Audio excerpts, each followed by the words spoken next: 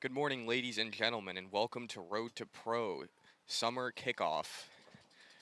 Our first match is NJ Crashouts and Stepross Enemy of the State.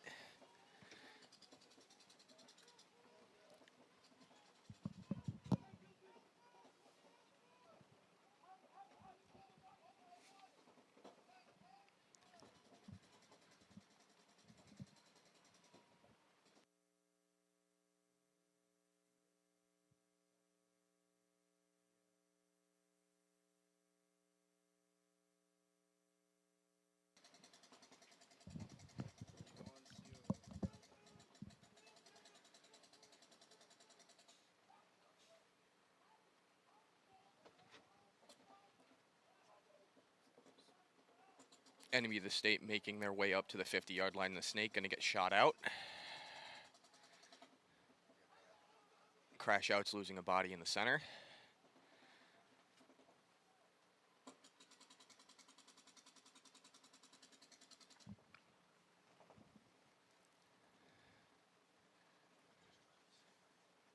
Stepross taking a big bite into the Snake, moving up the field on the Dorito side.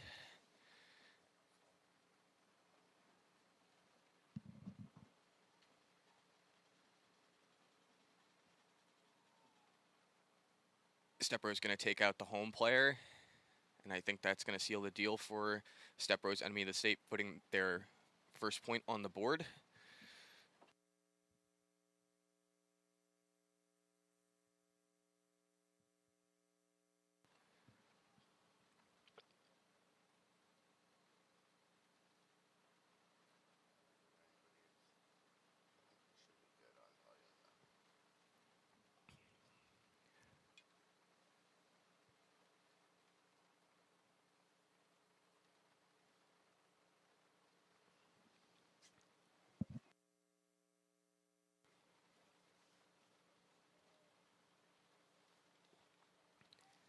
Next up is going to be Blackhawks and Wolves.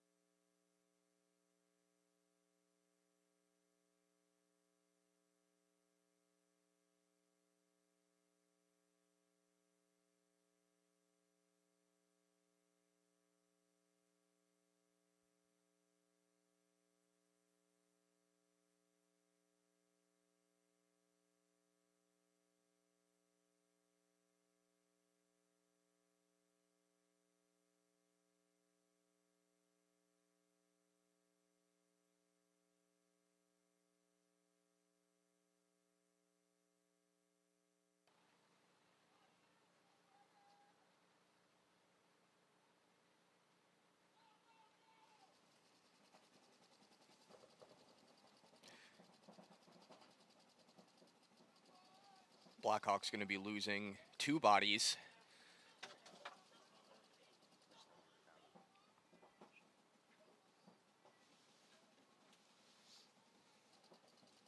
Wolves going to be dropping a body off the Dorito side.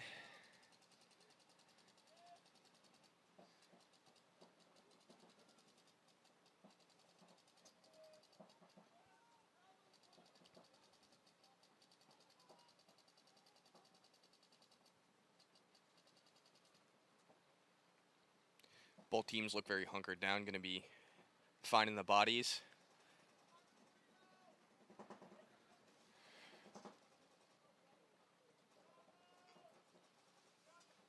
Looks like Wolves is going to try and get a player out into the Snake, but they're getting pinched in.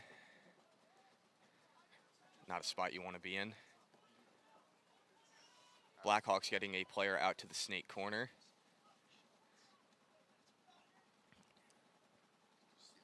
And he doesn't make it clean. Big bite into the Snake for Wolves. And a fill out to the home for Blackhawks. Try and contest. Wolf's going to be taking that snake pretty free. Going to be sending another body in there.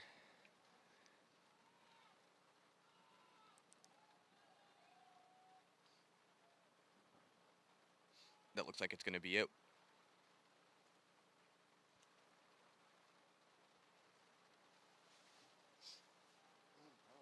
There's a penalty over there.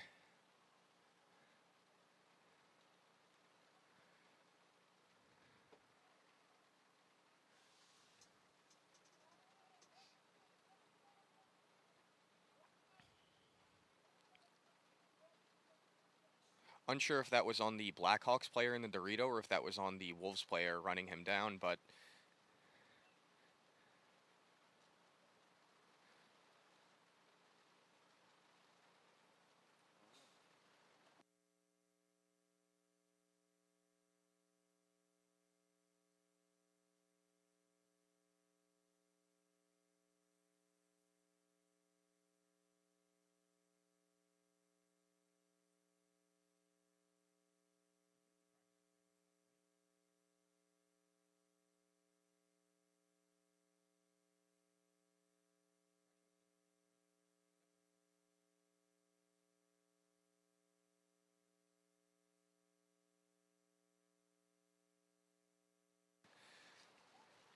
next up is going to be Stepross, Enemy of the State versus New Jersey Crashouts.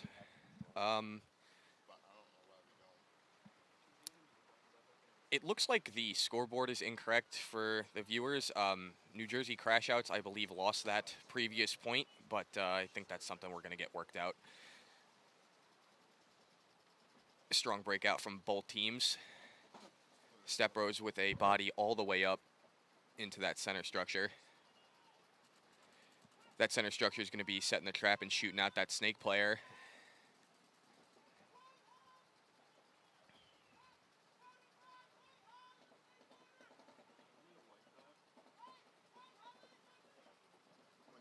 There's going to be another body dropping for Crashouts.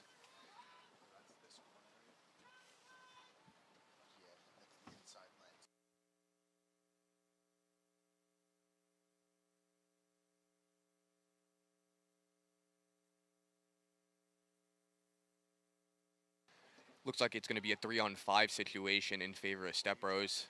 New Jersey Crashouts still stuck on the back line.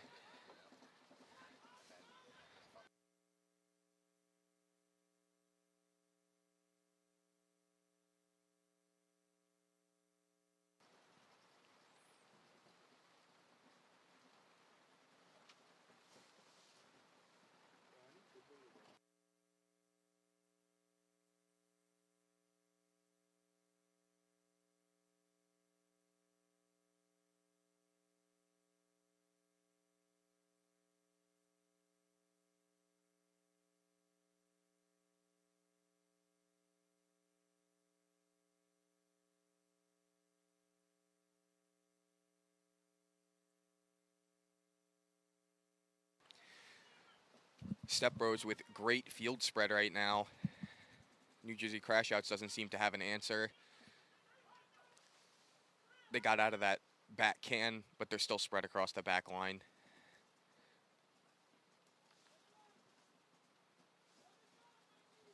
Stepross up a point.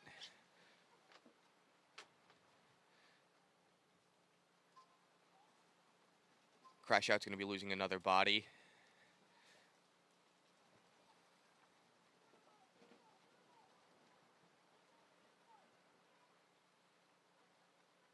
Crashouts does not shoot the snake filling in, but they are going to be losing their center player. They're going to be losing their snake as well. A bit of a commentator curse there.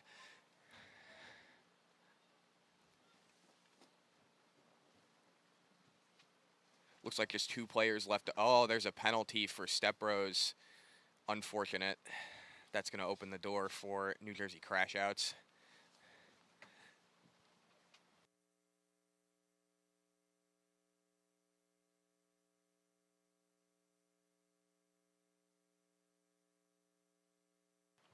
That's going to be New Jersey Crashouts putting a point on the board.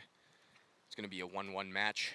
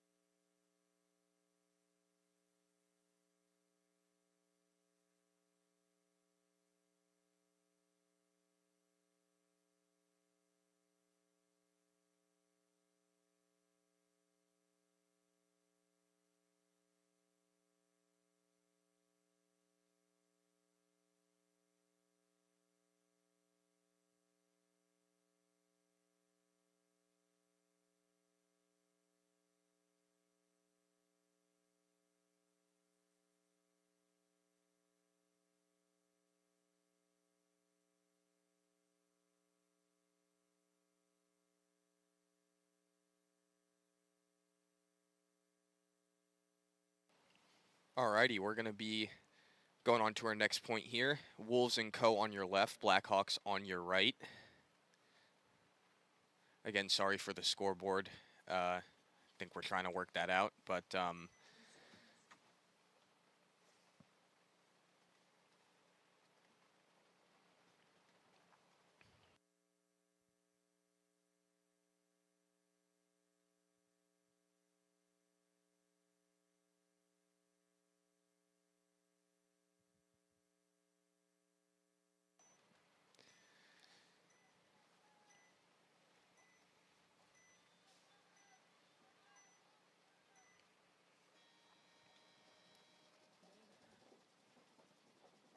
strong breakout from both teams. Blackhawks going to be getting a body into the snake early. And a body up the center and into the Dorito. Blackhawks is going to be losing that body out of the snake, though. Wolves with a fill of their own out to the snake corner.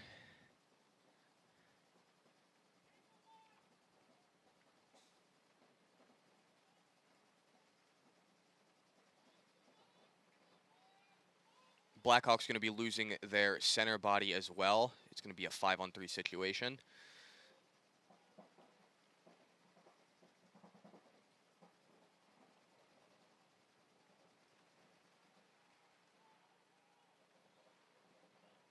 And Wolves getting a body up to that center structure and all the way up the snake. Big bite from the snake player there.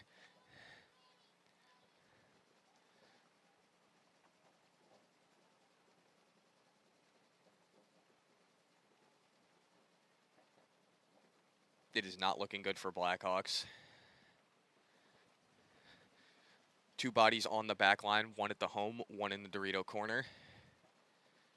Wolves is going to be losing their center structure body. And Blackhawks going to be losing their home player.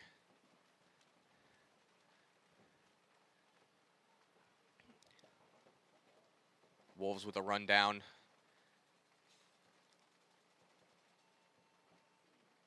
And that's going to be a concession from Blackhawks.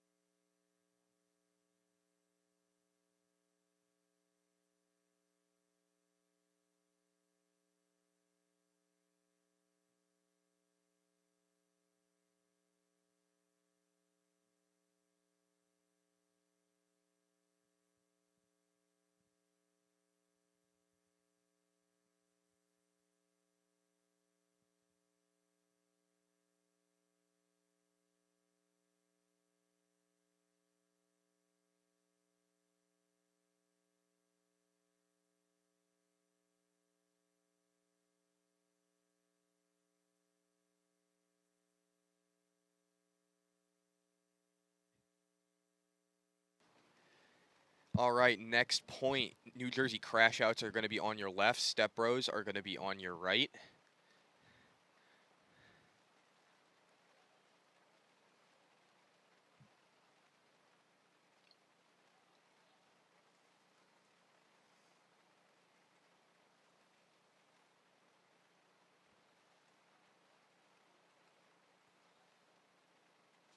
New Jersey crash outs putting a point over on Step Bros. Last point. Let's see if they can capitalize on this. Good job. Everything sounds good.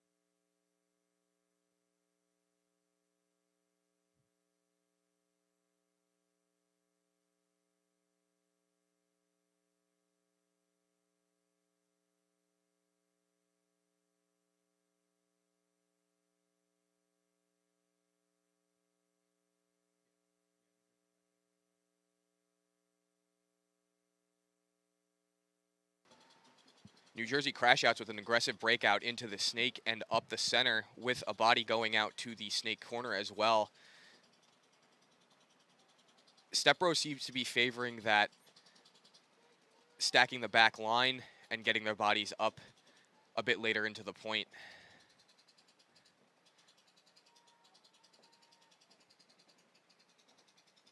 There's going to be a trade out in that center structure.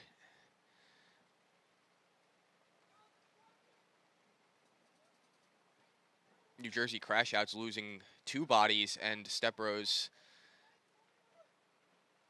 with 4 still. 4-on-3 situation.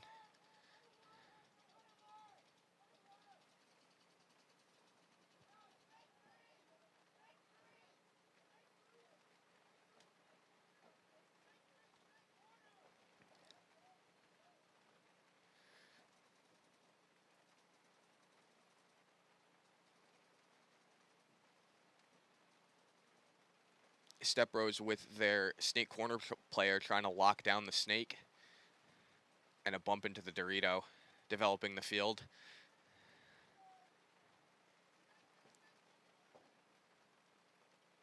And another bump out into that Aztec on the Dorito side. Crash Out's playing this one slow, trying to capitalize, putting a point over on Stepross.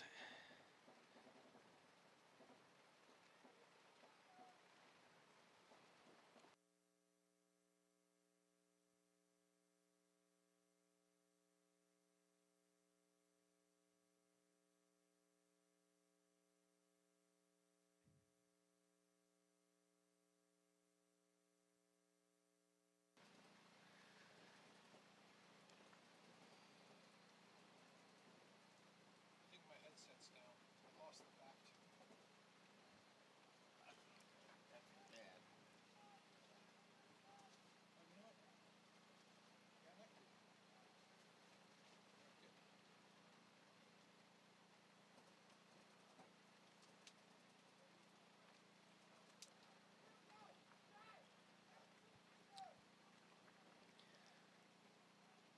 This point is slowed down to a crawl.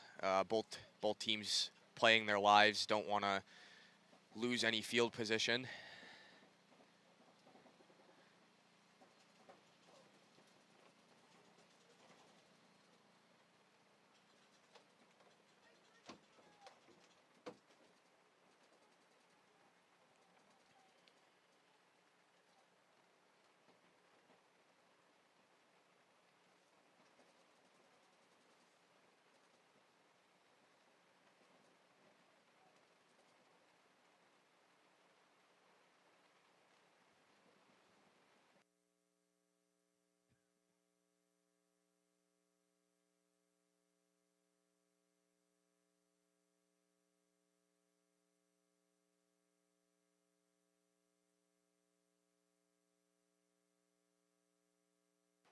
Ref coming in for a check on the Crash Out snake player. He's going to get pulled. That's a big door open for Stepross to swing this point in their favor.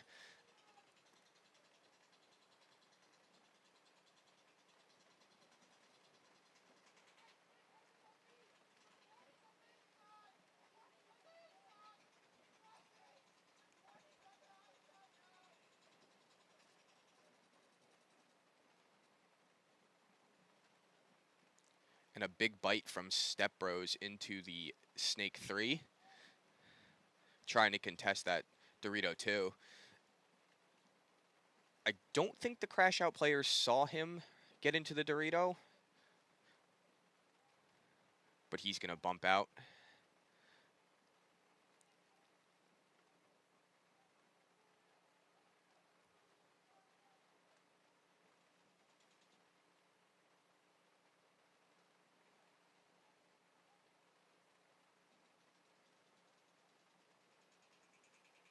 Stepross pushing the issue on Crash Outs. And there's going to be the concession.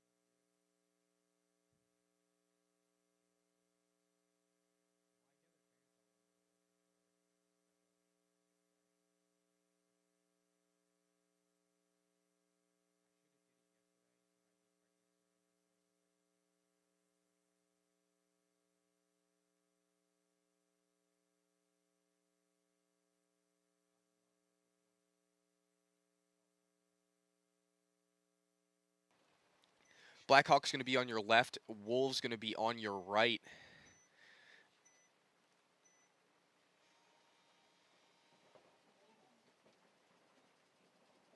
Another strong breakout from both teams. Wolves favoring that back line stack. Blackhawks going to send a body up to the center structure.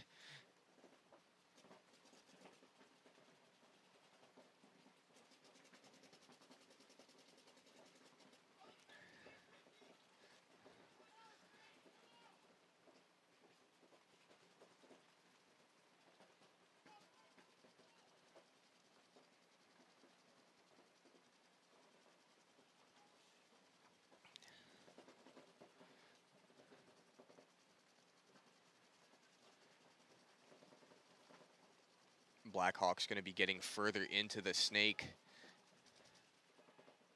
But he's going to get shot. That's going to be a body down for Blackhawks.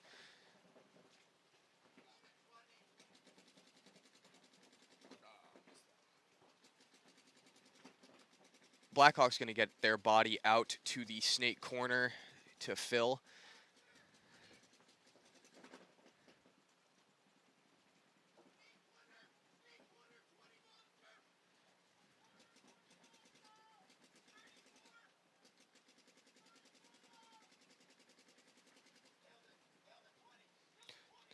Blackhawks going to be losing their front Dorito player.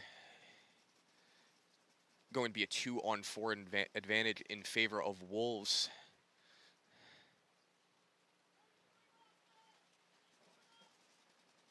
Excuse me, 3-on-4. The center structure player is still alive. I just saw him. But Wolves & Co. still on the gas pedal, pushing the issue, having a body get into the Snake 1.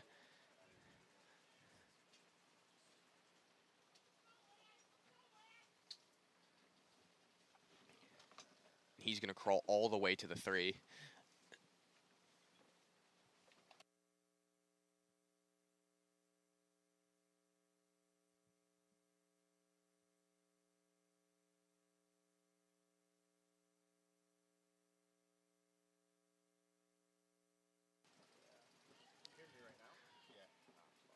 Ref running in to check the Blackhawks player crawling into the Snake 2, but it looks like he's clean.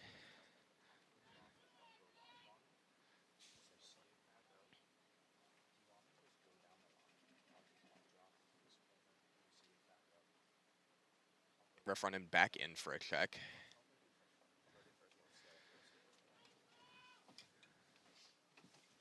Blackhawks going to be losing another player.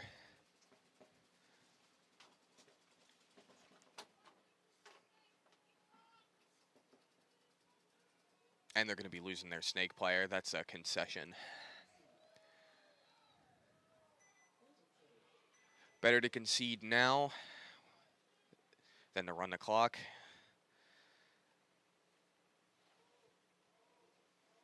Next match up, going to be Stepross versus Crashouts.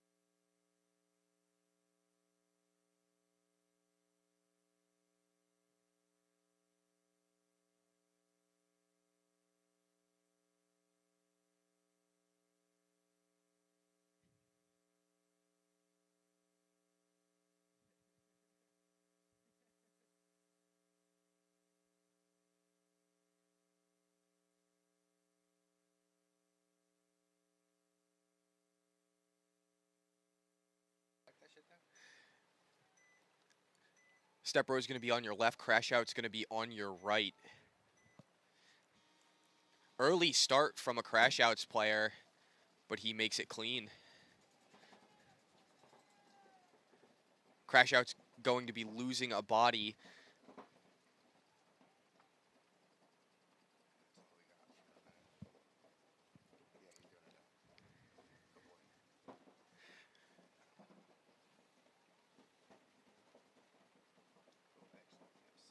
Ref running in to check the home player for New Jersey crash outs, and he's going to get pulled.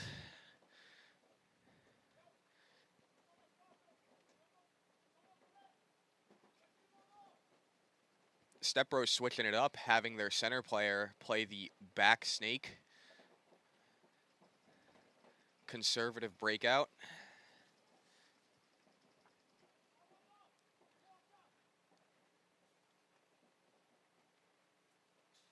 And that second home body bumps out to the Dorito corner.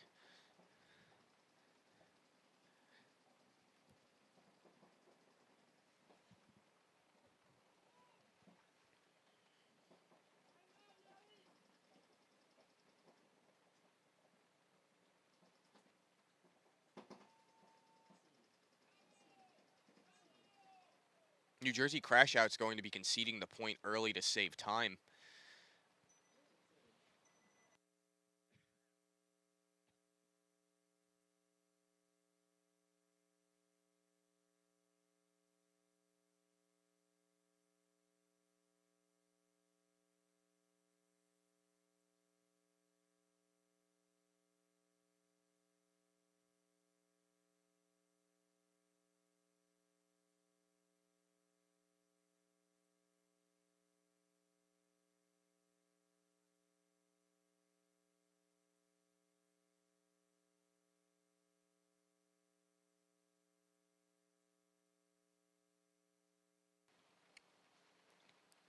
Next point going to be Wolves & Co. on your left, Blackhawks on your right. Wolves & Co. with 3 points up over Blackhawks. Blackhawks hasn't had an answer yet.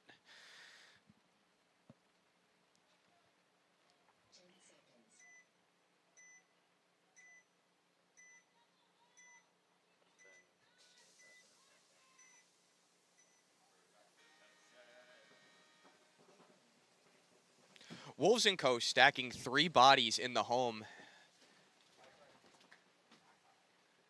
But Blackhawks having 2 bodies in the snake.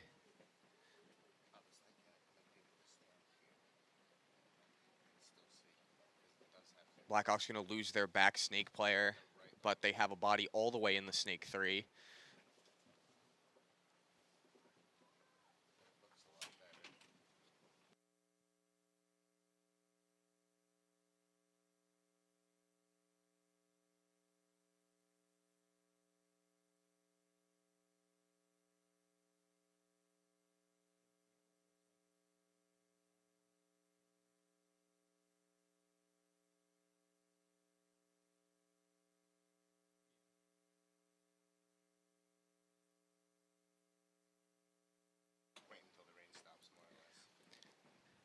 Wolves & Co. going to be sending another body into the snake.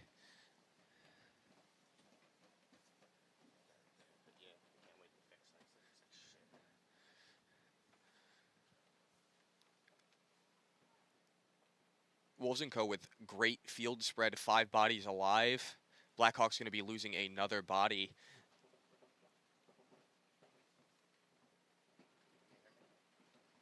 And a ref running in on the Blackhawks center structure player. But Wolves & Co. going to be losing 1 body off of the back line.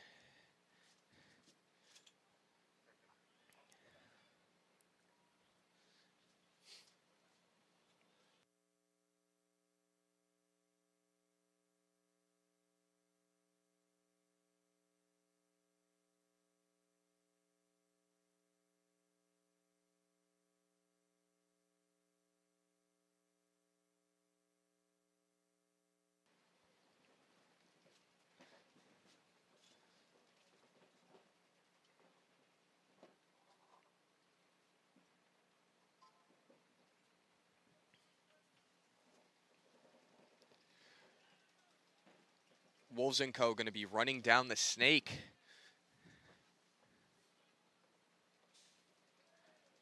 And a bit of a tactical retreat, but it was a little bit too late for the Blackhawks Dorito player.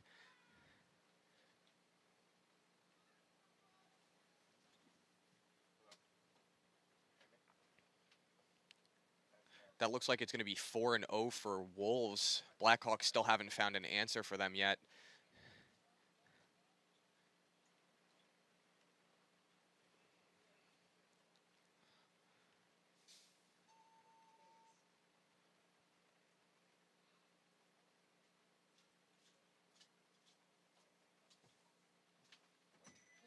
That's going to be a clean hang for New Jersey Wolves.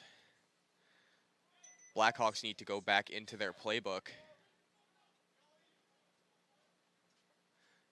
See if they can find an answer for Wolves.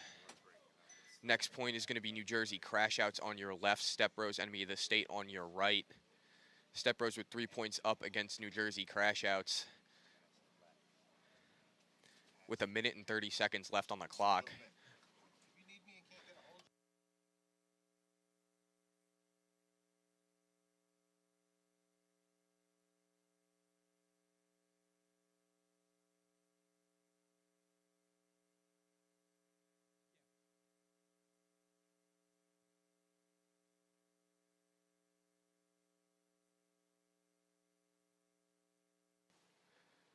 Crash outs and Stepross, enemy of the state. New Jersey crash outs with 1 minute and 30 seconds left has to answer. But with that amount of time, it's not a lot to make something happen, but we have seen crazier things. They got to take a look back in their playbook and see if they can make it work.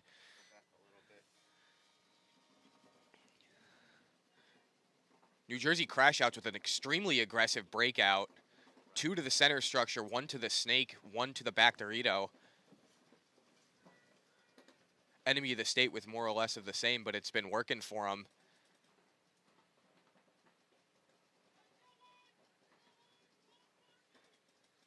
New Jersey crash outs player tried to bunker the center structure player, but he missed. But unfortunately, the rundown he tried to make didn't work. There's a penalty.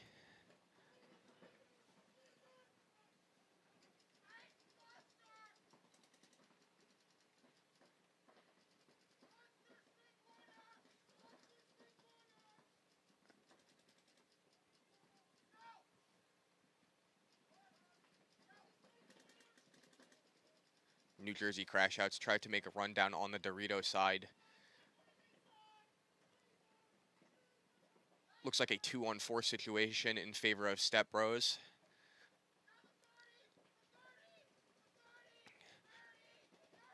"20 seconds left to go. This is pretty cut and dry. Stepross going to be walking out of here with the win.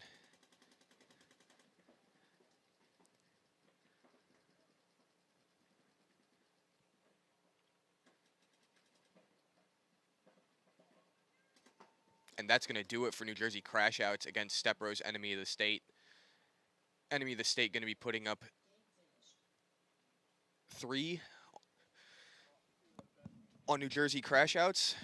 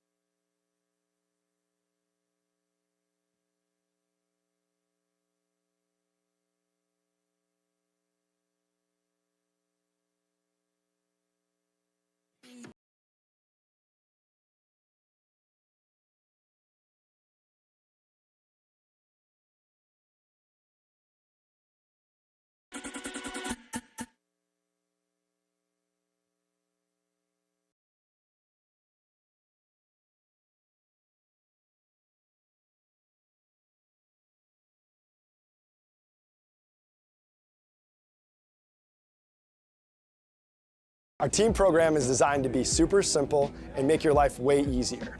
There's no minimums, there's no required packages, and you'll get season-long access to our catalog at a discount team price. Plus, you can design more custom products. The first step of the process is to design your custom jersey. Now, that might sound weird if you already have jerseys or you're going through a different provider. However, this is a crucial step in building out your whole team catalog. So we're going to use your guys' logo, team colors, and your sponsors to build other cool custom products.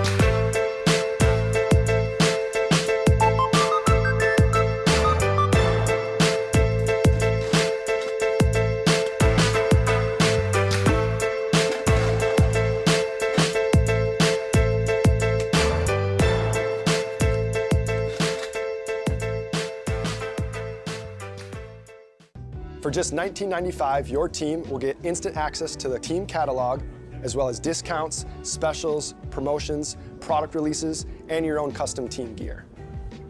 As soon as your team approves your design for your jersey, you're gonna get access to custom training jerseys. We're gonna do away jerseys for you guys. We have custom pod bags, barrel cases, team banners, goggle bags, cleat covers, and now we have custom goggles.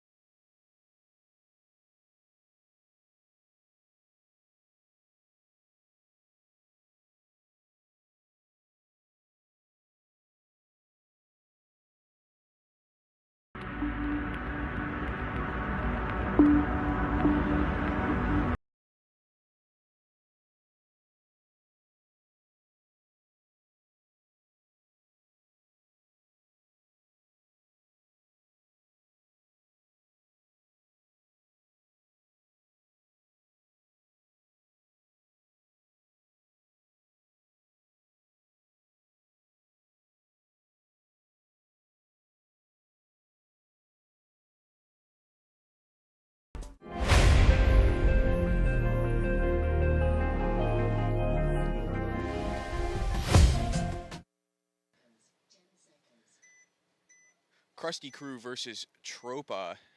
Crusty Crew going to be on your left. Tropa is going to be on your right.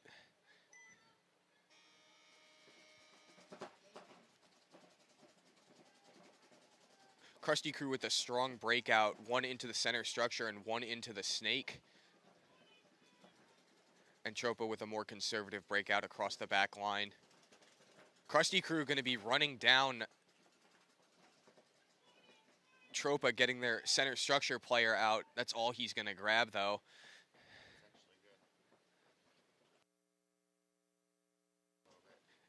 Tropa taking advantage of that center structure player, not watching over him and moving up into the snake.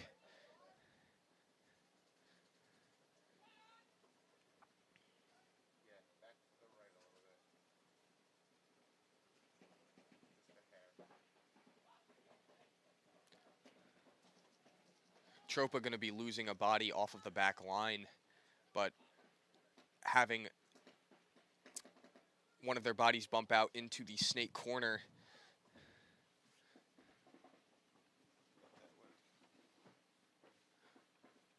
Looks like it's going to be a 3-on-2 situation here in favor of Tropa.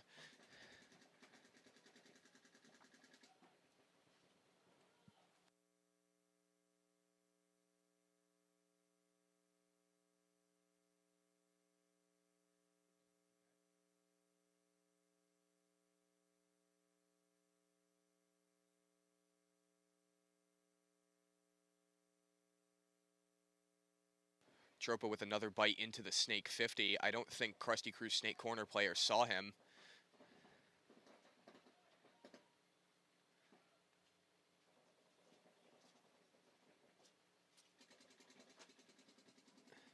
Crusty does have a third body. It's kind of hard to see him on the broadcast, but he is all the way in that Dorito 4. So it's going to be 3-on-3.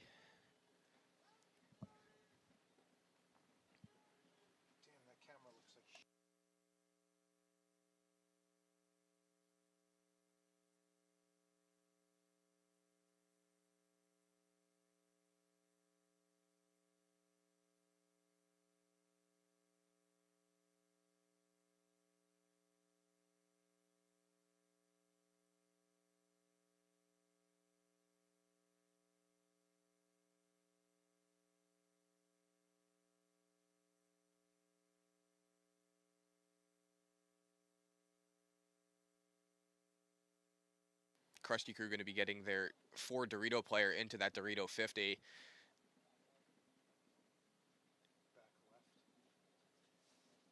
And a little bit of a tactical retreat from the Tropa Snake Corner player.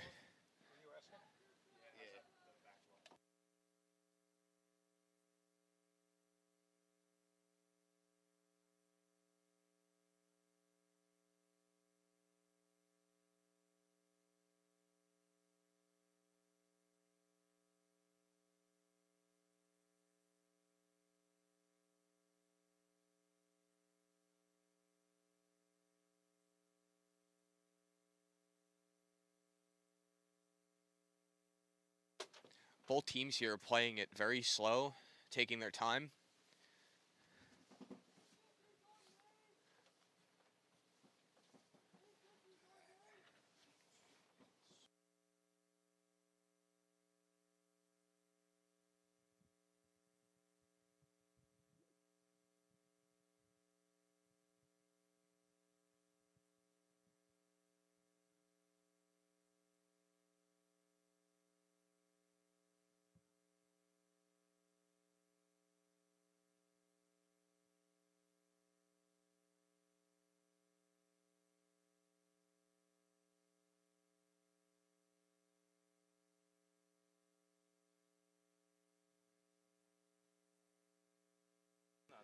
Krusty Krew going to be making a bump into the Snake 1.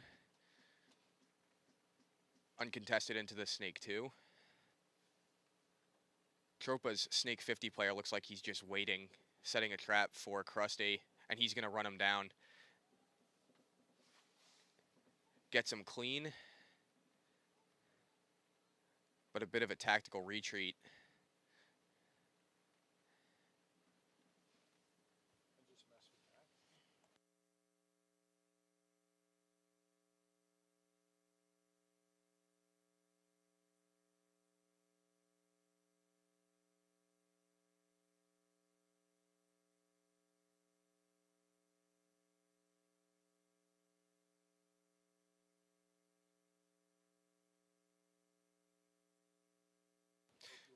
Tropa is going to be zoning in on that Dorito 2 player.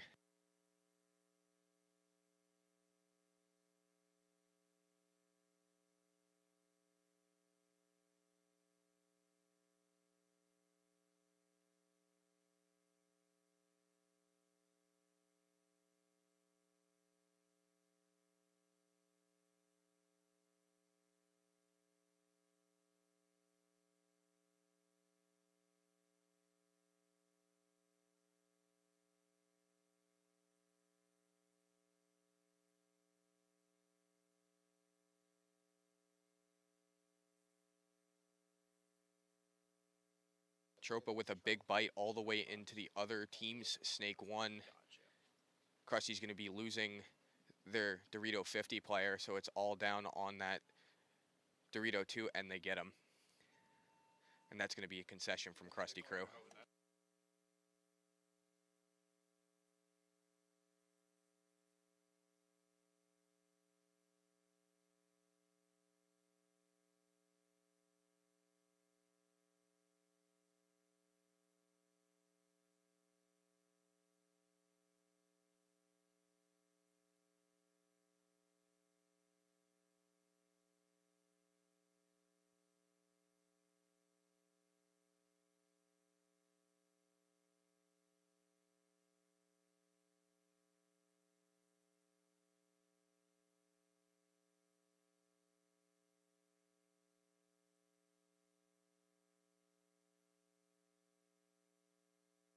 Next point going to be New York Chaos versus Top Chef Killers. New York Chaos is going to be on your left. Top Chef Killers is going to be on your right.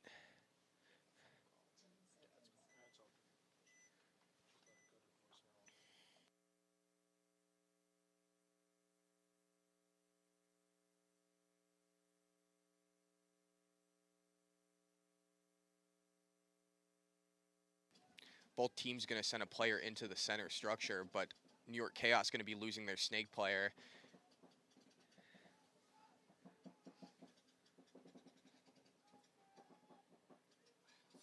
Top Chef Killers sending another body to that center structure.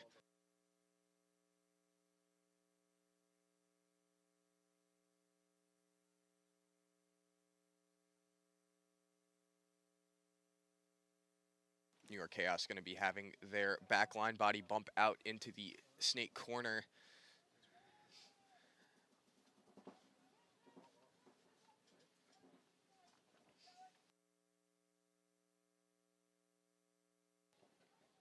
Top Chef Killer is going to run down New York Chaos's center structure player.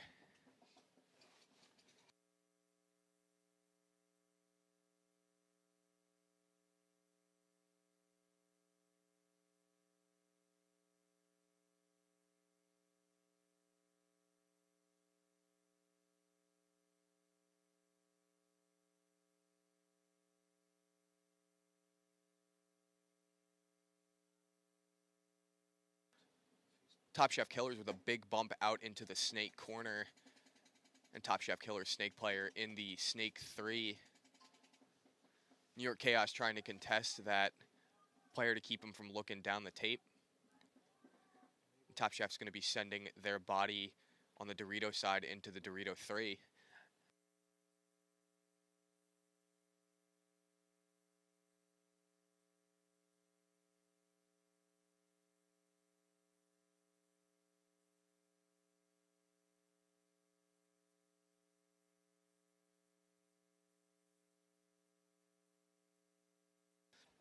Top Chef Killer is going to be losing their Snake corner player.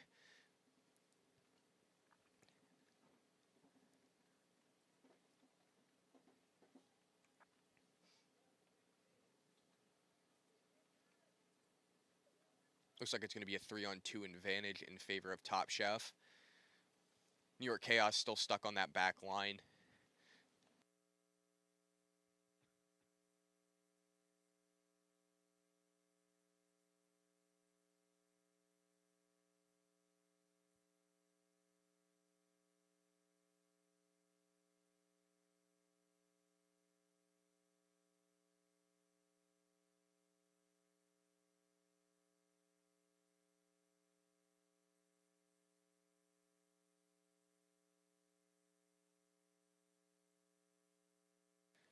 New York Chaos Snake quarter player trying to wrap around the bunker, but might be taking some heat from somewhere. Looks like he's trying to make a move into the Snake, but can't. And there he goes. All the way up to the Snake 2. Is he going to go from... He's going to go further into the Snake 3. Looks like he's uncontested. I don't think anybody saw it.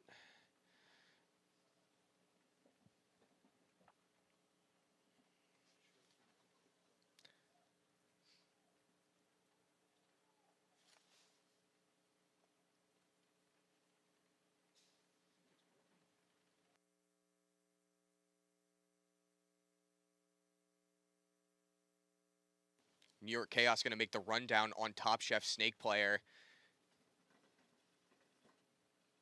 And he gets the center structure player.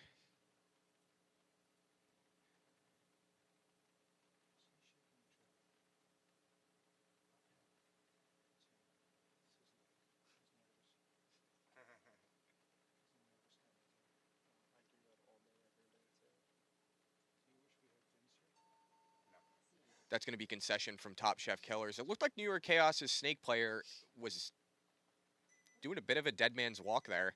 Walked all the way back to their side of the field. Next match up is going to be Tropa on your left and Crusty Crew on your right. Tropa with 1 point on the board. Let's see if Crusty Crew has an answer.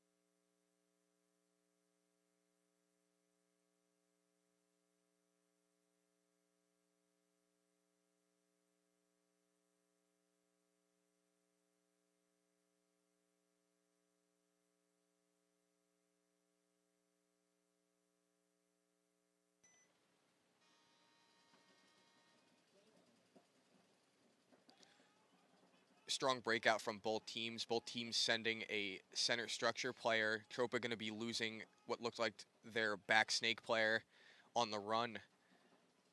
Crusty Crew with a player in the snake as well.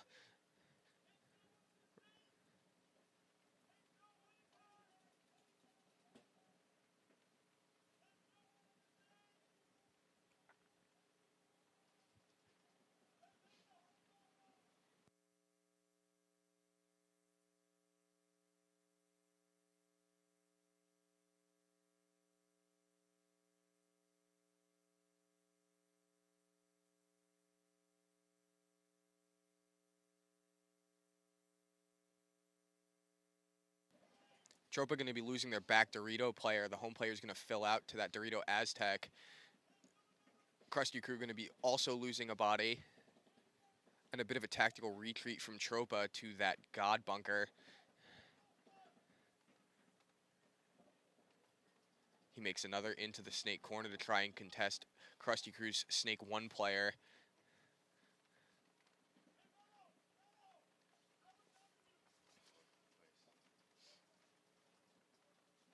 Tropa with another tactical retreat back into the center structure from that knuckle.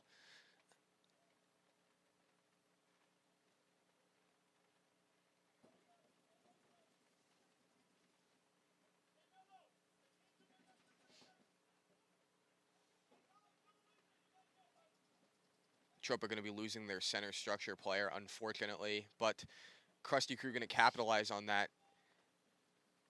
Call all the way into the snake 3. And another player up into that center tower, and a player in the Dorito 4.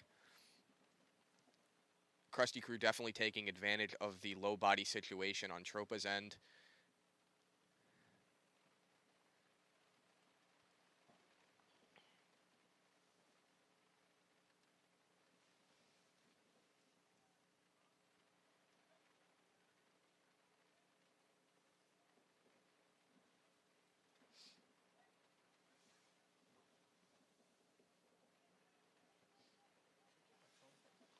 Tropa with just 2 bodies left on that back line. Crusty Crew with the dominant field position. Crusty Crew taking another bite into the center structure.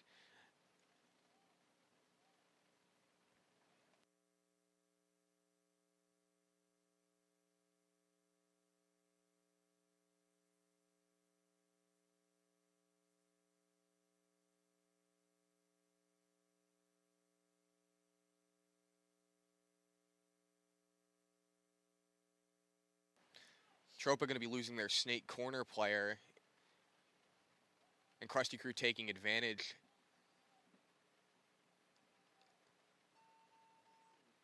That's a concession for Tropa. Crusty crew put a point on the board. It's now 1-1.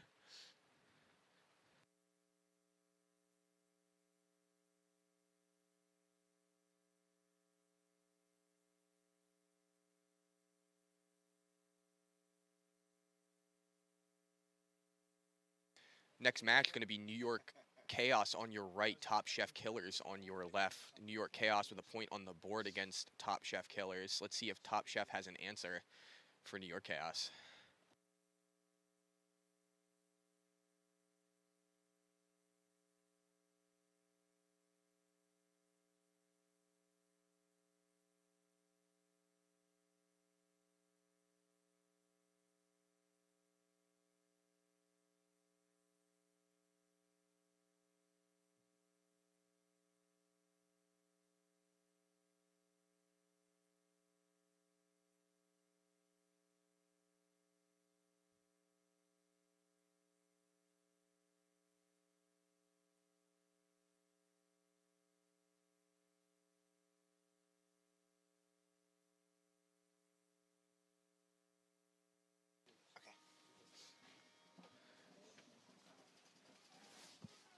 Strong breakout from both teams here. Both teams going to be sending a player up to the center structure. Top Chef Killer is going to be losing their snake body, and New York Chaos' snake body going to be making it into the snake 1.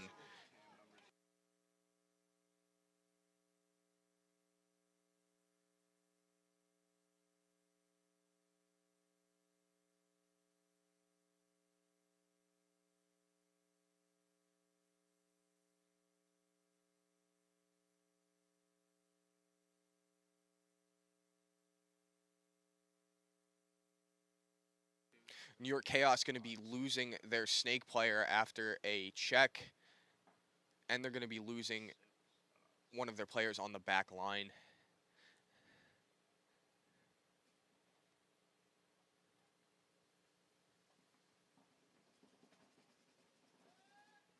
Top Chef Killer is going to lace up the 2 center players for New York Chaos. Leaves it as just a 3-on-1 advantage in favor of Top Chef Killers. Tactical retreat from the New York Chaos player into the home.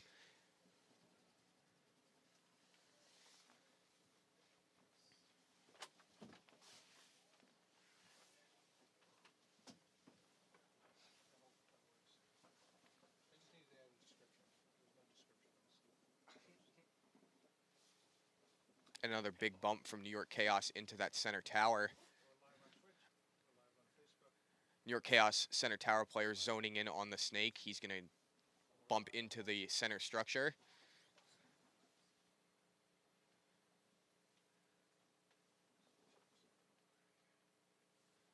Top Chef Killers with a great snap over the top of that clover into the center structure to get that player out.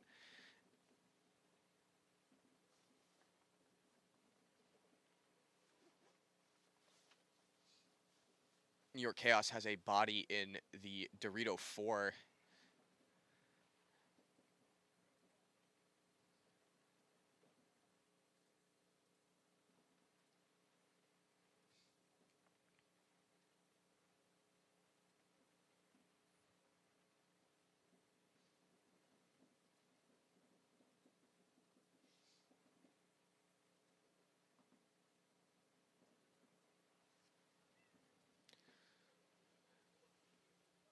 Top Chef Killer's Dorito player absolutely headhunting New York Chaos's Dorito player right now. Both players from the snake and the Dorito zoning in. It looks like there's going to be a trade on that Dorito side, which leaves the Top Chef Killer snake player open to go hang the flag.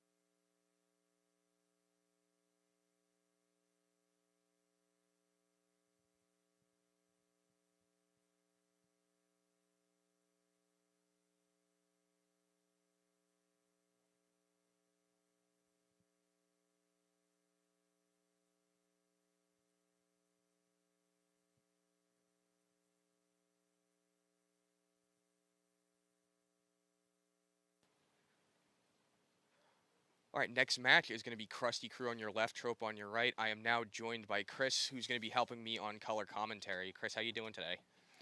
Good. How about you guys? A wonderful rainy day here in Old Bridge, New Jersey. On a nice holiday weekend. Couldn't ask for anything better. Playing some good paintball out here. Yes, sir. Field looks super wet right now. Seen a lot of people sliding. Definitely overshooting the bunkers. I saw a couple players absolutely slide way too far past that snake corner. Yeah, I bet you're going to be seeing that a lot today. It makes sense as a player to just put some lanes past the bunker and you might get lucky. Crusty Crew with another strong breakout. Seems like a lot of teams have been throwing a body or two up the center. Yeah, there's that big wall in the middle. It looks like probably blocks a lot. You can get up there pretty quick, and that big snake, you know, clover-looking thing in the snake gives a lot of cover.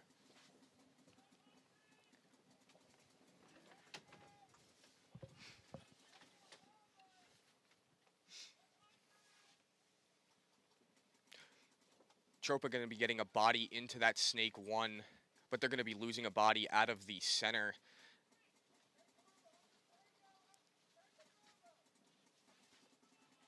Crusty Crew with still 5 alive. They've been favoring this back line stack. And Tropa's going to be losing their snake player.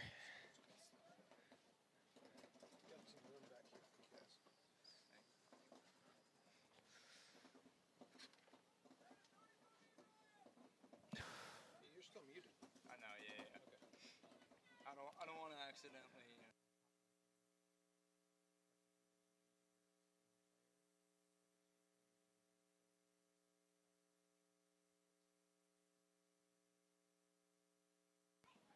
Crusty Crew going to be losing both of their snake players. That was a good fill from the back snake into the snake too, but it was just too little too late. And a little bit of a tactical retreat from the center player into this god bunker. Yeah, we're seeing that a lot of people. A lot of people are taking up that midfield and moving back once they drop a few bodies. This layout seems to, you know, want players to sit in their bunkers and play a long game. There's a couple points where it definitely slowed down to a crawl for sure. But as long as they were, I heard it from where we're commentating from, they're finding the bodies, communicating, making sure they know where everybody is, and making their moves from there. Yeah, I mean, on a day like today, a tough day of paintball, conditions are rough. That's all you have to do. Fundamental paintball, take it slow. You know, that's how you're going to win games today. Absolutely. It's quite a testament to the equipment that, you know, we can play in conditions like this, diving into these massive puddles. And, you know, shout out to all the equipment manufacturers making awesome gear that lets us play in conditions like this. When did that happen? Put my hand down.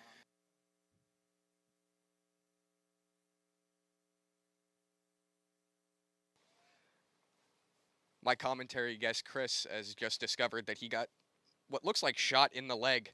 He's been cleaning the cameras for you guys, making sure the view is clear for the broadcast. Yeah, it's a tough job. You know, you have to take a few shots every now and then, but it's got to get done. We appreciate all the refs and all of the people that make this event possible. Big shout out to everybody. On days like these, you need those people the most, especially when it's miserable and rainy outside. New York Chaos going to be on your left. Top Chef Killers going to be on your right. A bit of an early start from Top Chef Killers. Looks like the Dorito player jumped the box a little bit early. Both teams going to be sending a body up into the center structure, and Top Chef Killer is going to be losing a body, what looks like off the Dorito side.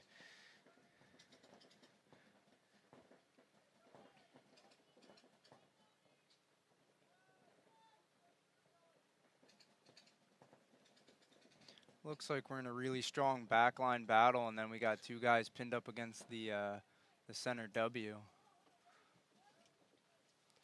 A lot of teams have been going for that. I know we're quite early into the tournament, but from the last few points I've seen, that seems to be the move. A strong back line and either a front snake or a center presence. The options there, why not take it? Absolutely.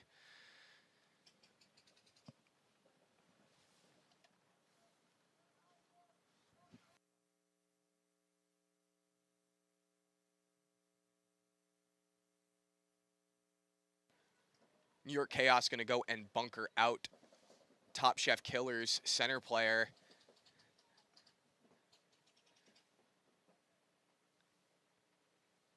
And New York Chaos going to be bumping into that Dorito 3.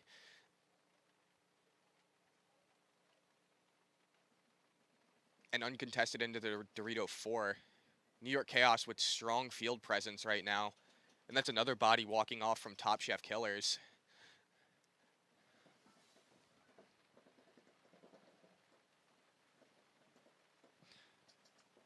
Your guy in Snake 1's in quite a predicament. You have New York Chaos watching the tape, and they got a guy in the W. Just keeping eyes on him. He's got no room to breathe. I think that's going to do. Yep, there's the concession. New York Chaos Top Chef Killers concedes. My apologies. New York Chaos putting another point over Top Chef Killers.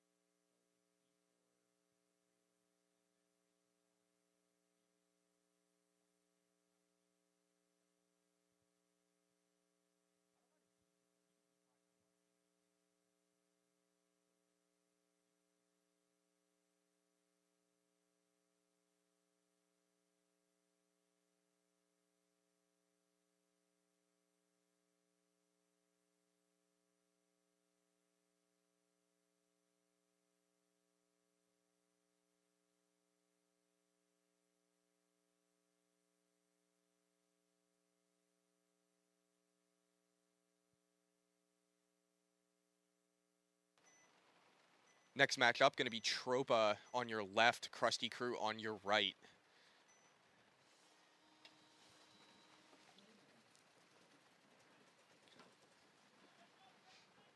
Crusty Crew going to be stopping short of that center structure again on this point. They've been sending a body up to that center structure pretty consistently. Tropa making a really big push to the Snake 50. He's got backup on his wire now as well. They bumped out to that Snake corner. He just got shot out of that 50, unfortunately.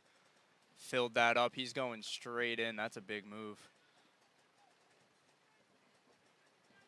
Crusty Crew had an absolutely monster run to the Snake corner. It looked like their home player trying to contest, but it looks like it's going to be too little too late. Crusty Crew concedes the point. Great answer from Tropa for Crusty Crew, evening out the points. Yeah, that's good paintball right there, losing your guy on the 50 and immediately filling it in. If you have somebody in that aggressive position, you know, keep the pressure on them if you have guys across the field to watch you. No doubt.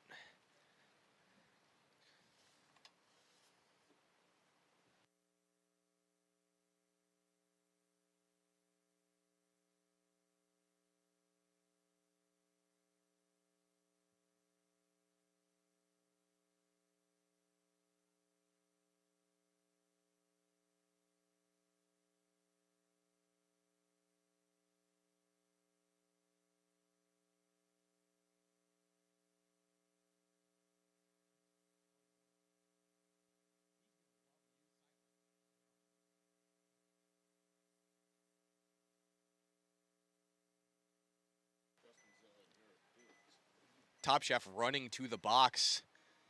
They're going to all make it on time. What a Hail Mary slide to make the buzzer. Unfortunately, Top Chef Killers is going to be losing their back Snake player, but they all made their bunkers, which was, you know, for having a run to the box right before the point starts and getting there. Top Chef Killer is going to fill out to that Snake corner to try and gain some presence on the Snake side.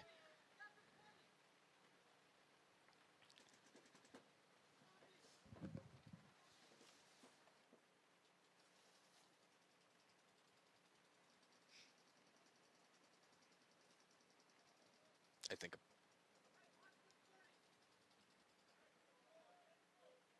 Looks like it's going to be a 4-on-3 situation in favor of New York Chaos. New York Chaos being up a point as well. They don't have to do anything. Time for them to sit. Yeah, all New York Chaos has to do is let Top Chef Killers run into their guns, as long as they play it smart.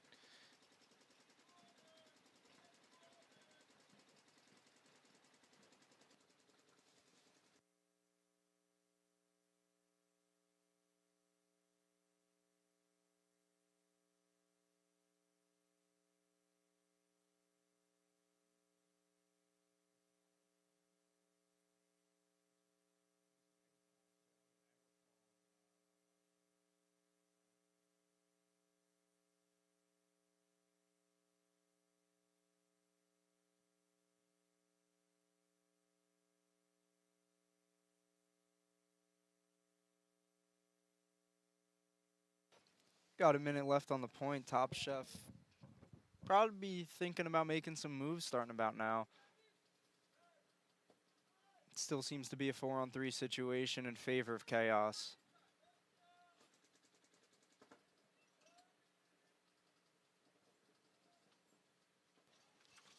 I think with Chaos's field spread, they seem to be pinching Top Chef Killers in right where they want them to just keep this point going. Yeah, 30 seconds left. I don't know if they realize. You hear players from the sideline letting them know right now they're running out of time. With 15 seconds left, I really don't think there's much Top Chef Killers can do unless they just Hail Mary it down the field and try and eat up the rest of the bodies, but it looks like they're going to be sitting back. 5 seconds left.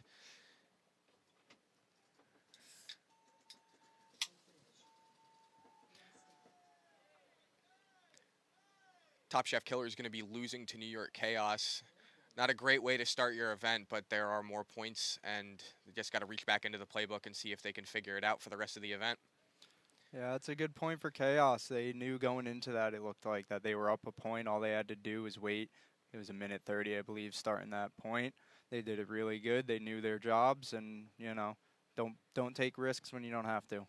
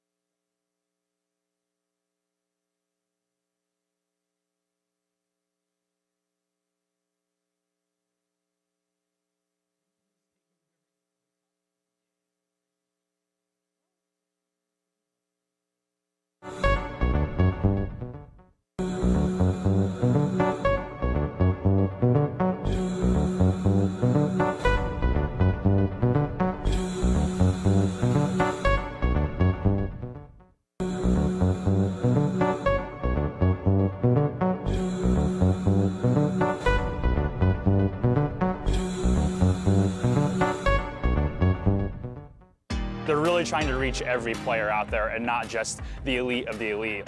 They're trying to really show that carbon is the gear for paintball players. We're an all-in package, so everything from head to toe that we're wearing, but we chose that. It did not get forced on us, but once you wear the product, it speaks for itself. You can pick and choose what you want in your package. They allow you to be your team the way you want your team to be. And that's what I like about Carbon. With Carbon, the freedom to wear things without being a factory team or a sponsored team or something like that is so alluring to us. Because over at Battle Creek and at Wolfpack, we like to choose what we believe in. And Carbon checks that box.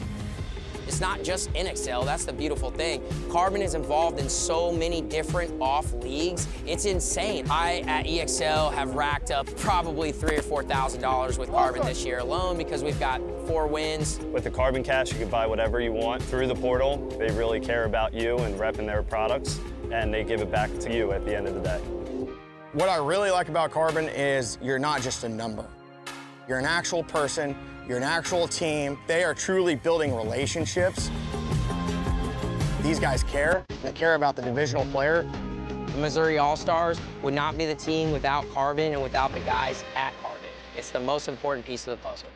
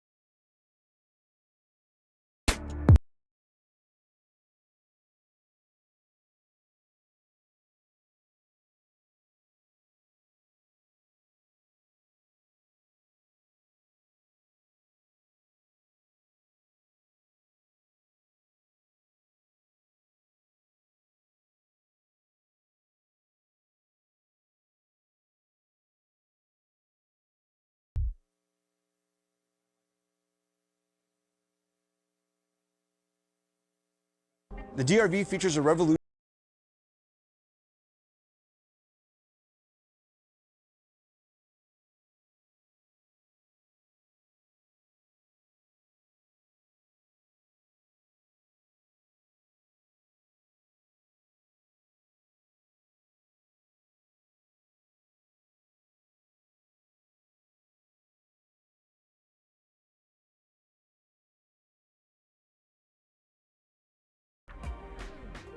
Learn more about the DRV at CRBNPaintball.com.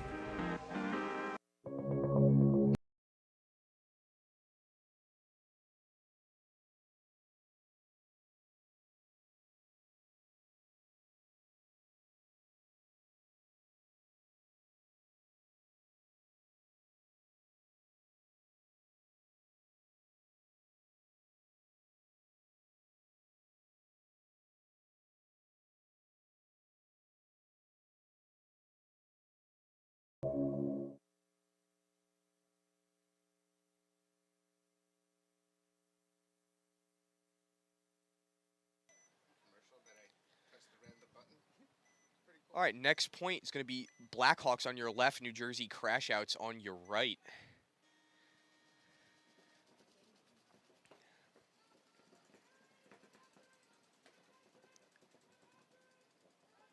Both teams with a center presence, both teams with a snake presence. New Jersey Crashouts with a big bite into that snake 3 right off break. Blackhawks going to be following right behind him. And again, we're seeing that mirror on that big center W, and he wraps around trying to trade him, and it doesn't look like it was effective. Ref going to run in and check him. There he goes. Bit of a commentator curse there. New Jersey Crashout Snake 3 player getting the drop on that center structure player.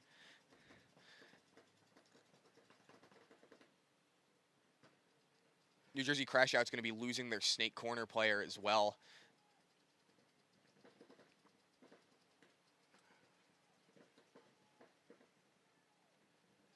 Crashouts are bumping out, trying to make a presence on the Dorito side, but just lost the body over there. Blackhawks with the bump into the Snake 50. I don't think Crashouts knows he's there yet. It looks like they're Now he aware does. now.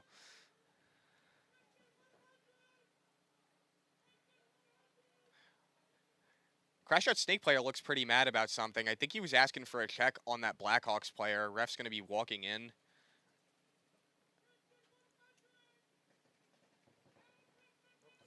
Continuing the battle on that Snake side.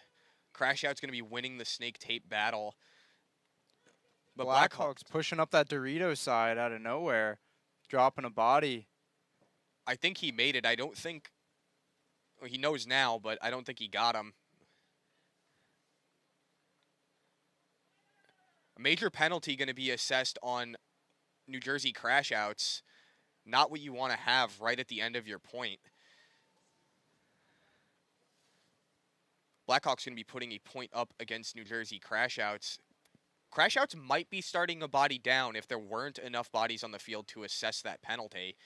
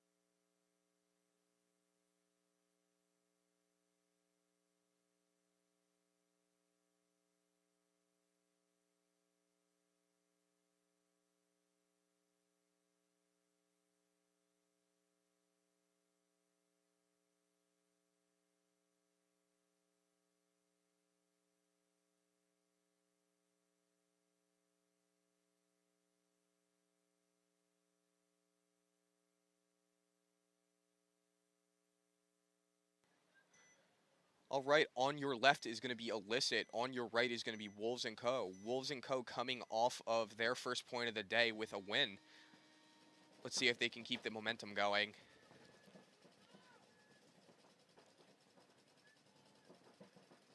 Elicit going to be losing their snake player, but Elicit had a body run out from the home to the snake corner to try and establish some presence on there. Both teams with a center presence as well, but not at the structure, just at the tower.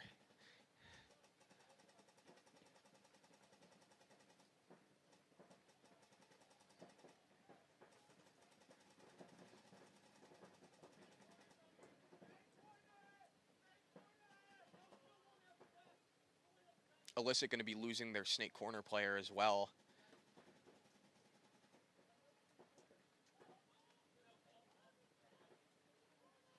Hearing a lot of really good communication out here behind us from these two teams, trying to figure out where their bodies are, trying to figure out what their next moves need to be.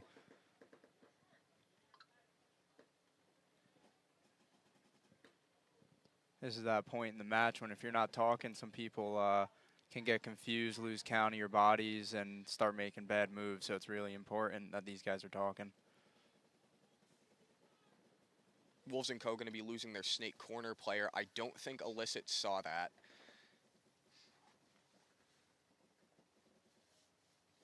But Elicit lacking any snake presence of their own. It looks like they're going to be trying to lock down the snake side from that center tower.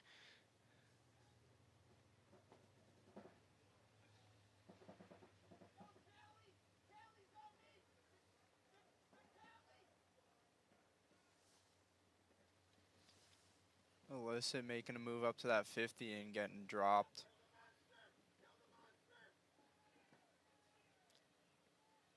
I can hear Wolves behind us with a lock on that kill count for sure.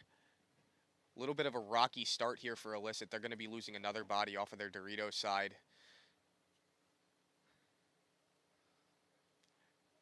Looks like it's a 1-on-4 in favor of Wolves, unless I'm missing a body, but Wolves played this point very well. Yeah, this isn't a situation I'd want to be in right now, just tucked in that Dorito. You know you have nobody on your team alive. Really risky to bump out anywhere. Time to tuck in and assess.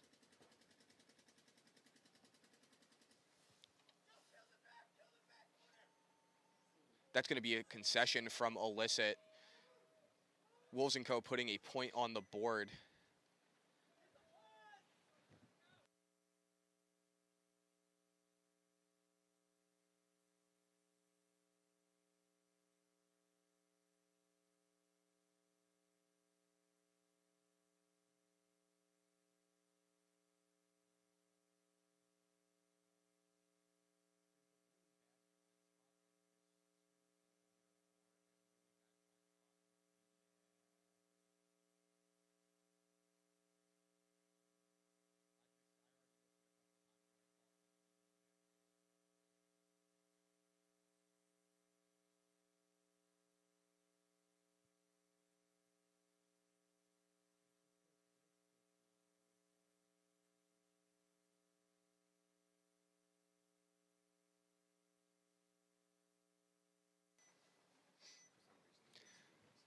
Next point, New Jersey Crashouts is going to be on your left. Blackhawks going to be on your right. Blackhawks with a point over New Jersey Crashouts. Let's see if New Jersey Crashouts has an answer.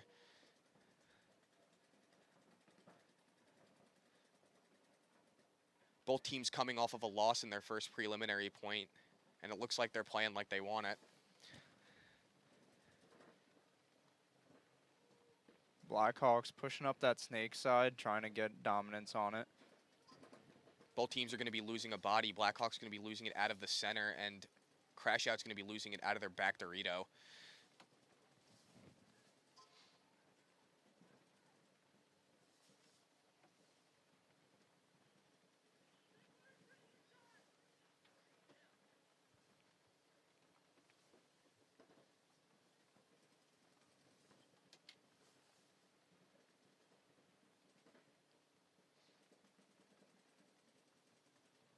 Another body walking off for Blackhawks. Despite the point deficit, New Jersey Crashouts is playing this very slow. They just established their center presence in that 50 structure. Yeah, Blackhawks have a gun down now, it looks like. Might be their only gun on the field, actually. Maybe a hopper jam. We see their snake player trying to clear something. And I lied. He does have a corner support, which is really lucky for him. If he can keep Crashouts from pushing up the field, maybe get that gun back up, it'd be pretty incredible. Crashouts' center structure player jumped over that beam. Looks like the snake player just pulled himself out. His gun maybe went down, something he can't fix on the field. That's unfortunate. You know, it goes back to what I was saying about this equipment. Even if you take care of really good gear, sometimes Mother Nature has other ideas, and, you know, too much water, too much rain puts a lot of debris through your hopper, your barrel, so. Blackhawks did have another body, and he's running down the Dorito side. I think Crashouts just clipped him as he was running through. So it looks like it's going to be a one-on-one? I can't tell if the Blackhawks snake corner player is still alive. Crashouts snake corner player is battling somebody on that Dorito side.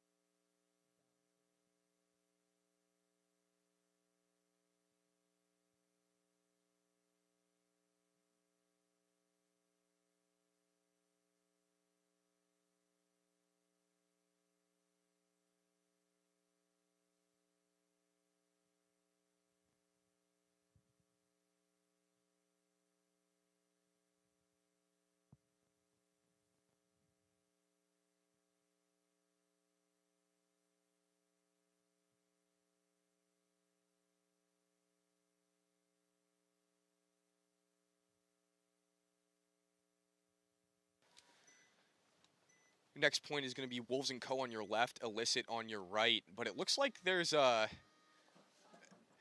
bit of a false start here, maybe, or Elicit just didn't make it to the box. But either way, Wolves & Co. just absolutely walking down the field with no contention whatsoever. Yeah, a lot of confusion on the field, but if Wolves & Co. were prepared, they seem to be ready to play some paintball. Absolutely. That was a nice, easy point for them to go up another one on Elicit, so they get to walk back into the pits with paint on their back already and ready to go for the next one. Yeah, that's a tough point to lose as Elicit. Yep. That hurts morale. But we're still early. Stuff happens. They can pick it up. They can come back from that. It is Elicit's first point of the day, too, so a loss now wouldn't be the end of the world. But obviously, for Wolves' sake, the more points they could put up on the board coming off of a win would be even better. You know what? If something like that's going to happen, though, rather get it out of the way now than, you know, not having your guys ready later in the day. Absolutely. Because I guarantee Elicit's not going to make that mistake again. It looks like they're restarting the point because I saw Wolves players walking back to the left side and Elicit players are on the box on the right.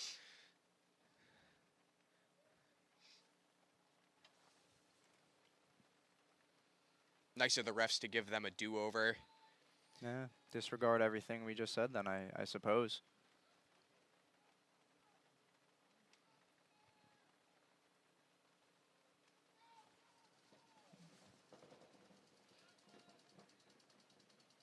Both teams establishing a center presence again. I think we're going to be seeing a lot of that pretty much all day. Elicit has a Snake 1 body. Wolves & Co. going to be sending a player up the Dorito.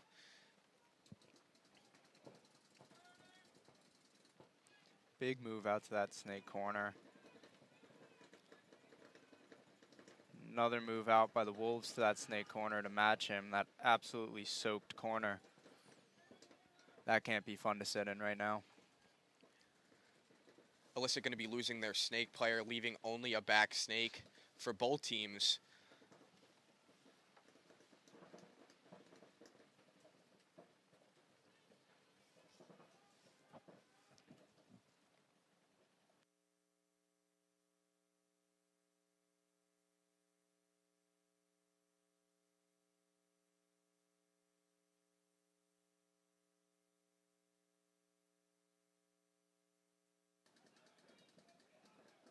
Wolves & Co. with a big bite into the Snake 3.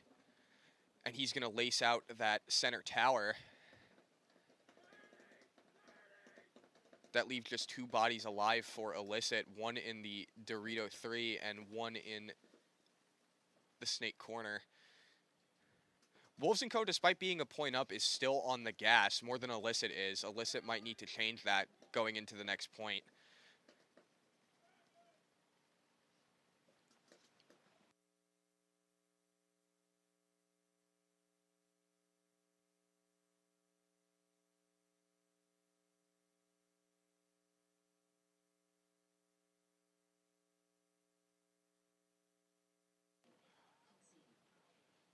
Elicit going to be conceding that point against Wolves. Wolves putting another point over Elicit. Elicit needs to go back to the playbook and change something because at this point, 2 points in a row for Wolves, what they're doing is working. And if Elicit doesn't have an answer, they could be looking at a mercy rule.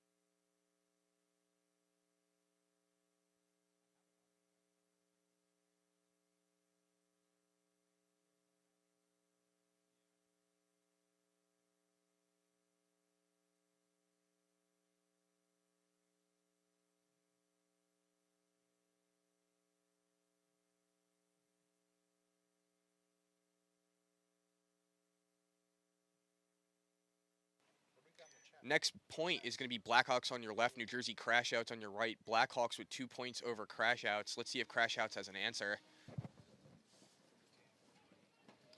Plenty of time for Crashouts to sit, play some paintball, figure out what they have to do.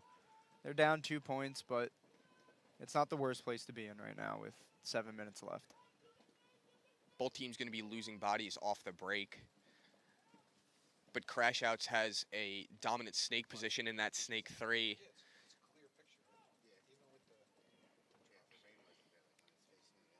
Crash Out's going to be losing their back Dorito player.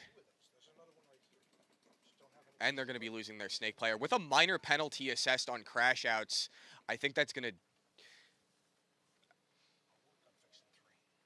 No, they're leaving their guy in the middle. I think it's too little too late. Unfortunately, that minor penalty really put the brakes on their plan. Blackhawks going to freely run up the field.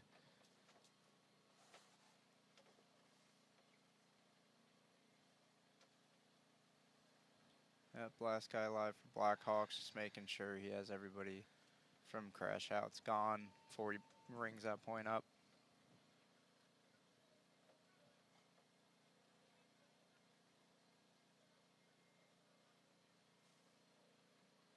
Those penalties hurt. Those penalties always sway momentum in a point. Especially when you're down points, and this is a 4-point mercy rule, so Blackhawks putting another point over Crash Outs, that's going to leave them 1 point away from being mercy ruled.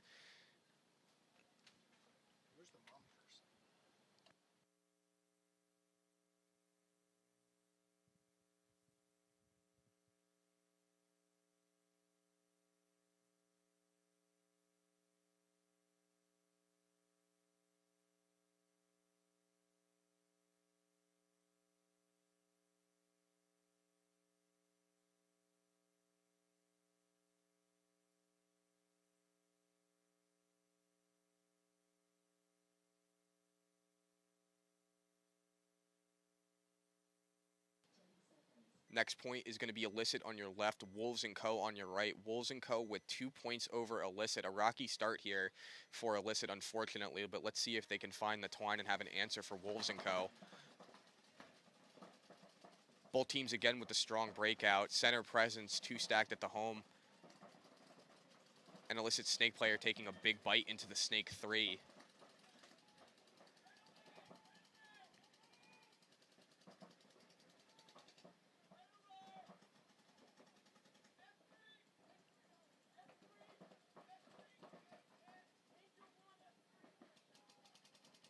Wolves & Co. going to be losing a body out of the home. But they're going to fill out into the snake corner. And Elicit with another big bite right into that snake 50.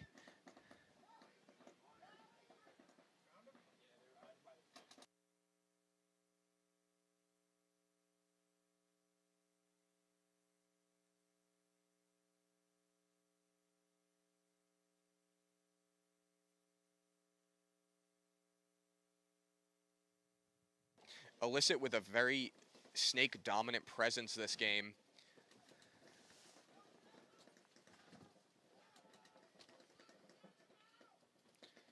Bit of a commentator curse there. Elicit's going to be losing their front snake player out of that 50. And they're going to be losing their snake corner player. Unfortunate for Elicit with such a hot start. Elicit also going to be losing their center tower player.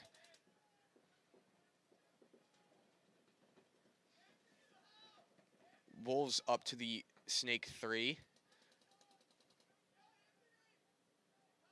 And their corner player standing proud, pretty far outside of that snake corner to try and get the home out.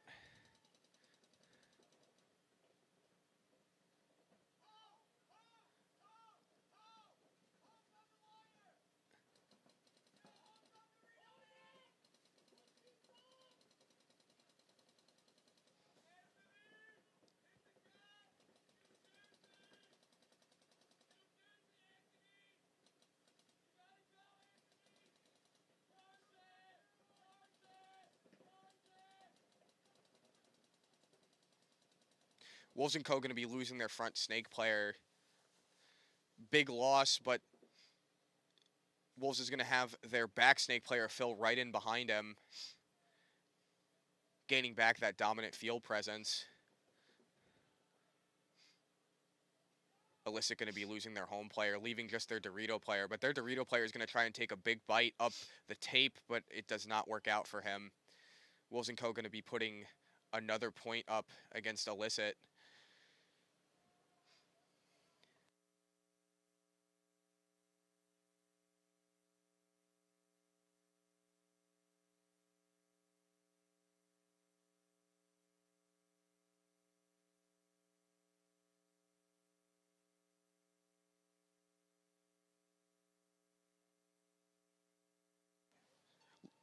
Looks like Wolves & Co. are running the clock there, waiting for the concession.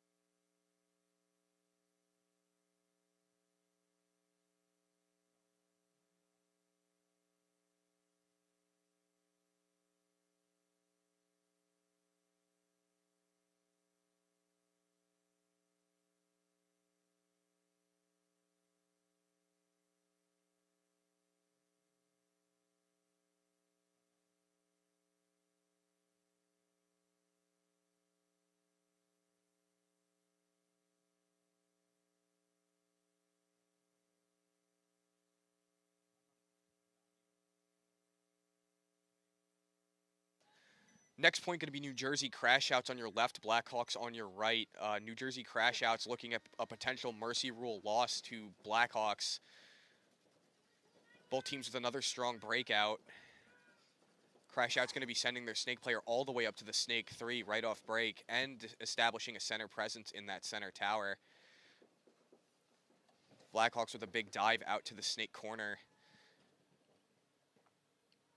He's not going to make it clean, unfortunately.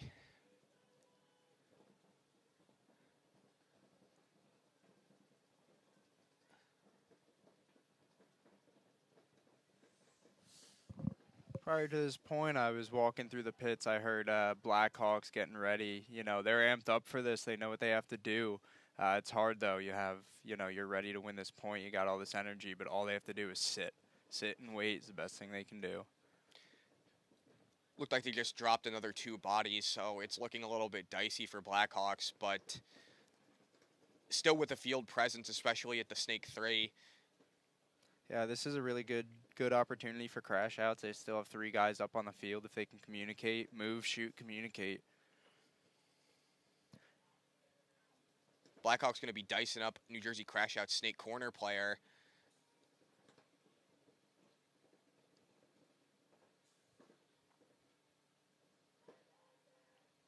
Blackhawks does have good field position, but with the low body advantage, it might be hard to make something happen. Crashouts filling in that snake corner frees up that guy pushed up Wayne the Snake to look somewhere else. Blackhawks, unfortunately, going to be losing their snake player. Oh, way better. It looks perfect now. Okay, I'll go fix it, and then we'll be good to go.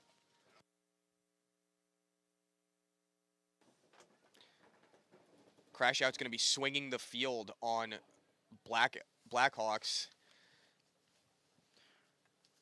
Yeah, that was a really good point by them. They got to get that point, that flag hung immediately, get that clock stopped so they can, save as much for the next handful of points and come back. 4 minutes is still a lot of time to make up 2 points.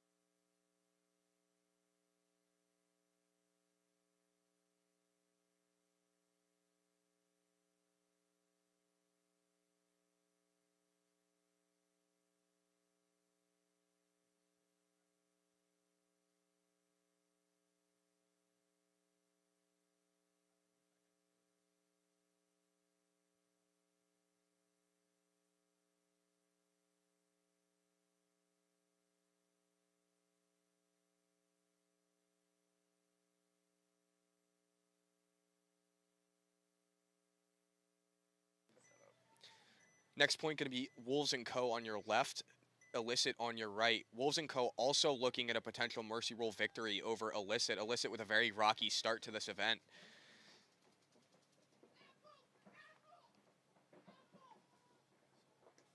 Wolves & Co. absolutely stacking the back line, just playing it nice and slow, letting Elicit run into their guns.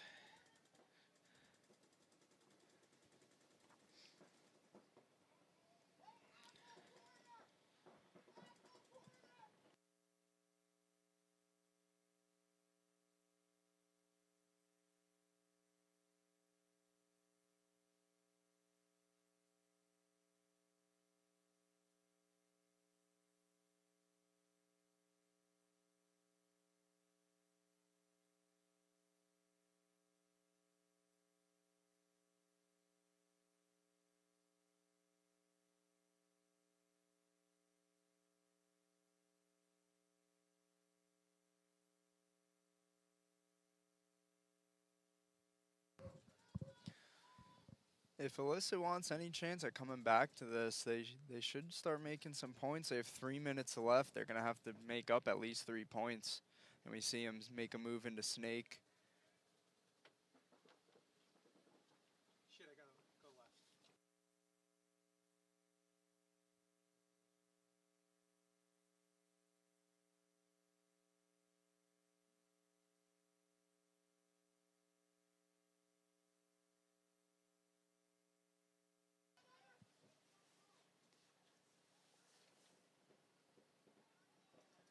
Elicit Snake player now making a move into that Snake 3. But they're going to be losing another body.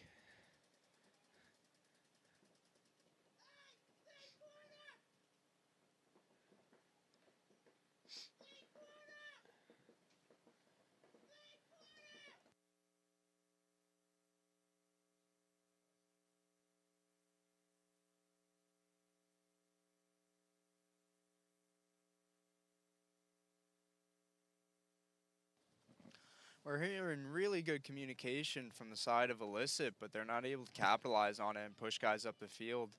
They just burned another minute. Wolves & Co. still playing this incredibly methodically. Just taking their time. Good communication, finding the bodies. I think mostly they're in their original breakout bunkers too. They haven't really even moved. Yeah.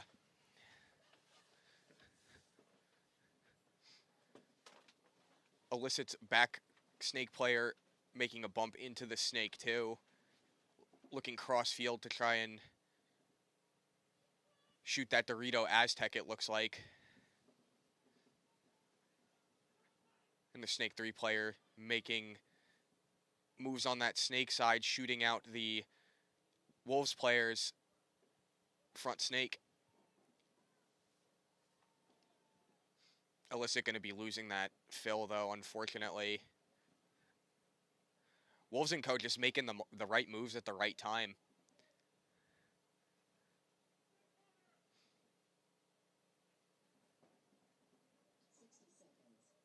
Just heard the call for 60 seconds. It looks like the only player on Elicit's side of the field is that center player.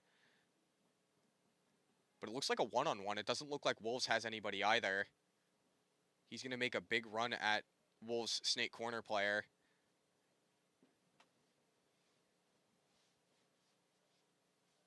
Was that a trade? Oh, no, Elicit does have another body. It looks like he was on the back Dorito. Yeah. Go for it, man. He's talking to himself right now.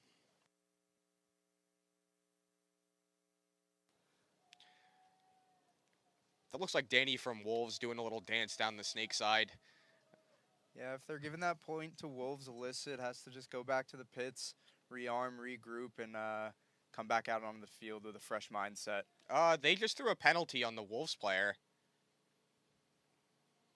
They just threw a minor penalty on Wolves. What could that possibly be for? Maybe there was something that we didn't see. Maybe Is showboating a minor penalty? I don't think so. I'm unaware. That's the only thing I could think of. Maybe an unsportsmanlike.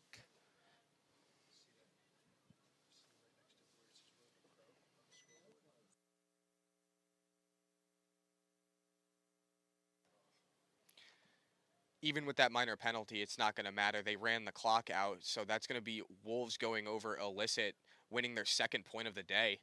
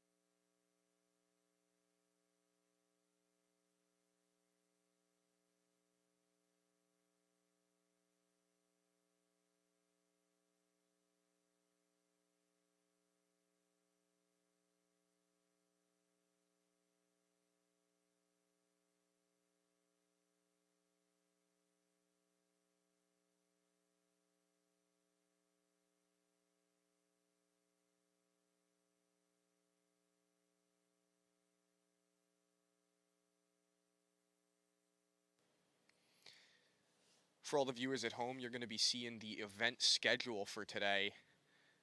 We are on set 2. Next set is going to be Crusty Crew versus Top Chef Killers, New York Chaos versus Tropa. Right now we have Blackhawks and Crashouts finishing their set.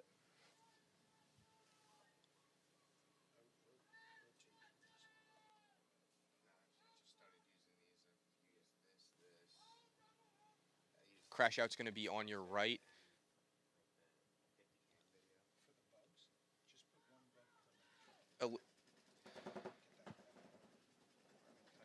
Looks like the graphic on the screen didn't change, but a strong breakout from Crashouts, spreading the back line with a player in the Snake 3. And we have Blackhawks filling in that snake, keeping their guy at home. No support on that back snake side, though. That's dangerous to be in. Looks like a little bit of a, almost looked like a tactical retreat from that Crashouts player. Crashout's going to be establishing a back snake presence to help his Snake 3 player. Blackhawks filling in that snake corner. Going to be able to watch him, watch his wire, freeze up that forward snake guy to look inside. They also have, on the Blackhawks side, a guy at that 50.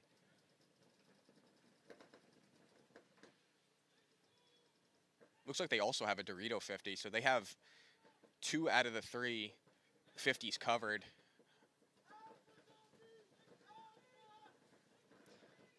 Yeah, it looks like Crashout still also has 4 bodies up in the back. Or they have all 5, it might look like.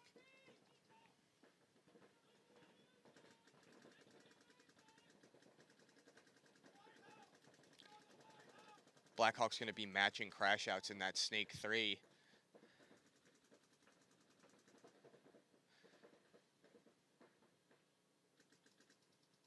Looks like Crashouts bumping up into that Dorito.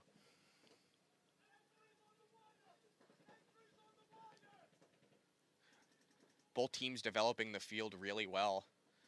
We might start to see a battle between that 50, the Blackhawks 50 player and the Crashout Dorito player. They're starting to get some angles on each other, it looks like.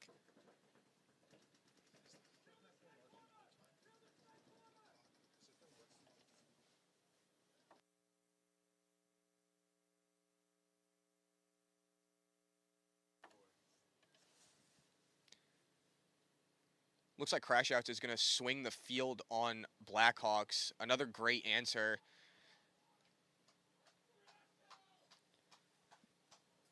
Yeah, that was a big shift in momentum favoring the Crashouts. It looked like the Blackhawks came out strong, pushed the field, and Crashouts just sat and waited for their opportunity and maximized off of it. That's good paintball right there. Absolutely.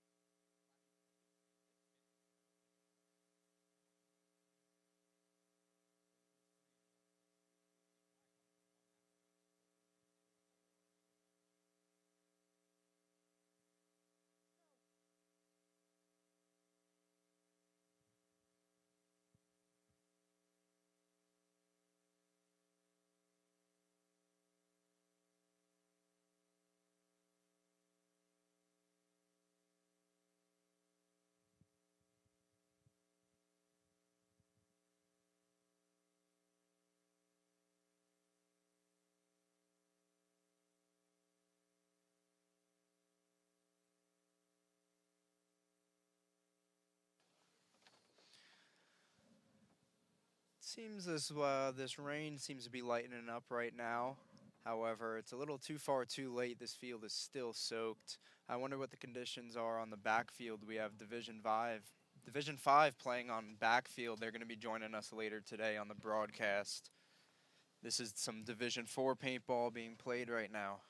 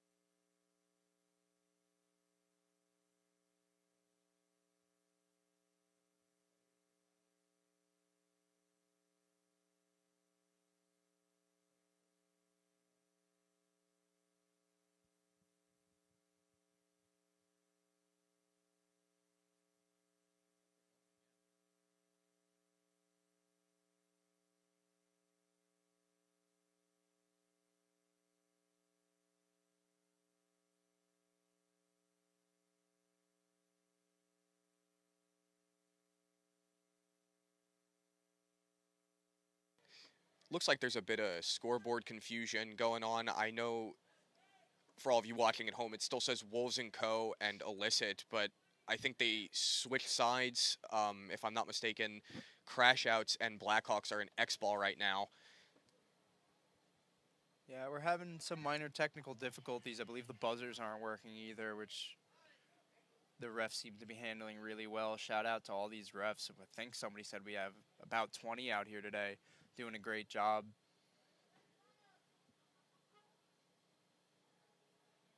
You can see the refs' umbrellas are down, so I'm going to take a guess. It looks like this rain's slowing up.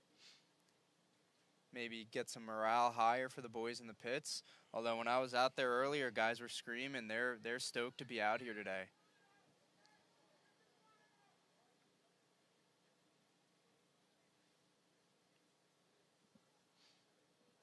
It's always a fun event when you got to play paintball as a scuba diver. You might as well trade your Proflex out for some scuba gear, get some flippers on. Yeah, I hope everybody brought some extra clothes for after this. Blackhawks going to be on your right. New Jersey Crashout's going to be on your left. Blackhawks already have a guy at that 50. Blackhawks is, however, going to be losing a guy out of the back line.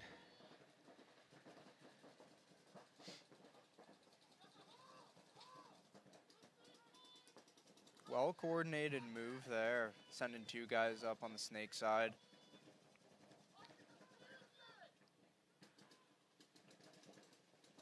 Saw a ref hand signaling 60 seconds. So if Blackhawks can hold this together. Blackhawks losing a guy on their snake corner. Looks like he's going to get a penalty thrown against him as well. Minor penalty assessed. Crashouts with the great momentum swing coming back from a point deficit.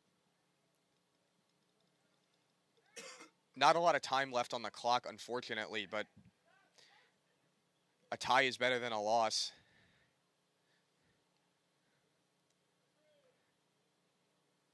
Who knows? We might see Crashouts and or Blackhawks run down the field. No pod packs, only a hopper and maybe a pod in your pocket.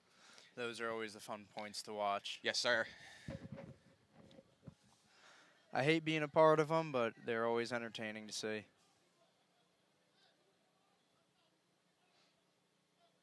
And I'm sure, I don't think I've been to a tournament where it hasn't happened at least one time. So stick around long enough with us today and you'll see some rundowns.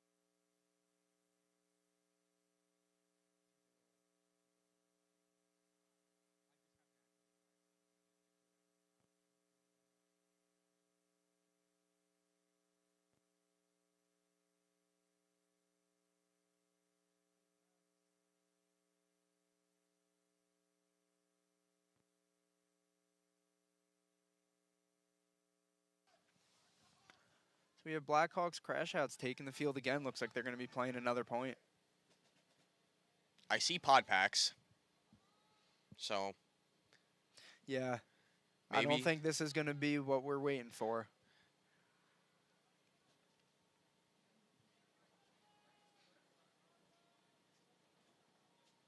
I have yet to see a Blackhawks player go into the prone to run to a snake or a Dorito, and I haven't seen crash outs do it either, so. If there's a time to do it, it's probably now. Let's see if either team pulls something tricky out of their playbook. Catch the other guys on their back foot.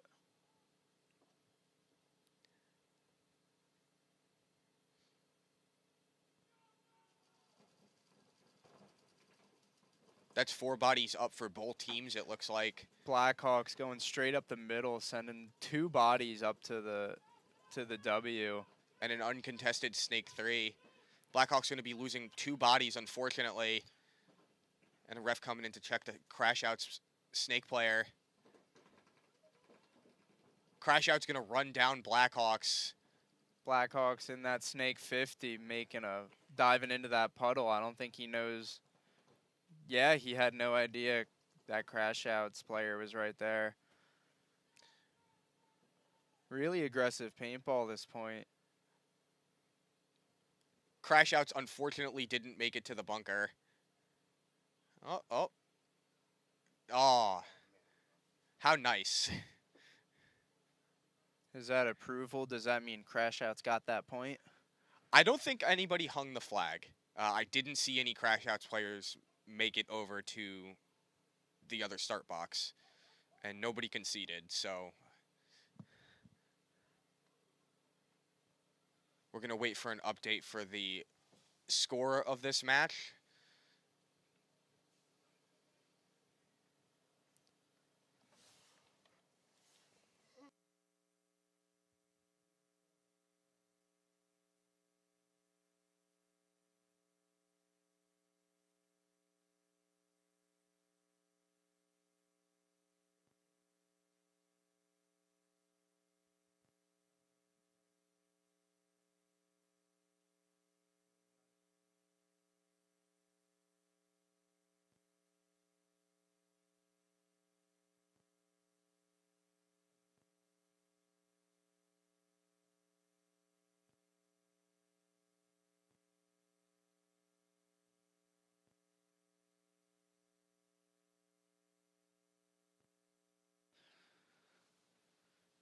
Players on the field are going to be taking a 5-minute break. We'll be back with some good paintball in 5 minutes. At CRBNPaintball.com. I've been an engineer in paintball.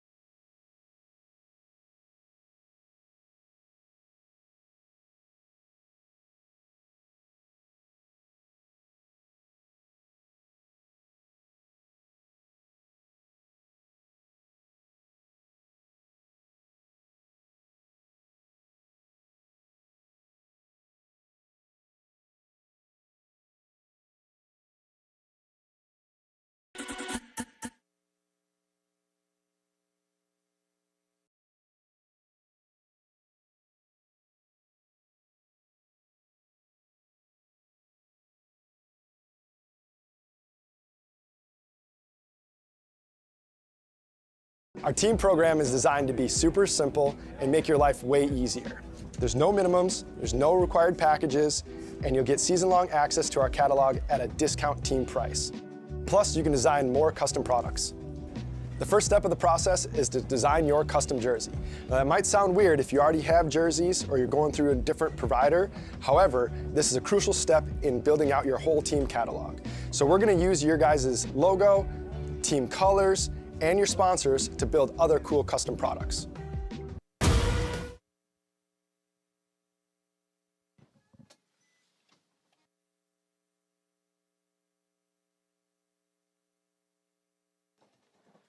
All right, we are back. It's going to be Crusty Crew on your left and Top Chef Killers on your right. Top Chef, strong breakout, sending a guy up to that 50. We're seeing a lot of teams do it. I think Crusty Crew did as well. Those big, tall bunkers providing so much cover to just run upfield.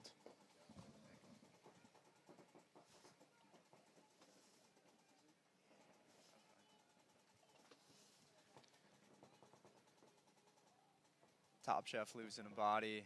Looks like to be that guy up in that 50.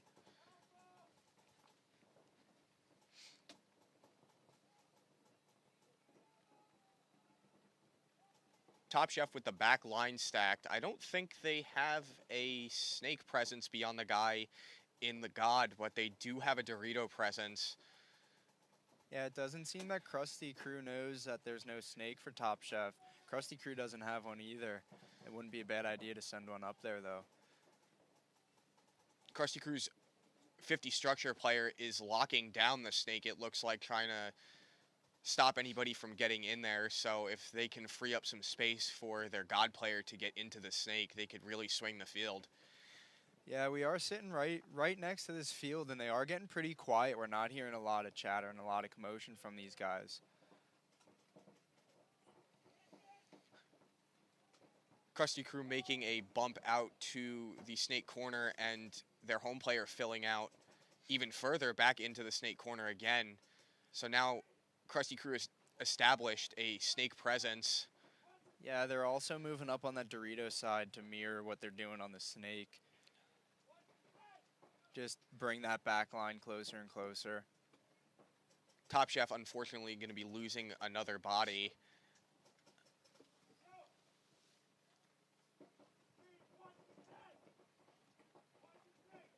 Crusty Crew going to be moving into that Dorito 50. They have two different presences at both 50s. That snake can get up one more bunker.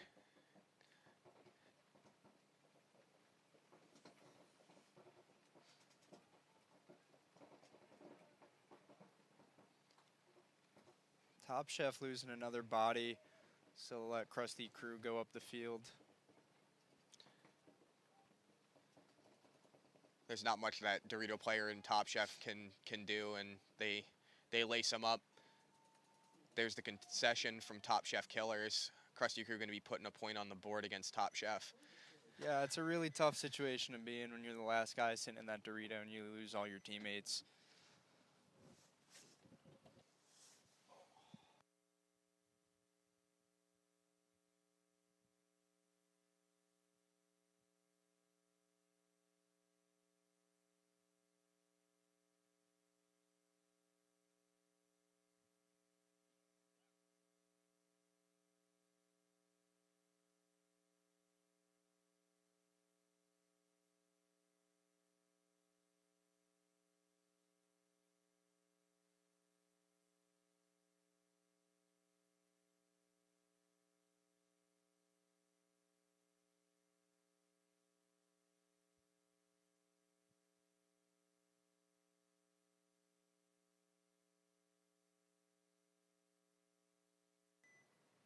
Next point going to be New York Chaos on your left, Tropa on your right.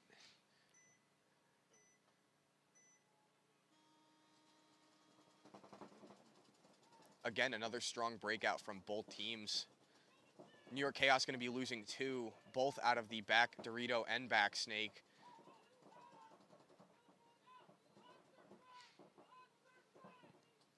And we have guys mirrored in that 50 structure. We're seeing that happen more often than not.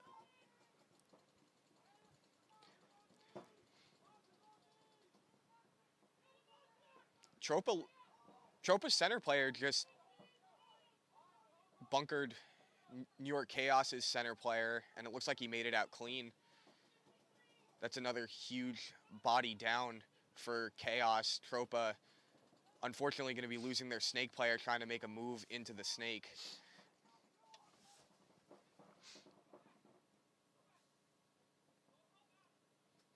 Chaos now with 2 guys on the back line, 1 in the home, 1 in the Dorito corner.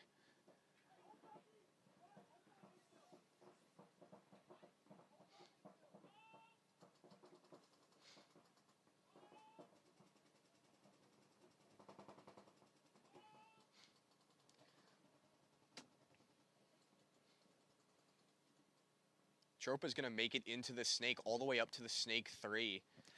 Yeah, that's a really good move, and it seems to be pretty difficult to do on this layout later in the games, make those big moves. If you don't get to those bunkers off the break early in the point, then we haven't really been seeing guys make big moves like that. New York Chaos is going to concede the point against Tropa. Tropa's going to put a point on the board.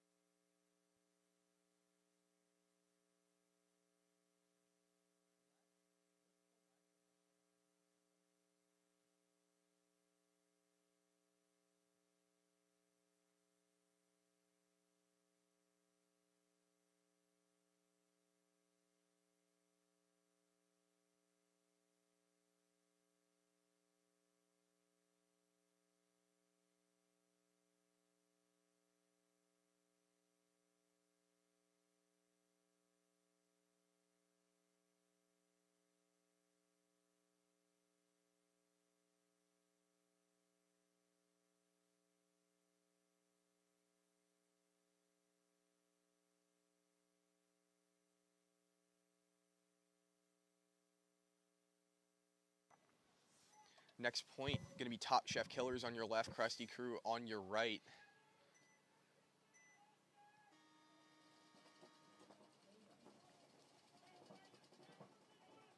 Top Chef Killers going to be losing their snake corner player. Wonder if that's a result of an overslide on those wet corners.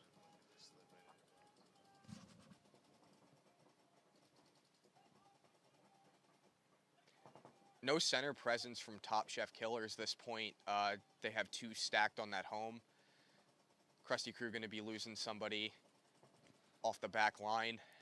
Yeah, no snake presence from either side either. Seems like a lot of teams are swinging whichever side of the field they can gain dominance on first, using that center player to establish a lane, keeping people out, and swinging the field from there. For sure. Yeah, this layout's really interesting. So we're seeing gunfights just changing from field to field as we're talking about it. Look at them making these moves into the snake side, and we're probably, I can imagine, see Crusty match them. Crusty does have a body in that God bunker, and they do have a presence in the center. Top Chef Killer is going to be losing another body, looks like off of the Dorito side. Who knows, we might see Crusty Crew swing the Dorito side. Looks like they have at least 2 bodies over there. Yeah, it looks like they're making moves, bumping out that Dorito side. They can't get the snake side to budge. They're not facing too much resistance on that Dorito side. Top Chef just kind of camping their bunkers while they're moving up the snake. Top Chef with another good move. Their God player bumped out to the snake corner. Looks like their snake corner may have just gotten bounced.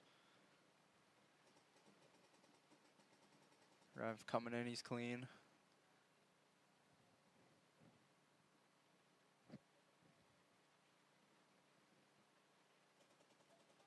Crusty Crew with a point up. Looks like they're just locked down in their bunkers, playing this slower, pumping the brakes a little bit, making sure they know where the bodies are, communicating. I can hear them talking behind us.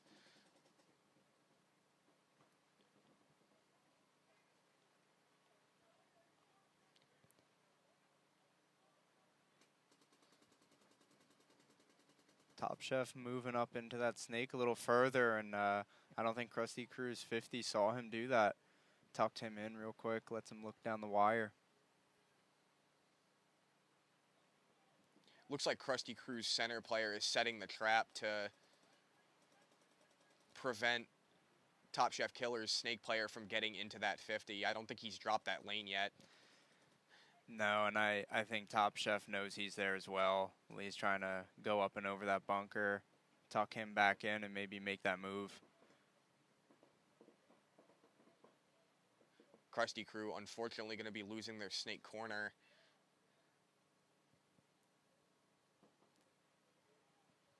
Top Chef still has his snake corner. Which can help him move further up the field, as he moves into that 50. That looks like a trade from the snake 50 to the 50 center structure.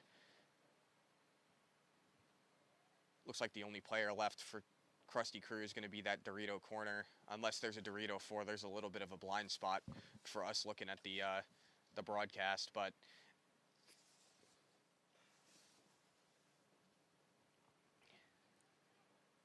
Top Chef Killer's taking another big bite all the way into the snake 3. Looking across field, I think he's trying to get that Dorito Aztec player that he bumped out. Looks like Top Chef lost their guy in the Dorito as well. Crusty Crew did have a Dorito 4, so he just bumped into the Dorito 50 now. I don't think they saw it, so that's going to be a concession from Top Chef Killers. Crusty Crew cleaning up the point. It looked like their Dorito 50 player was able to shoot Top Chef snake player out right before he got into that 50. Yeah, their Dorito player started marching up that side. He was about to hit that buzzer before the concession.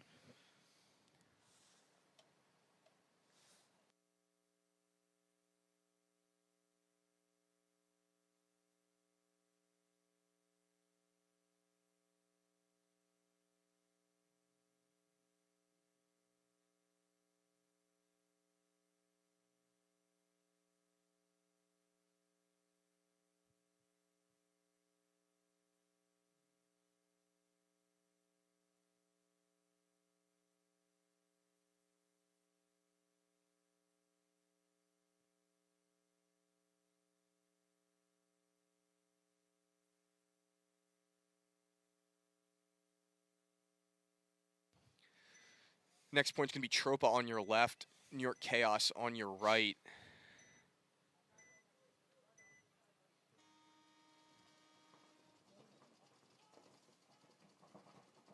Tropa going to be losing their second body on that home, but establishing a center presence, center dominant this game. It seems like everybody's picked a center bunker. Absolutely. No team filling in that snake off the break. Tropa looking to do it a little bit later in the point now.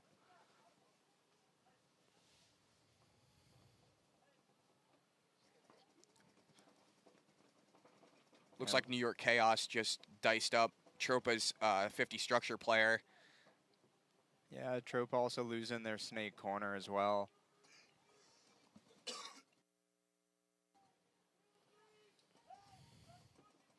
Tropa losing another body. It's not looking good here for Tropa. New York Chaos making a big bite into that snake 3. New York Chaos's Dorito player is all the way up the field. It looks like their center player is as well. That was a quick cleanup for New York Chaos.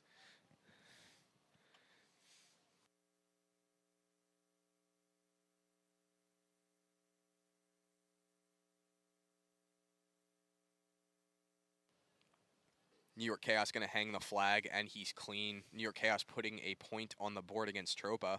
It's going to even it out to 1-1.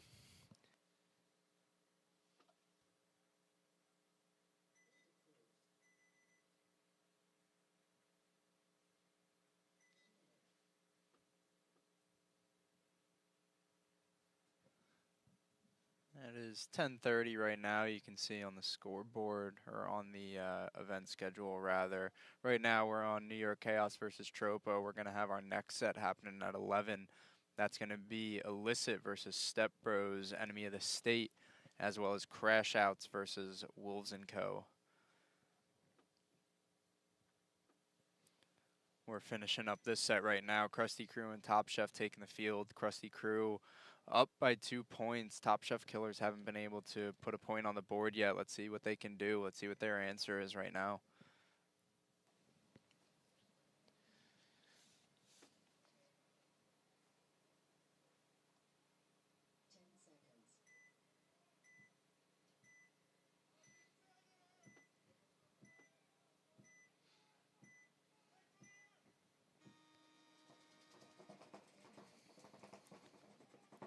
Another center dominant breakout for Crusty Crew.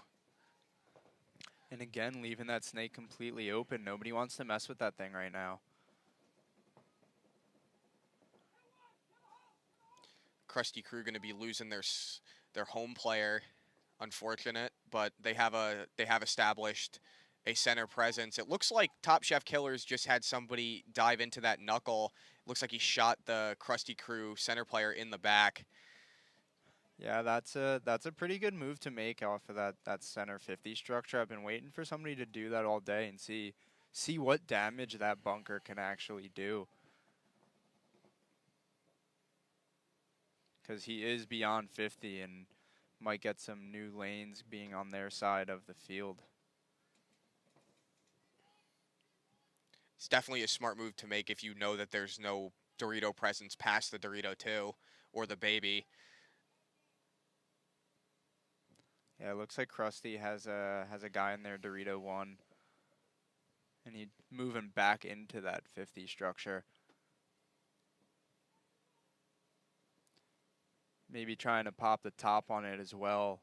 You have to be just the right height to be able to do that, and he seems to not even have to make an effort to look over that thing. Top Chef with another bite into that Snake 50. Yeah, that Snake 50 is really big. It's hard to get an inside look. You're almost forced to go into the next Snake section if you want to look on the inside of that field with a little bit of security. He's hanging pretty tall over the bunker right now. He's not getting any pushback from Crusty Crew. Yeah, they're just sitting there. I don't blame them. They're up 2-0 in this set. They have about 2.5 minutes left. That's all they have to do is sit and wait. Absolutely.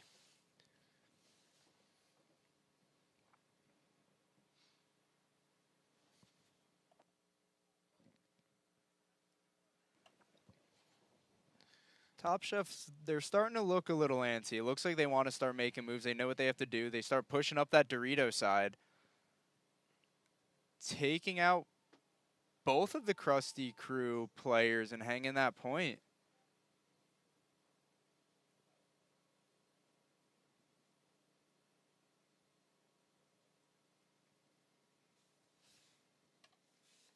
Looks like Top Chef Killers is going to hang it clean. That's a point on the board for Top Chef Killers.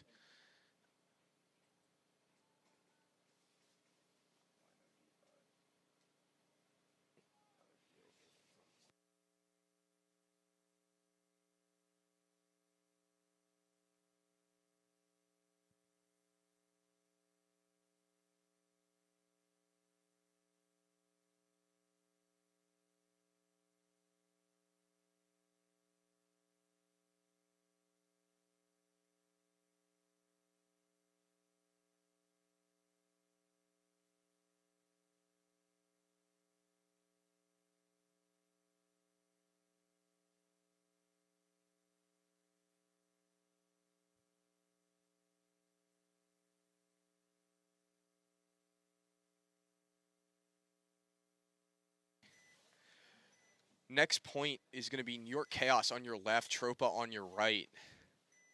It's a 1-1 matchup. Chaos again with another very strong center presence.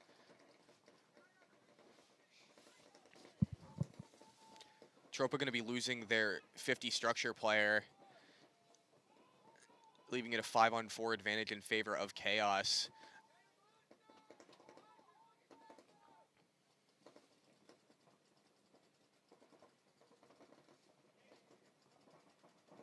Tropa going to be losing their snake corner player. Unfortunate.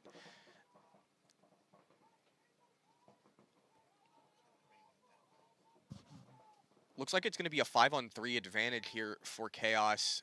Tropa losing another body out of the home. Yeah, Chaos is doing a really good job at keeping bodies alive while putting theirs down. There's the concession from Tropa. They're going to save the time that they have on the clock and go back to the drawing board to find an answer for the point they just lost. Yeah, it's a tough point. Both of those teams are really good. I've seen them, they play each other a lot, and it's always a battle between them two.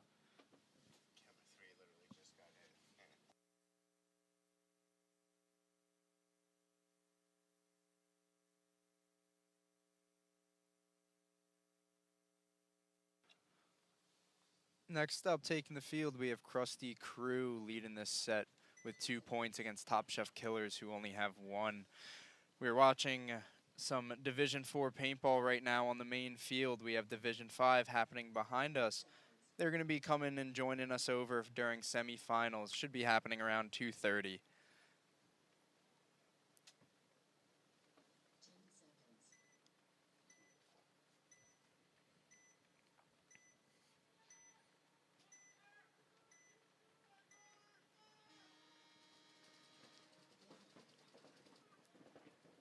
Crusty Crew taking advantage of teams not pushing that snake. Sent a guy immediately into that snake too. Hopefully they can make something happen to it as he pushes up even forward. Top Chef answering and filling in the corner.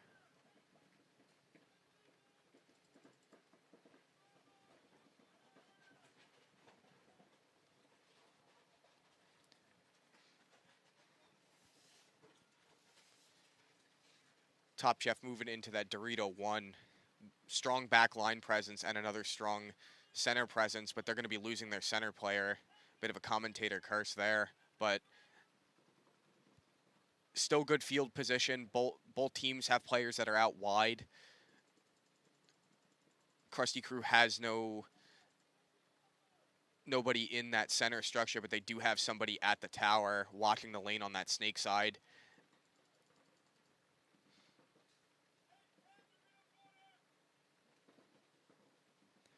Top Chef moving up into that snake, uncontested. Crusty Crew has nobody watching the outside on that. Crusty Crew making it into that center structure. Call for 60 seconds. Now's the time where Top Chef Killers should start looking at making some moves more aggressively to try and get this point back. Let's see what they have. They just lost a body. Their snake player knows what he has to do. He's just waiting for that opening.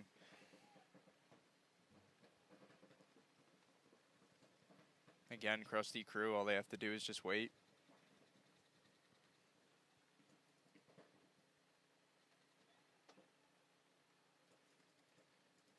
Top Chef losing their snake player. Crusty Crew making a run onto their Dorito side player to close out that point.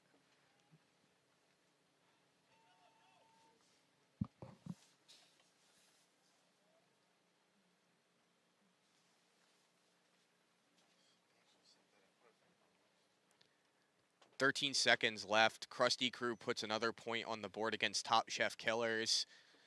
2 points and 13 seconds left. I don't think there's much that Top Chef Killers can do, but who knows, they might play the 13-second point.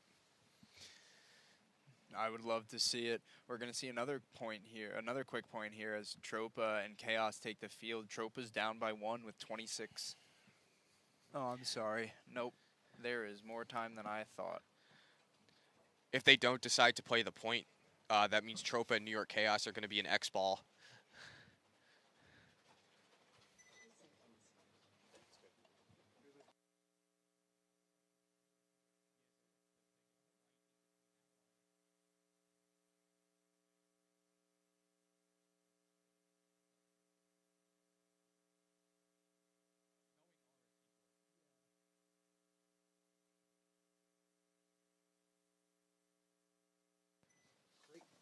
It's gold. You guys are missing out on the gold. Smack talking players.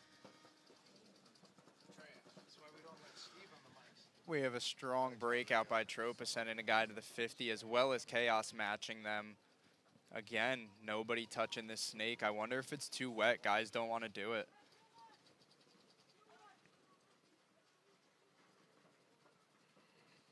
Chaos stacking that home bunker with 2 bodies as they break out of it now. Tropa. Chaos is going to be losing a player off of their Dorito side, and that player that bumped out from that home is going to be taking a spot in the corner. Yeah, those 50 guys mirrored, just holding their angles.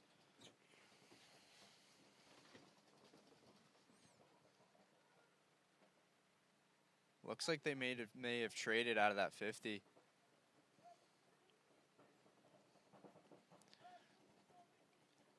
Tropa looking to spread the field a little bit and put a body out into that snake corner.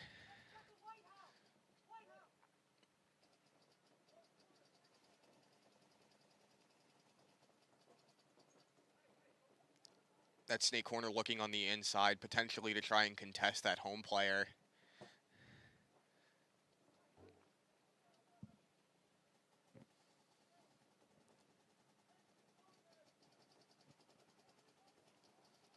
Both teams seems to be pretty comfortable in their bunkers. Yeah, it's that point in the match where we're seeing where guys are just sitting, reanalyzing the situation, seeing what they have to do, trying to make sure their kill counts are right.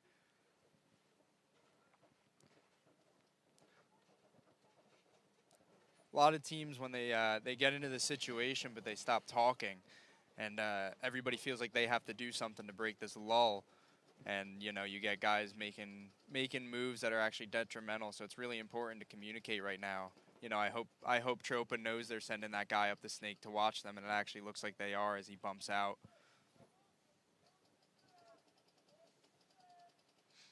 Calculated move from Tropa had their snake corner player bump into that snake 3 and their Dorito player bump up 1 bunker, trying to spread the field a little bit further.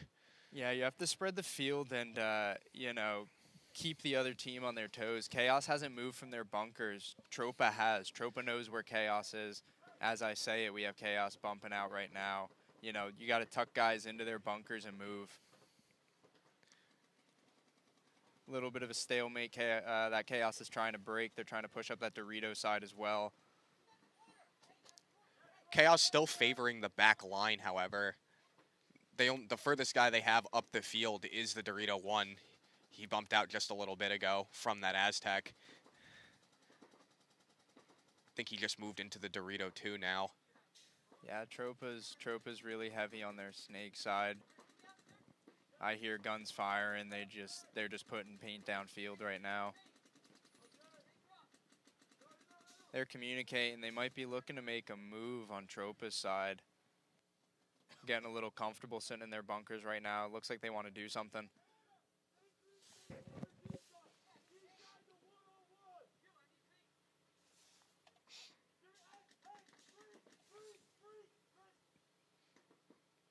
I just heard the New York Chaos player that's sitting in the snake corner say that he needs paint, and there's the throw. Love to see that teamwork.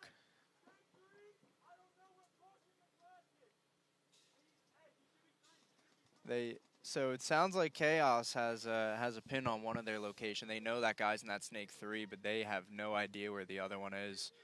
That is quote unquote what I just heard from the field.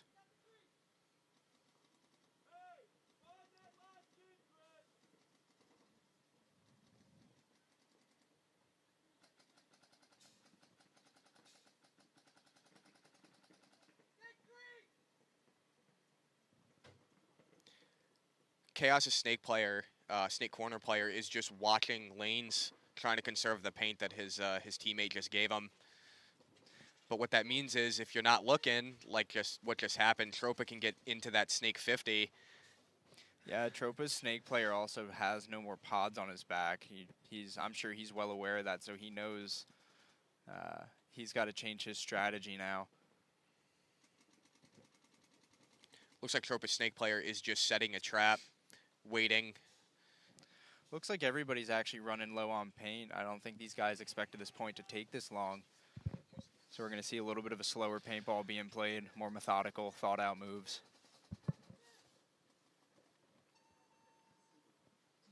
There was a concession.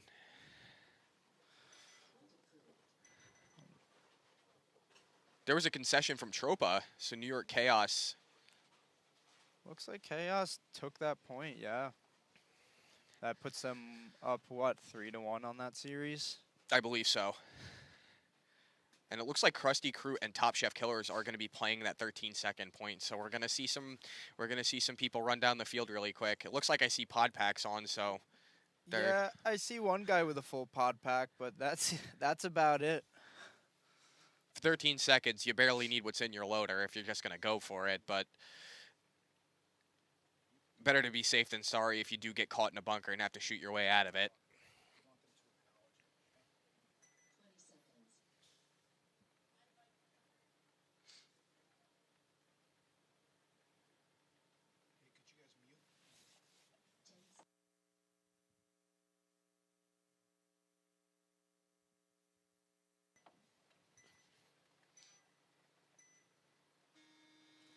Five guns up.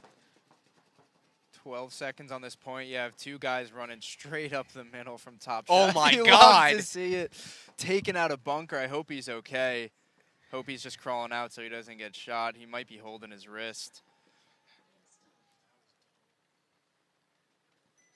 Yeah, on a wet field on a day like today, we're expecting to see some stuff like that. That snake can is down for the count. Looks like the refs are going to try and get it back into place. Hope the player's okay that ran into that, but I don't think that was anybody's point, unfortunately.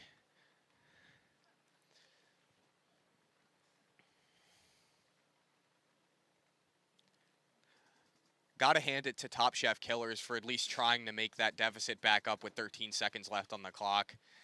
Yeah, absolutely. You have to applaud the effort.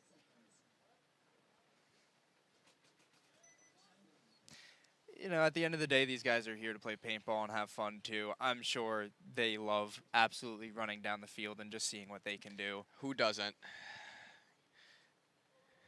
If the points are there and there's room to make it happen, you got to try.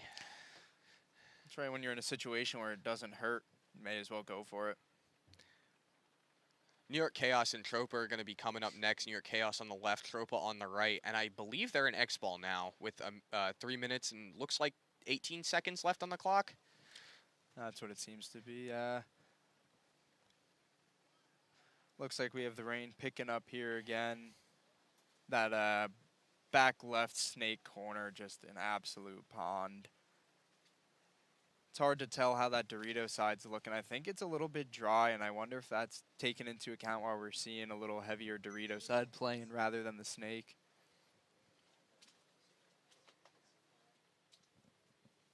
Looks like the refs got that bunker all back down. Both teams taking the field.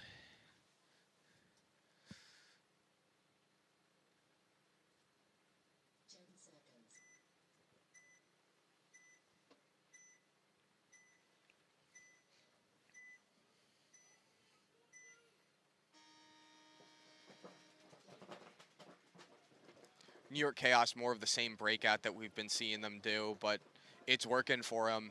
Tropa with bigger center presence than usual. Two guys up the center, one at the tower, one at the 50 structure. Yeah, they also have a guy in that snake, which is good to see. Hopefully they can capitalize, push him up there. Looks, I believe Tropa also has a guy on their Dorito corner. Can maybe tame Chaos from pushing up on that side while giving them the chance to push that snake, which, yeah, we have Tropa making moves up that snake and getting shot out into that corner, unfortunately.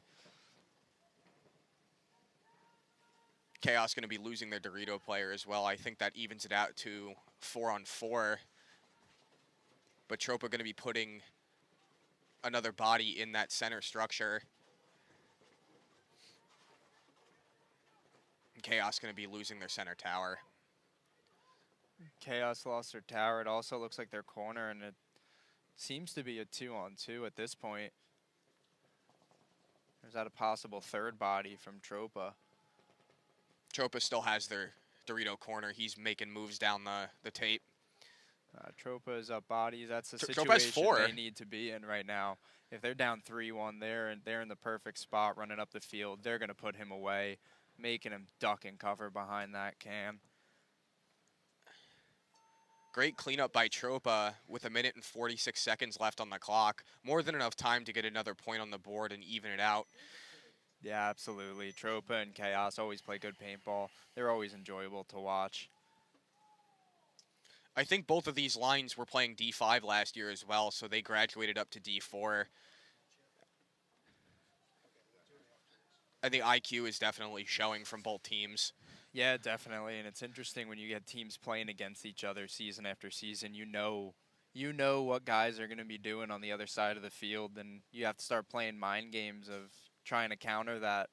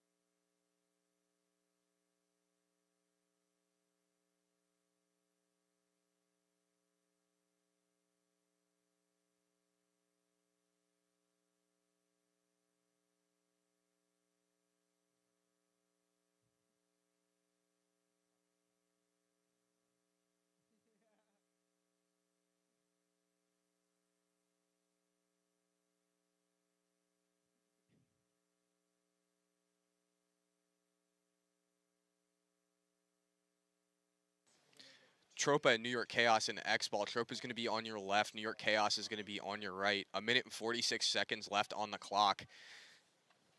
Plenty of time for Tropa to make something happen and even the points spread out. A loss is not ideal. A tie is not ideal, but I'd take a tie over a loss. Yeah, absolutely. We're still early in the day, but these points are starting to matter now. Tropa this is probably going to be their last chance possibly to make it count. If not, they're going to be playing another quick point like we just saw with Top Chef.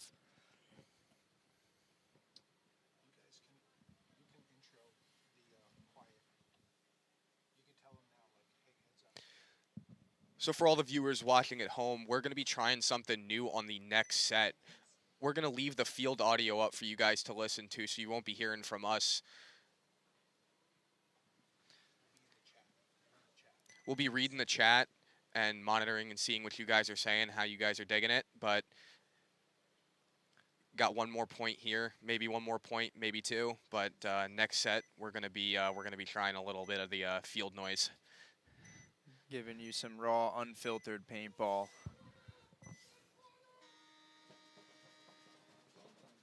A very aggressive breakout from Tropa. Again, they put another body in the snake 2 up the center. Yeah, Tropa has not quit on that snake. We've seen some other teams trying it out. They were putting bodies in the snake early, then doing it now. Not anymore, but Tropa's not shy. Chaos looks like dropped 2 bodies. Tropa's going to be dropping their snake body as well. A lot of action happening very, very quickly here.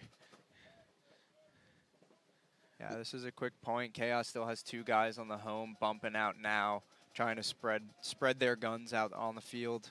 Tropa's back snake player going to be filling in, and their center tower going to be moving up to the center structure. 60 seconds left on the clock. Yeah, these guys know it. Tropa knows they're down 1. They know they don't have much time left. They got to do something. They're looking for it. These guys are hungry. If there's a team that's going to do something, they're going to do it right here. That's Tropa.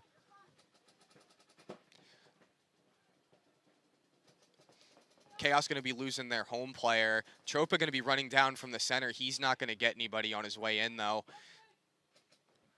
Yeah, he made it way longer up the middle than I thought. Their snake player, unknowing that he has a cross in the Dorito. Tropa going to be losing their snake player. Unfortunately, it looks like that's going to be it for Tropa. Not able to answer Chaos.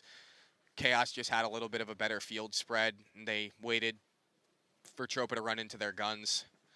And with, you know, 1 point on them, that's all you really have to do when there's not much time left on the clock. Yeah, that's smart paintball. That's well played by both teams right there.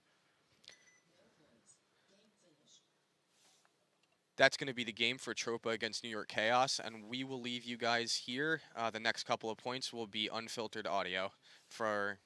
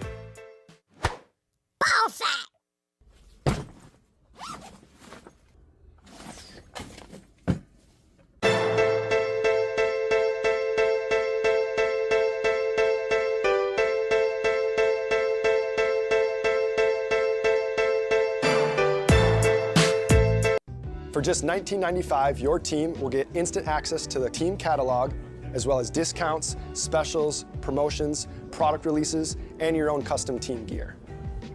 As soon as your team approves your design for your jersey, you're gonna get access to custom training jerseys. We're gonna do away jerseys for you guys. We have custom pod bags, barrel cases, team banners, goggle bags, cleat covers, and now we have custom goggles.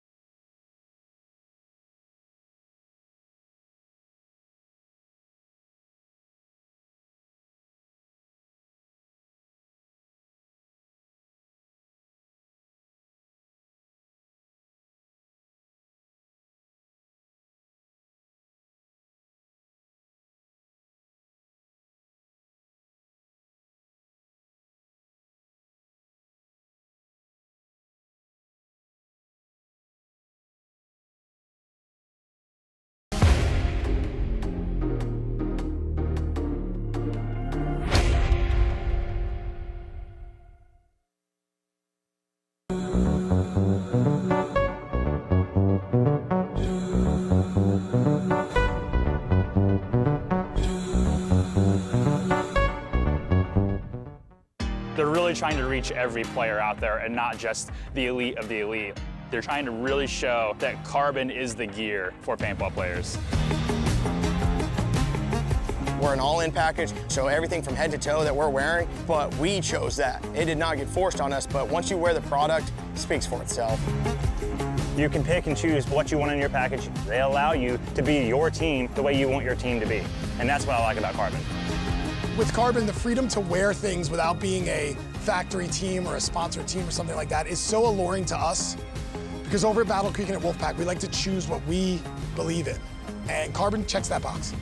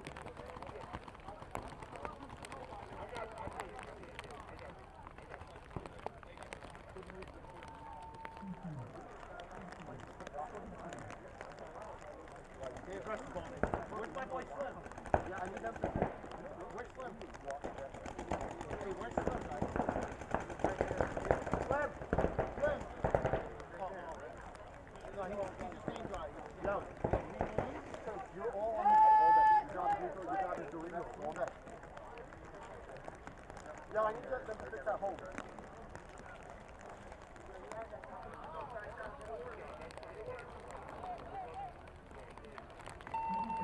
Stop. Base.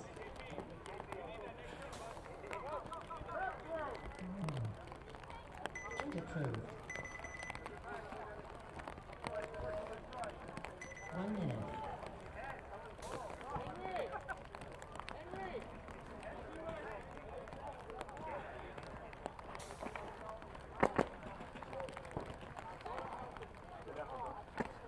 Throttle, boys, full throttle.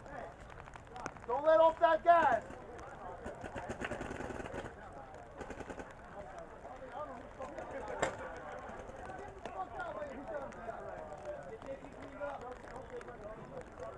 Seconds.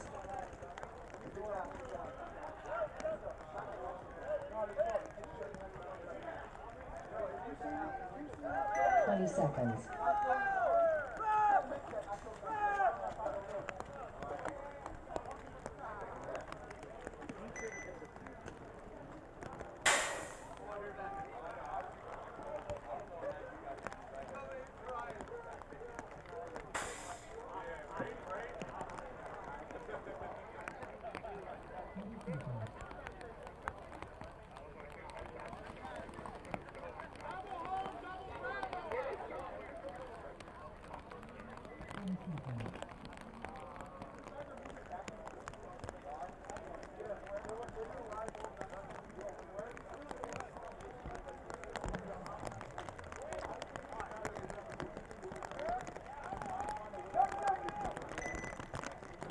Ten seconds.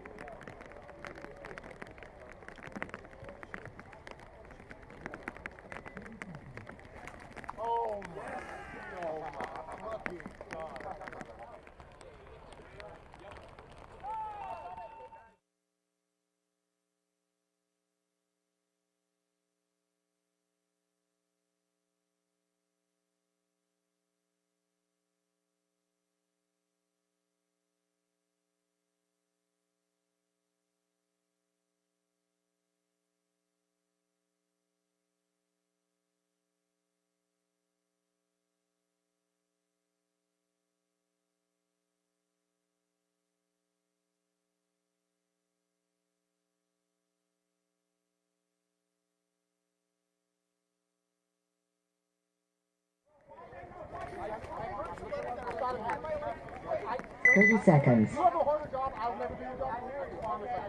I watched it go. That's how you see me travel here. I need an inside rush. 20 seconds. No one's on the inside.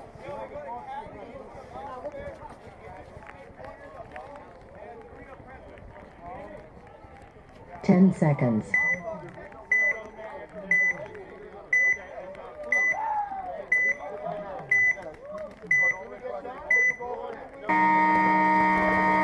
Game on.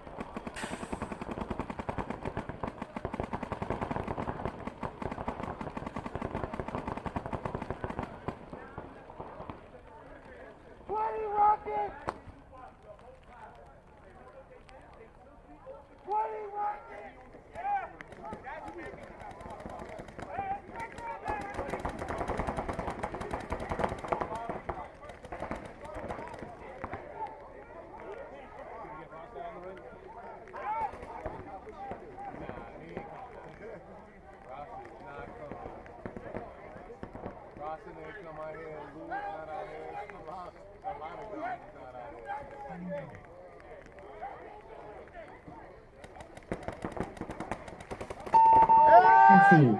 Concede. Concede. Point approved.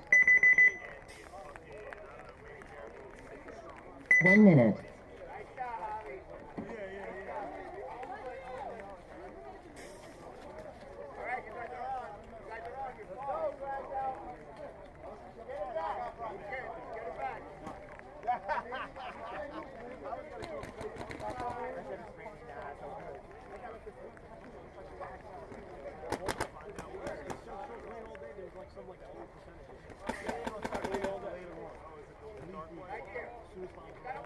Seconds.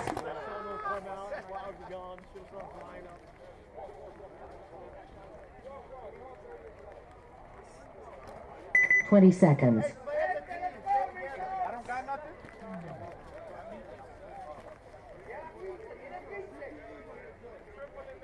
10 seconds.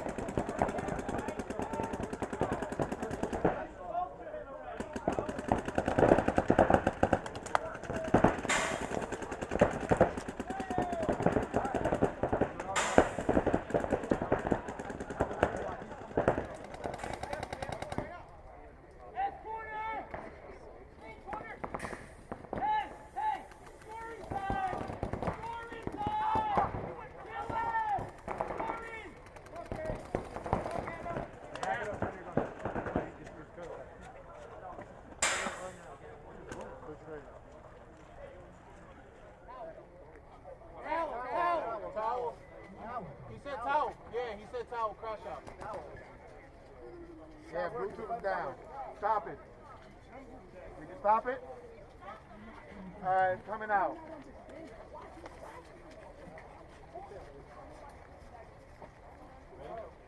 Yeah, we're good, Anthony. Clock stop. We're good. Clock stop.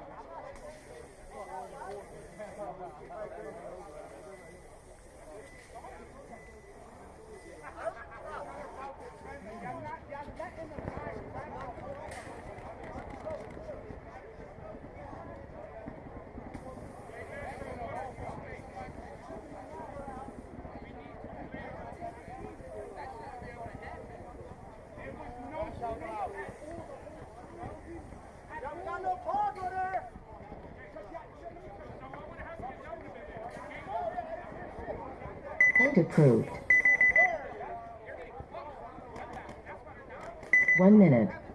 30 seconds.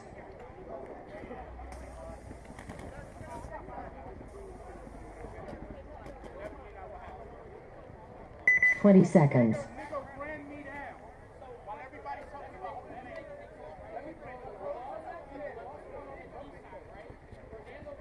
10 seconds.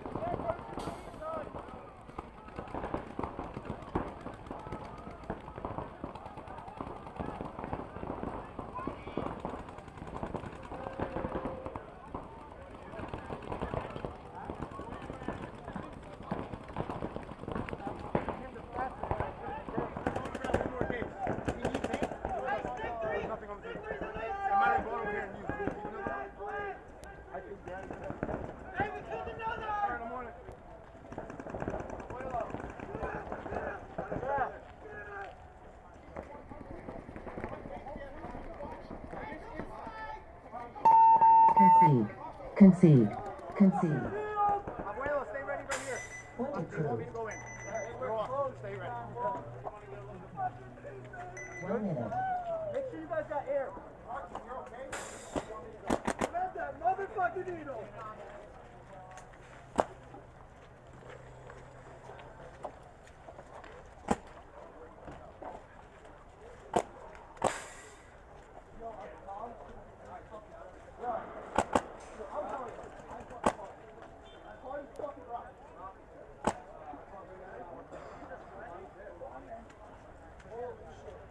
Seconds.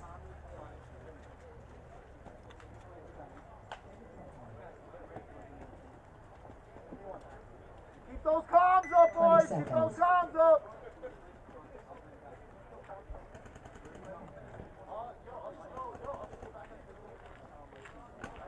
Ten seconds.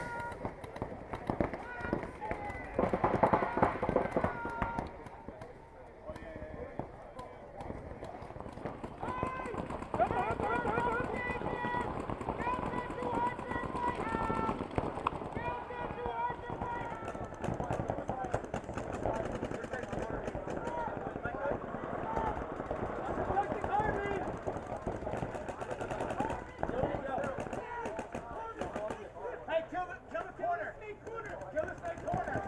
Kill it.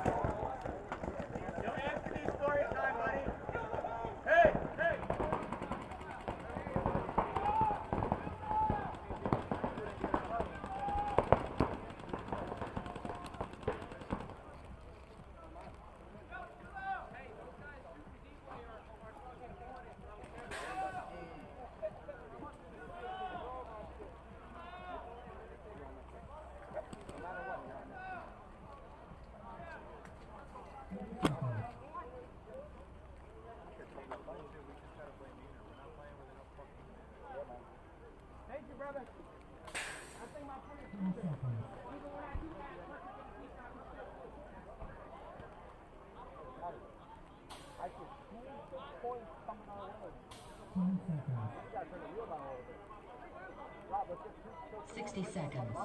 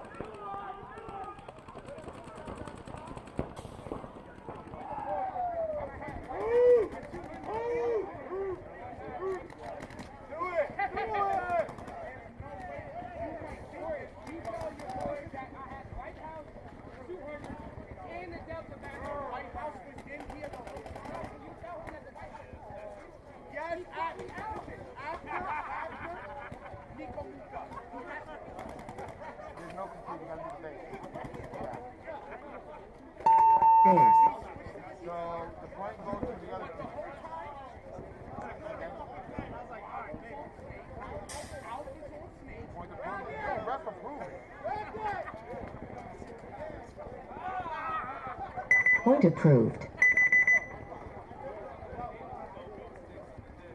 1 minute.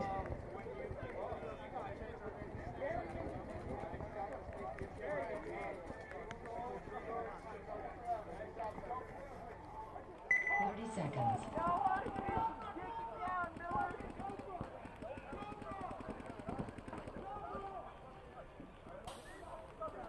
20 seconds. 10 seconds.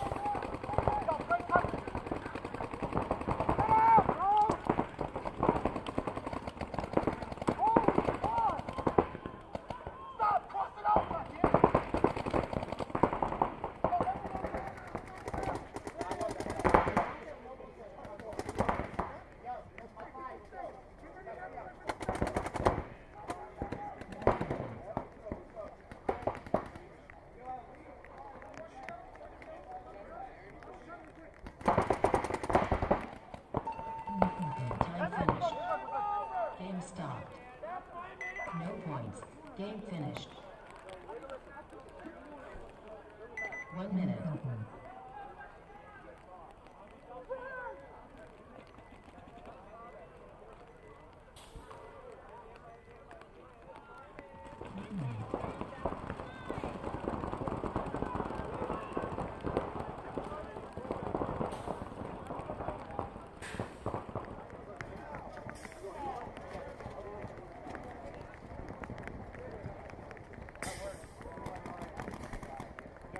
30 seconds.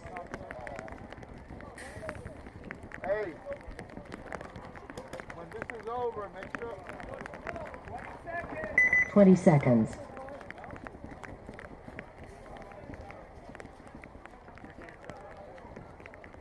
Where's up? When this is over, 10 seconds. make sure you do the rep approve and everything. Go to the next game and then start the timer.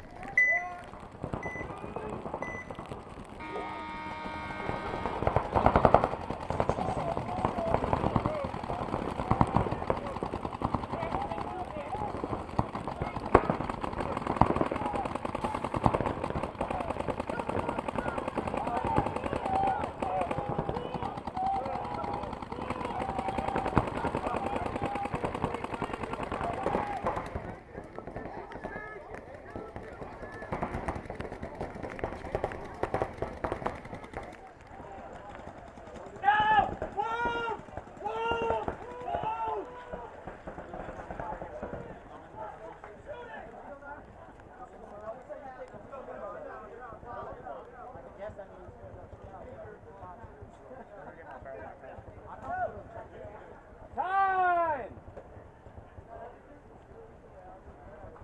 Yo! Yo!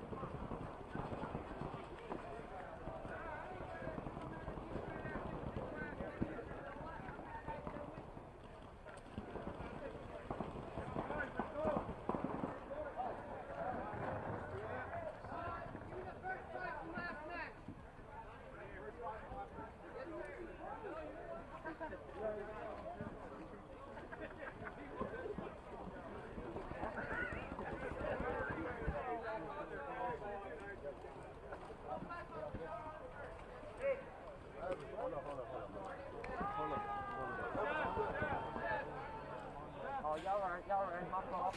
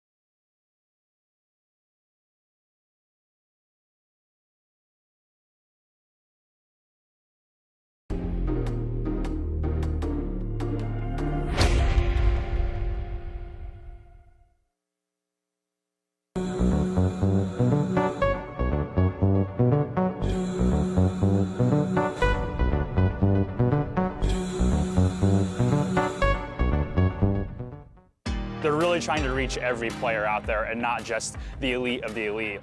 They're trying to really show that carbon is the gear for paintball players. We're an all-in package, so everything from head to toe that we're wearing, but we chose that. It did not get forced on us, but once you wear the product, it speaks for itself. You can pick and choose what you want in your package. They allow you to be your team the way you want your team to be. And that's what I like about Carbon.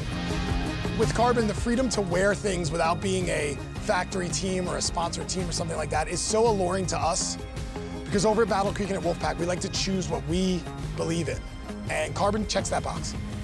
It's not just in Excel, that's the beautiful thing. Carbon is involved in so many different off leagues. It's insane. I, at EXL, have racked up probably $3,000 or $4,000 with Carbon this year alone because we've got 4 wins. With the Carbon Cash, you can buy whatever you want through the portal. They really care about you and repping their products, and they give it back to you at the end of the day.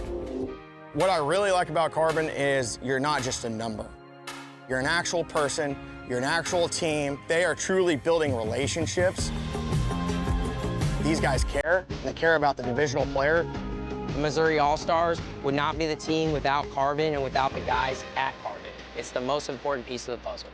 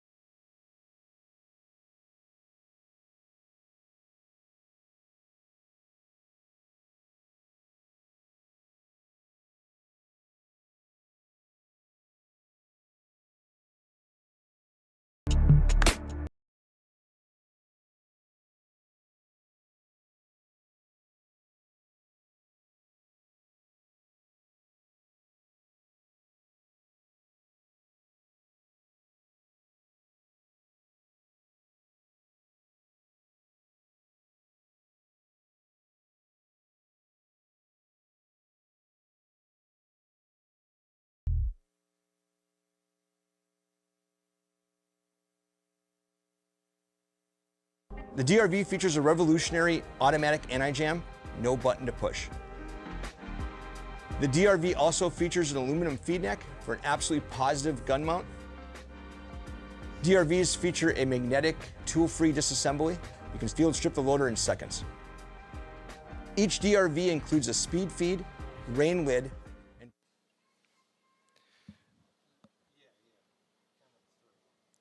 All right, and we are back. Got some good feedback from everybody watching at home, and we're going to try and give you more of what you want. But commentators are back for this next set. It's going to be Blackhawks on your left and New York Chaos on your right. Bit of a crazy start to the point already. A couple bodies dropping from both teams.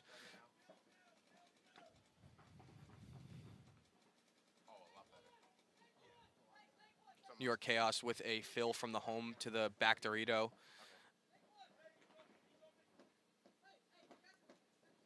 Blackhawks taking a bite from snake 1 to snake 3.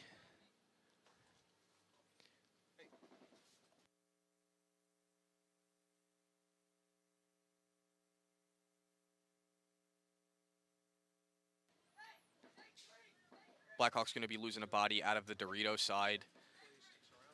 A little bit of a battle of the tape here for Blackhawks and New York Chaos on the snake side.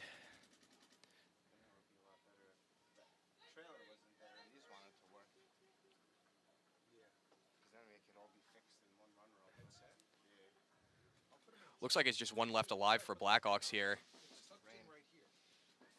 I don't think New York Chaos has picked up on that yet, but Blackhawks still pushing the issue.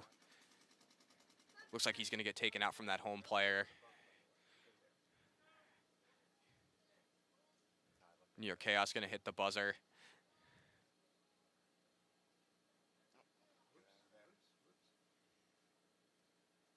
And he's going to be clean. So New York Chaos putting a point up against Blackhawks.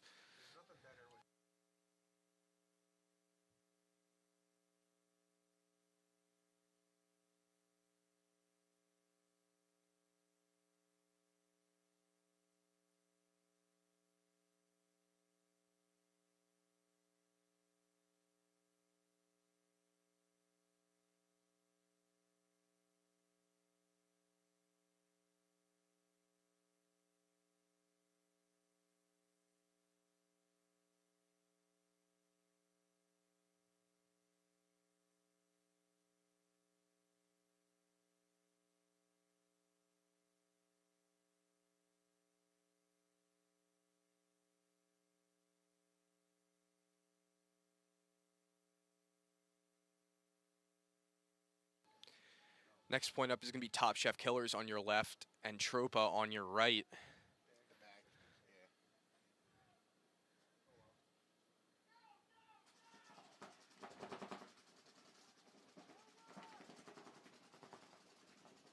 A lot of the same breakouts we've been seeing from these teams.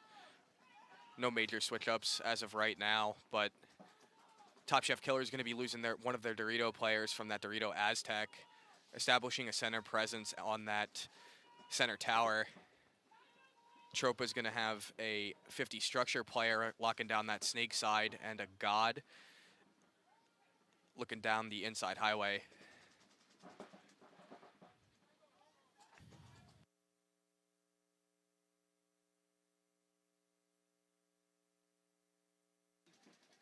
Top Chef going to be losing their center player. Tropa wasting no time taking advantage of that.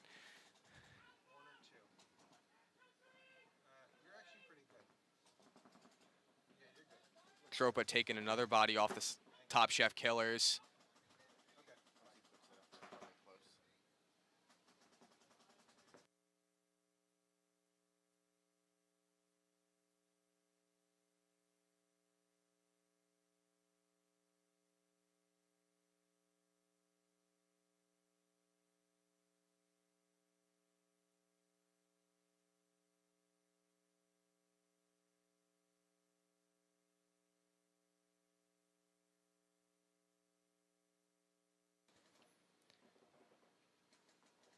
Tropa going to be pushing the issue even more, making it all the way into the Snake 50. Looking inside to try and shoot that Dorito corner player out. Back Snake doubles behind.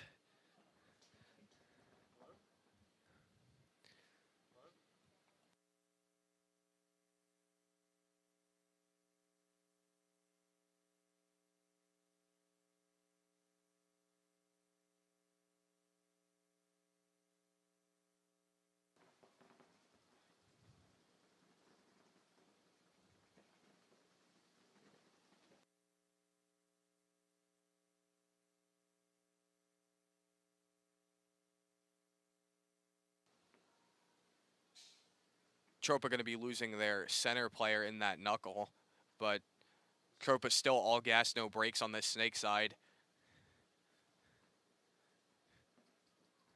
Moving with purpose and just using the opportunity to get further up the field to try and get these backline players for Top Chef Killers out.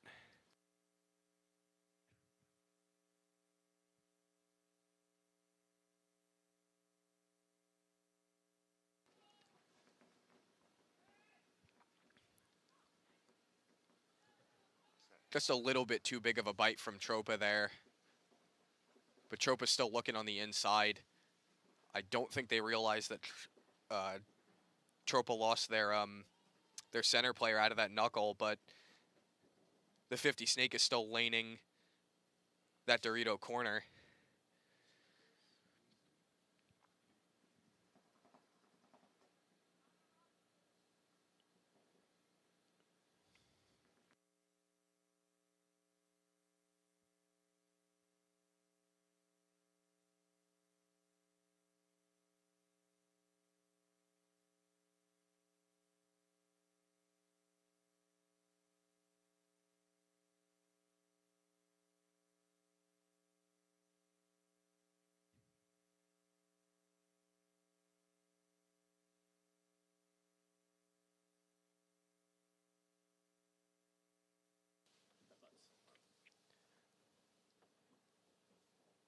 Top Chef Killer's taking a methodical approach to this point. I don't know if they know the kill count for Tropa, but both Top Chef Killers players hunkered down in their bunkers, just trying to assess the situation.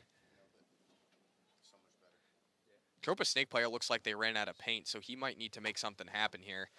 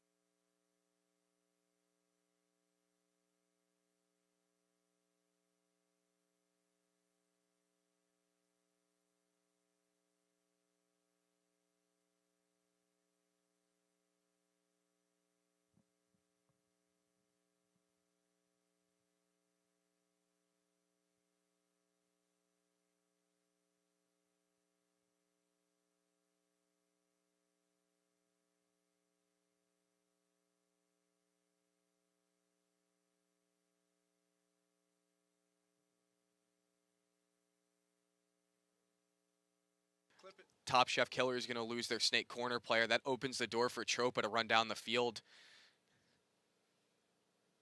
He gets the Dorito corner player. Looks like Tropa had another body. I wonder where he was. We couldn't see him. There is a slight blind spot on the Dorito side. That looks like where he ran from. But he's going to hit the buzzer for Tropa. And that's going to be a clean point from Tropa, putting a point on the board against Top Chef Killers.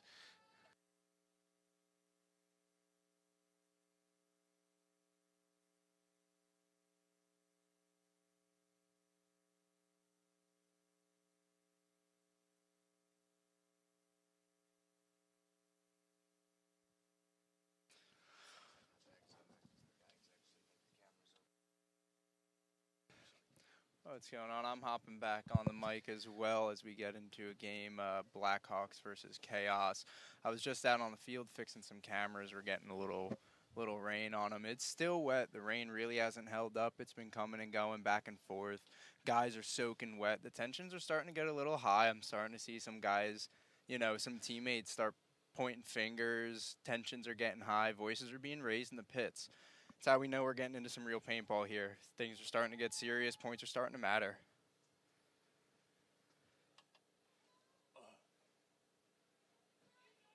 It's all monsters here.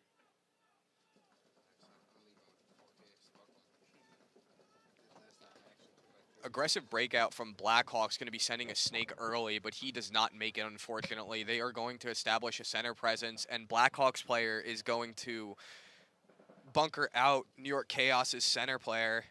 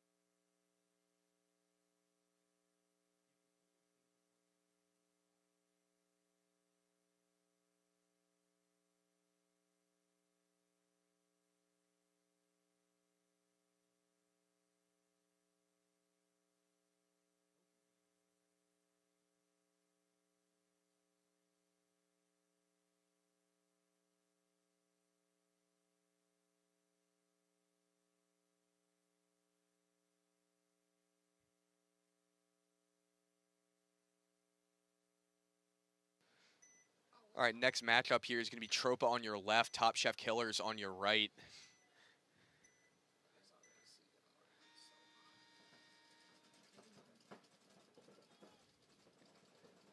Both teams avoiding that snake side, sending guys forward into the Doritos and establishing a solid baseline that we see.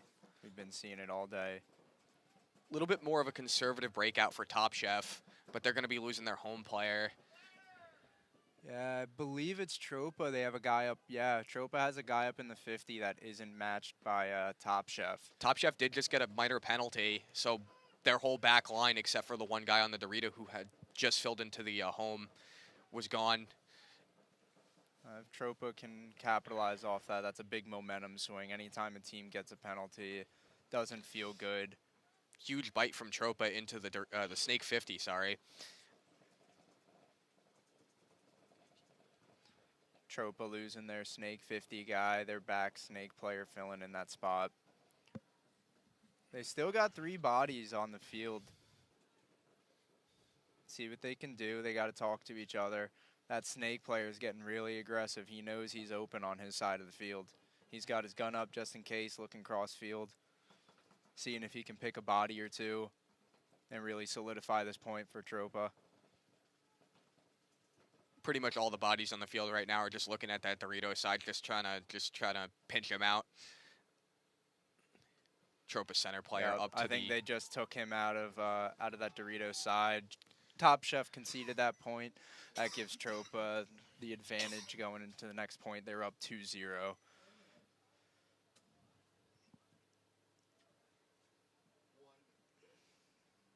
Next point on the field is going to be Blackhawks on your left, New York Chaos on your right. Blackhawks with no answer to New York Chaos. Let's see if they can swing the momentum in this next point.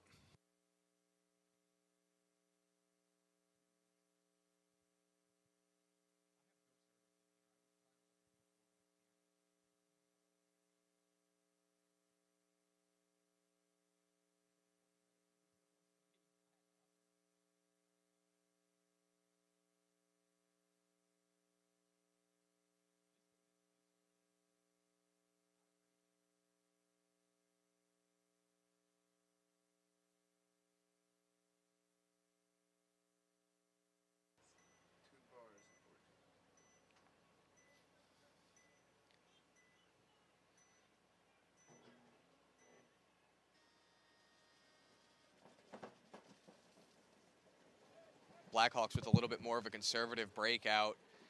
New York Chaos matches, but they're going to be losing a body off of the D side. Yeah, we have Blackhawks looking to do something on that Snake side. Chaos has been playing really well all day. Blackhawks have been struggling a little bit. Hopefully they can pick it up here. They got about 8.5 minutes left in this set. Blackhawks going to be losing their Snake corner player, unfortunately.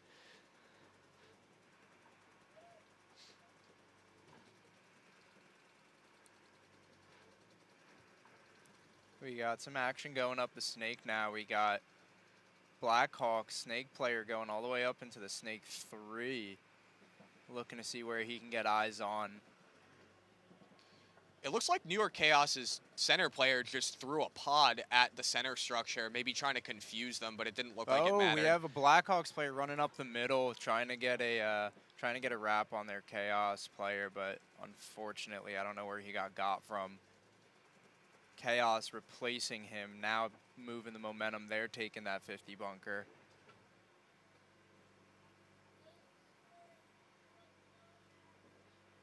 Chaos going to be losing their 50 structure player. Still have 2 on the back line and 3 on the back line. They do have a Dorito corner player. Blackhawks Snake player on the gas, pressing the issue, making it all the way to the Snake 50. Yeah, I don't think Chaos knows he's there. They haven't peeked inside unless their home player's looking that direction. I guess he was because he just got out. So Chaos is down another body, maybe looking like some gun troubles back at that Snake insert bunker. His gun's down. He hasn't had it up in a minute. Good idea. You see a little bit while he's trying to fix his gun here, laying behind a bunker. You still want to keep your head up. You know, you have to know your equipment well enough that if you have a malfunction, you don't want to keep your eye off the game because there's still dudes coming there trying to put some paintballs on your back, and you don't want to be blindsided by that.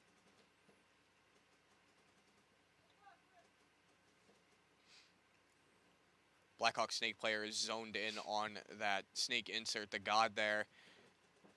I think that Blackhawks 50 player, he did try to throw a pod and get a little, maybe a little trick out of him. He knows he's there. He actually might think there's a guy in that corner.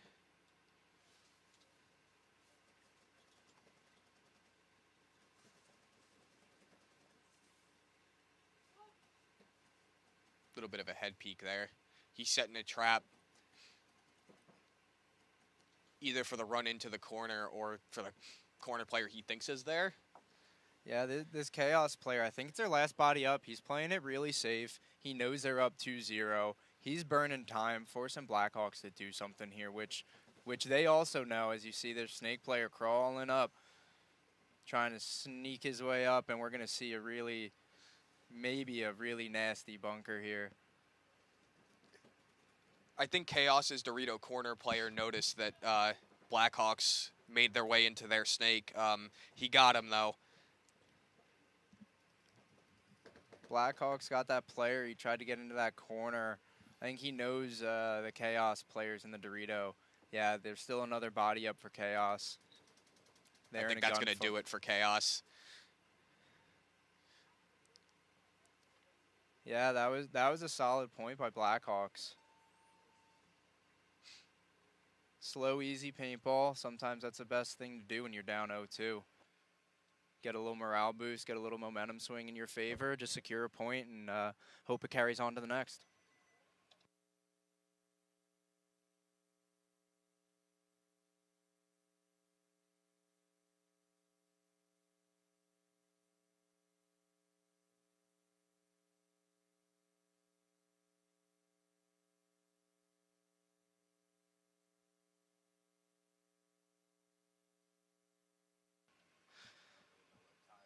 Do just want to give a huge shout out to Long Live for hosting this, Long Live Paintball in Old Bridge for hosting this event, the Road to Pro Summer Opener.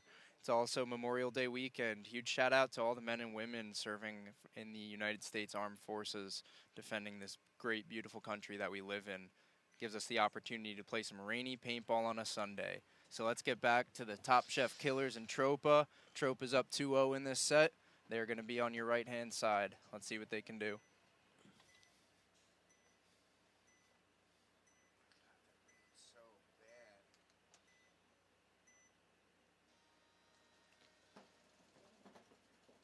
Tropa with a really aggressive breakout. Looks like they had 3 bodies with their guns down, just trying to make their bunkers. Top Chef Killers, more of the same thing. Stacked across the back line with a body up in that 50 center structure. Nobody's touching the snake on either team either, but that seems to be a consistency throughout the day. That's today's motto is don't worry about the snake. Let's keep double bodying that center structure, which Tropa just did. They got 2 bodies. Top Chef wrapping around it. He did trade with one of the bodies in that center W. Oh, thank you.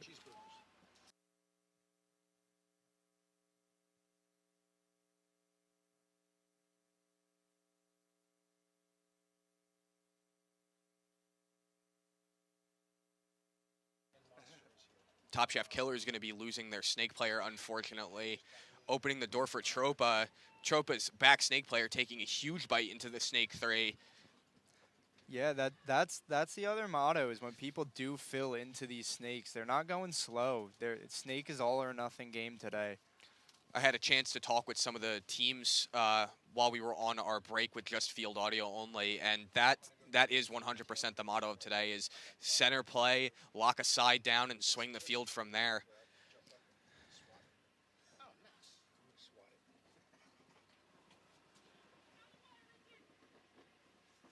Because of teams using that as their main play, it seems like who can win the gunfights better is going to determine who's going to win the point.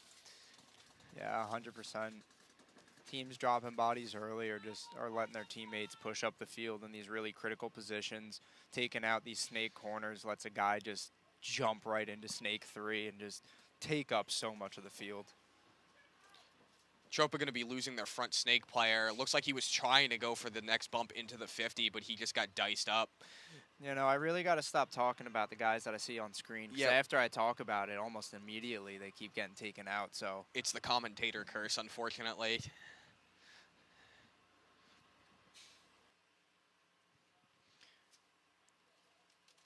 Looks like we still got a body alive on Top Chef. Looks like Tropa still has a guy in the W, I believe. Top Chef Killers moving up the field, trying to figure that out themselves. Hopefully they can let us know. Yep, Tropa's center man running back with a penalty pulled on him. Unsure of the circumstances of that. They also had a guy in the Dorito. It's hard to tell sometimes because on a long point like that, guys get really quiet. Guys get really complacent. We heard guns shooting, but towards the end there, we didn't even hear guys communicating. Then you run on, you know, into situations like that.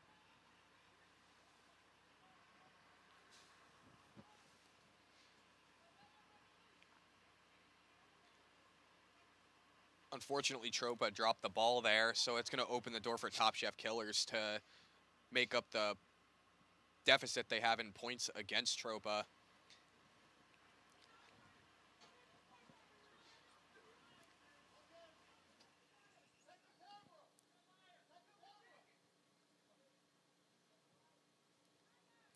Got a little bit of words, it sounds like a little tension, words being exchanged on the field between a ref and possibly a player. It's paintball after all, so it's bound to happen. These refs are good. Been doing it a very long time. Some very seasoned refs on the field, especially the head ref, Grimm.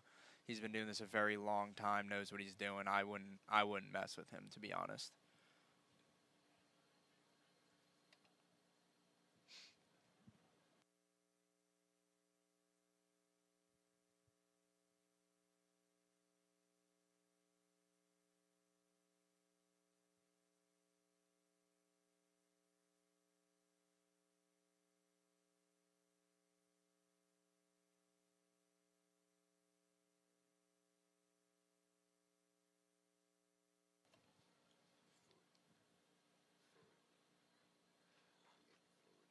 Next point, New York Chaos going to be on your left. Blackhawks going to be on your right.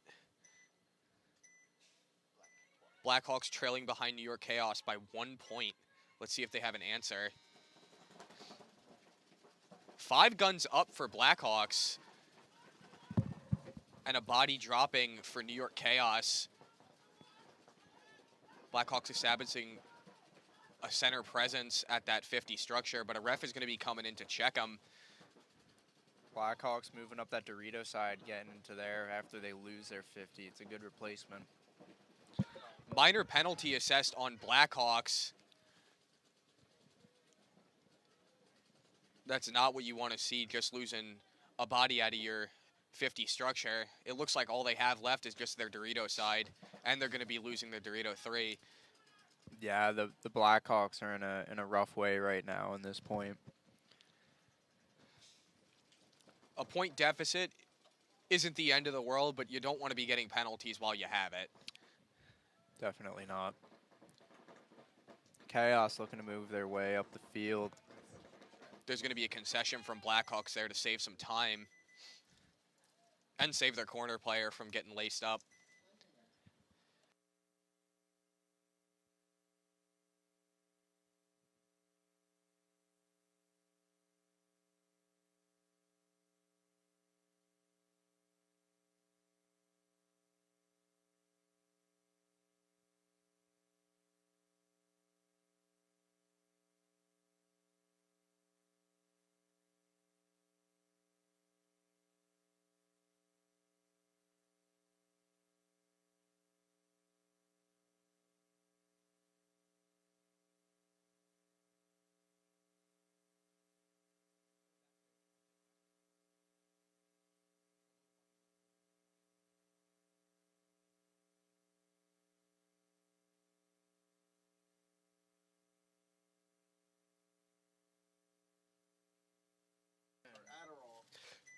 Tropa is going to be on your left. Top Chef Killer is going to be on your right. Top Chef with a 1 point deficit to Tropa.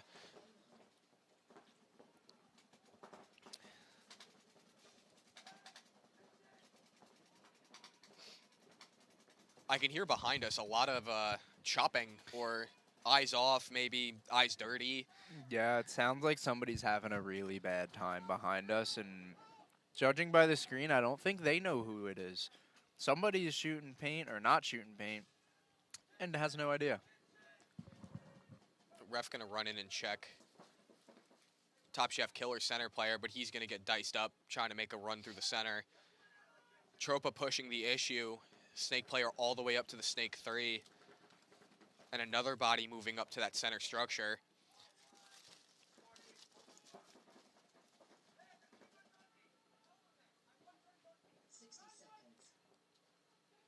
There's the 60-second call. So it's up to Top Chef Killers at this point to make something happen with the time that they have left. Looks like Tropa's just locking down their lanes to try and waste the time that's on the clock.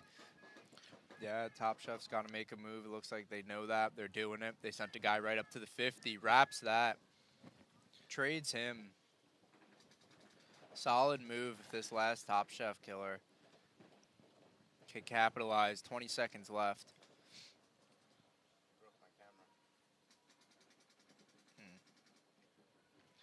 Minor penalty assessed on Top Chef Killers right at the end of the point. That's not what you want to see. Another 2 sets of teams, though, that have been playing for a while and are really good and really fun to watch. I know Top Chef's got a lot of newer guys, but they have some veteran presence on the coaching staff and just in the pits in general. So it's cool to see some younger guys doing very well in the sport. Absolutely. Top Chef Killers conceded that point with 8 seconds left on the clock. It looks like they're going to try and make a Hail Mary at this to try and at least tighten up the point spread. But with 8 seconds left, even 1 point it's a tall order. But you know what? That's that attitude, and that's why I like watching the Top Chefs. It's the same reason. It's the same thing they did last match. They, they want to run it down the field with 10 seconds left because it's fun. Yep. You know, it's fun. It's paintball, and we're here. You know, they might not want to play serious paintball and know they might not actually have the time to get that point. So why not make the best of it? Absolutely. You know, if your guys are having a good time, you gotta have a high morale out here in a day like today. It's not good. It's not fun being out there. So if you get somebody to sprint down the field and have fun, they're gonna keep playing for you the rest of the day. Blackhawks on your left, New York Chaos on your right. New York Chaos going to be losing a body out of the center.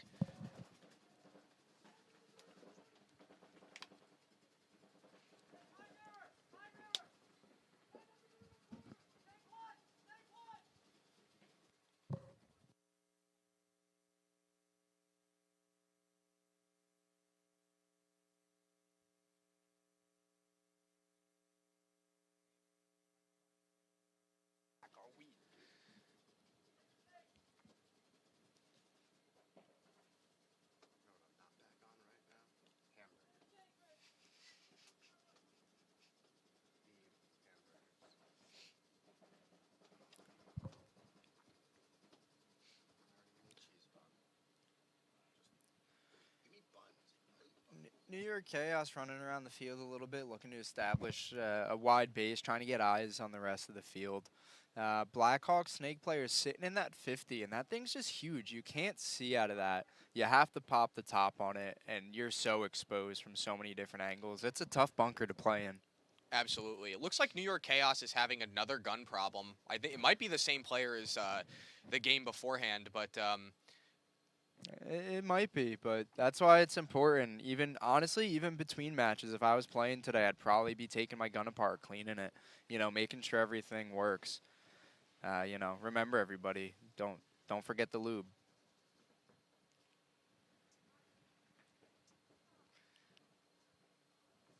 Blackhawks setting a trap in the Snake 50. New York Chaos with a body in the Dorito 2 and in the God Bunker. Yeah, they're getting comfy, but Blackhawks only have about 2 minutes left. They're still down 1-3 in this set, so if they want any time to play another point, now they got to start doing something now.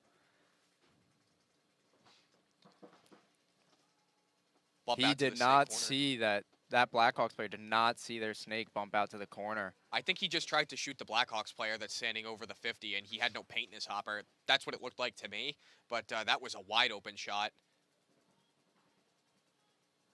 That Blackhawks snake player moving into the Chaos Snake 3. This is going to be a tough gunfight right here for both of these guys.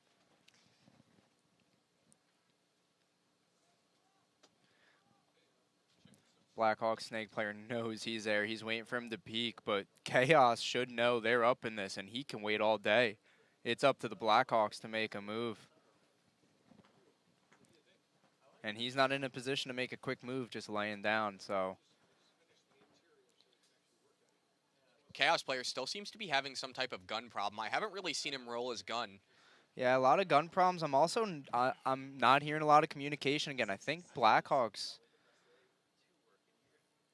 There he goes. Big move by the Blackhawks player. Blackhawks now communicating, I was going to say. I didn't hear a lot of communication. There were still 2 bodies up.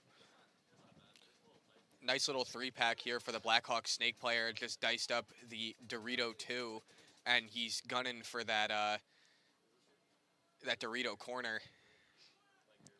Yeah, the Blackhawks are closing in, but they got to do it quick. They got 29 seconds. We might be seeing back-to-back quick points.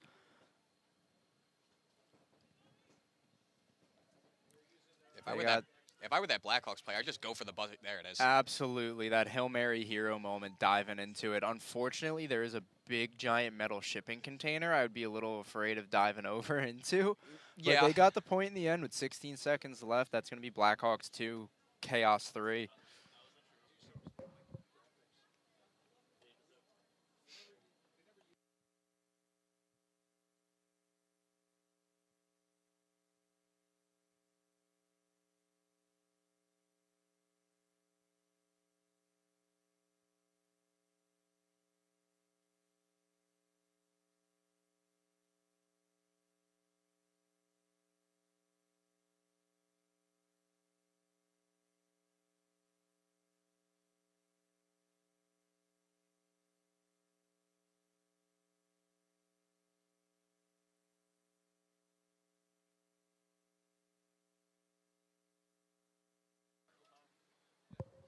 Looks like we're having a little break right now. Refs gathering around.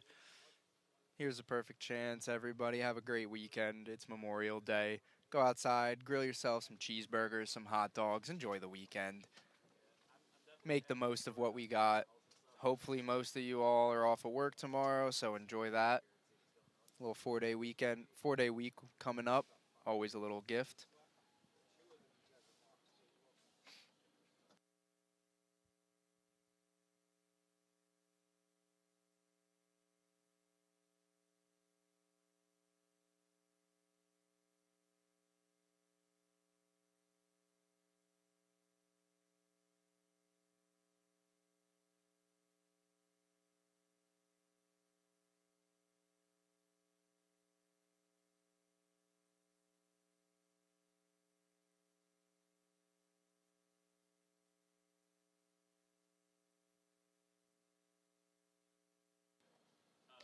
It looks like New York Chaos and Blackhawks are going to be playing the 16-second point.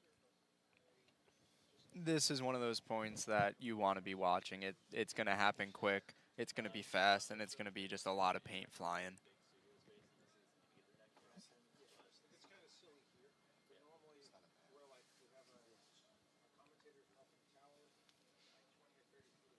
It's all on Blackhawks at this point. New York Chaos can sit behind their bunkers and just let Blackhawks run into them. And I bet you that's exactly what they're going to do. I can see Chaos double stacking home, double stacking a bunch of those back bunkers, and just letting paint fly. Right now, it is, what time do we have? It's about 12:30 right now. We're finishing up Blackhawks versus Chaos set. Coming up next, we're going to have a few matches. We have Elicit versus Crusty Crew. We are a little behind schedule, I believe, but those should be starting, I'm assuming, any second after these 2 quick points. We have Elicit versus Crusty Crew and Stepross versus Wolves Co. Those are coming up next. Stay tuned.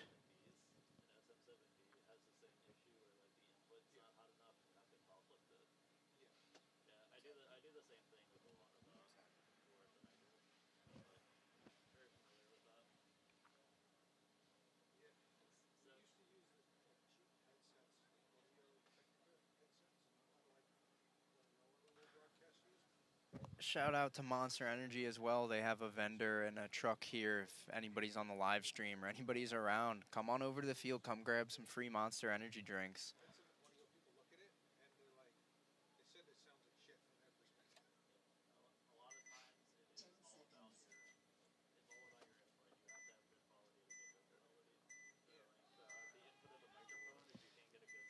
Here we go. Now, it's really important to watch the middle of the field where all of the Blackhawks players go and get picked off one by one.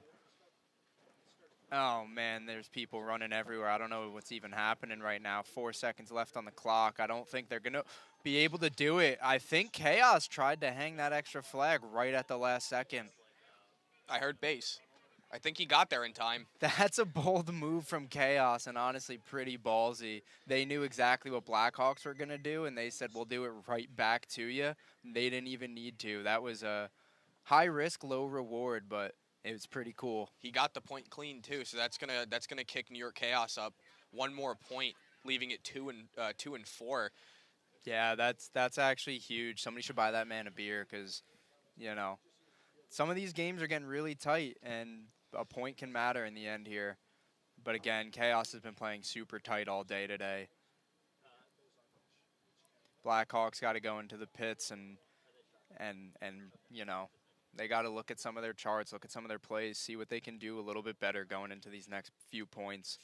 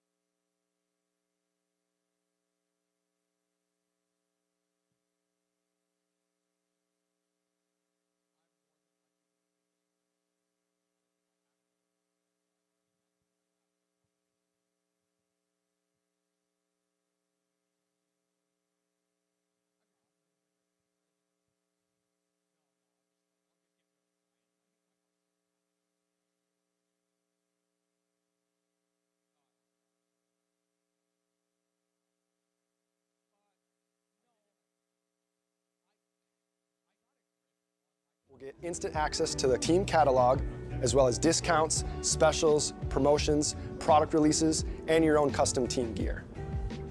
As soon as your team approves your design for your jersey, you're gonna get access to custom training jerseys. We're gonna do away jerseys for you guys. We have custom pod bags, barrel cases, team banners, goggle bags, cleat covers, and now we have custom goggles.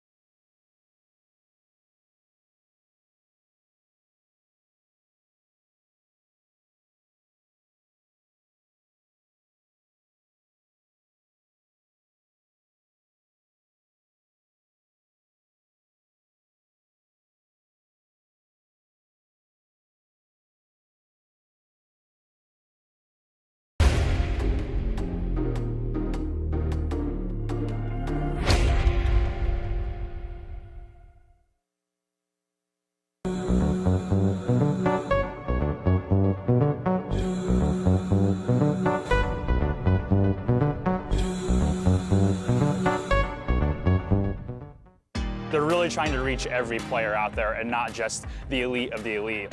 They're trying to really show that Carbon is the gear for paintball players. We're an all-in package, so everything from head to toe that we're wearing, but we chose that. It did not get forced on us, but once you wear the product, it speaks for itself. You can pick and choose what you want in your package. They allow you to be your team the way you want your team to be. And that's what I like about Carbon. With Carbon, the freedom to wear things without being a factory team or a sponsored team or something like that is so alluring to us, because over at Battle Creek and at Wolfpack, we like to choose what we believe in. And Carbon checks that box. It's not just NXL, that's the beautiful thing. Carbon is involved in so many different off leagues. It's insane. I, at EXL, have racked up probably $3,000 or $4,000 with Carbon this year alone because we've got 4 wins. With the Carbon Cash, you can buy whatever you want through the portal. They really care about you and repping their products, and they give it back to you at the end of the day. What I really like about Carbon is you're not just a number. You're an actual person, you're an actual team. They are truly building relationships. These guys care. They care about the divisional player. The Missouri All-Stars would not be the team without Carbon and without the guys at Carbon. It's the most important piece of the puzzle.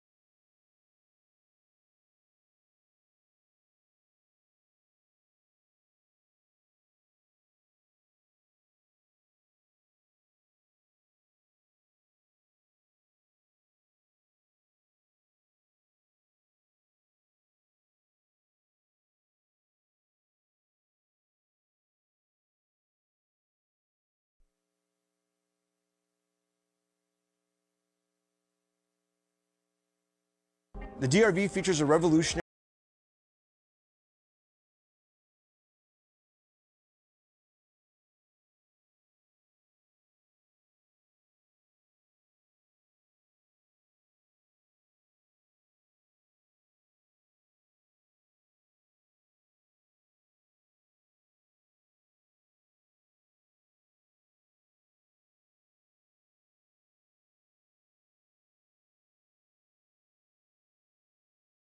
Learn more about the DRV at CRBNPaintball.com.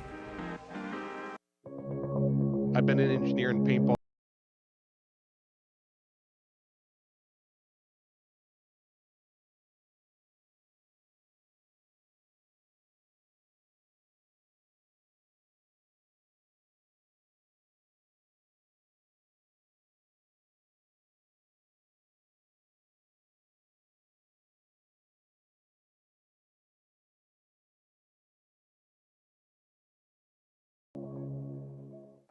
Hey, it's Beer.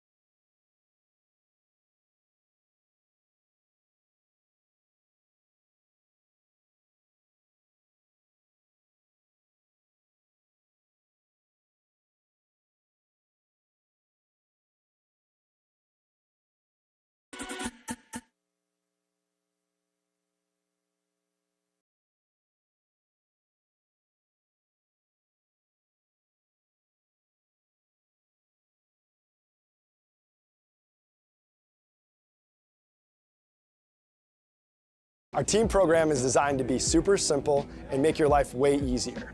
There's no minimums, there's no required packages, and you'll get season-long access to our catalog at a discount team price. Plus, you can design more custom products. The first step of the process is to design your custom jersey. Now, that might sound weird if you already have jerseys or you're going through a different provider. However, this is a crucial step in building out your whole team catalog. So we're gonna use your guys' logo, team colors, and your sponsors to build other cool custom products.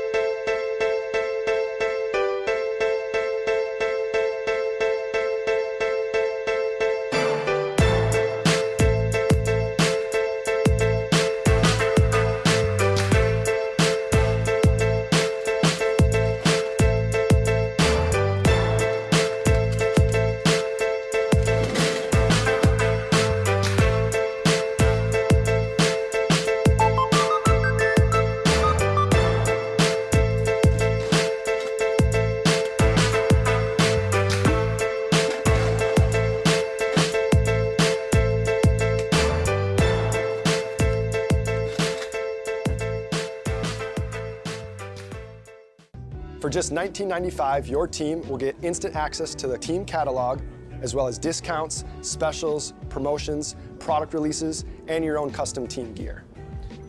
As soon as your team approves your design for your jersey, you're going to get access to here with Crusty Crew on your right. We have Elicit on the left.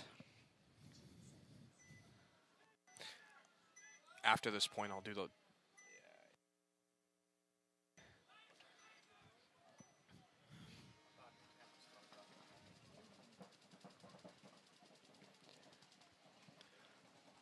both teams sending guys to the 50 off the breakout. We have Elicit, their snake player, making it up to that snake 3. A ref sliding in. Very clean slide by the ref to check him, but he's going to pull him out because I talked about him.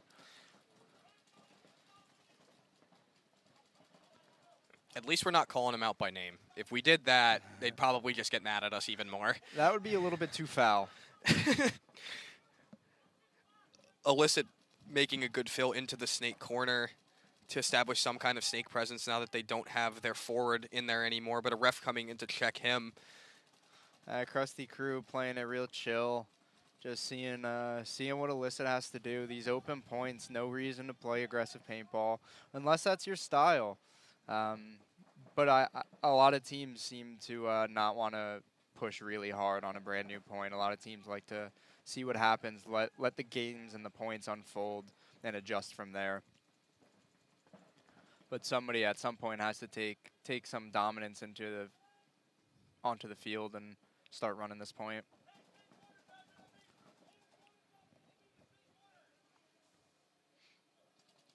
Crusty finally making their way into the snake. Looks like he's going to crawl all the way up to snake 2. Oh, is he going to go further? He's going to stop there. Yeah, it's not a bad idea. He's got there's some Elicit guys looking at him across from Dorito. Poke your head up, make sure it's clear to keep going, and yeah, bump into that 3. Hopefully he can tell his teammates and they can start pushing the field on the other side and they can start squeezing these Elicit guys who are just sitting behind their bunkers.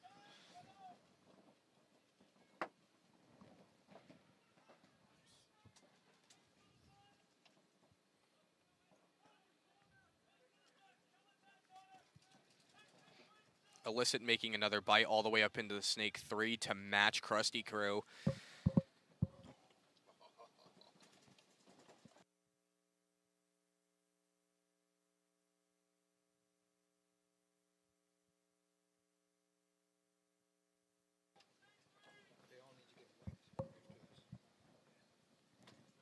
We got that Crusty Crew snake player still sitting comfy in that snake 3. Elicit matched him.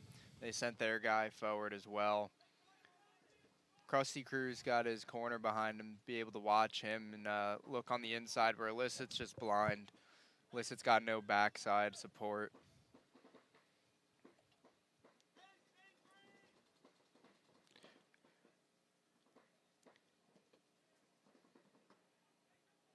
Elicit going to be losing their body up the center, and Crusty Crew going to be sliding into that Dorito 50. Elicit concedes the point just as Crusty Crew were going to run up the field. Smart move by Elicit to save their snake player from not getting laced up. Next point is going to be Step Bros, Enemy of the State on your left, Wolves & Co. on the right.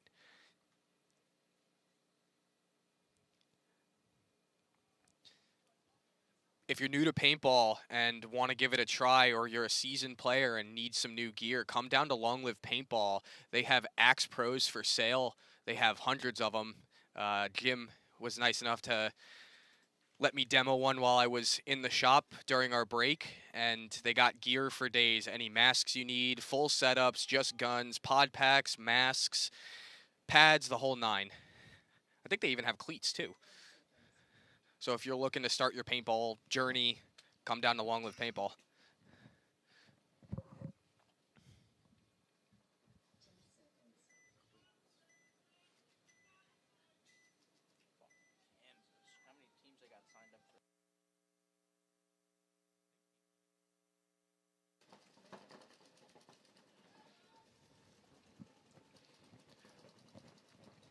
More of the same breakout we've been seeing from these teams today.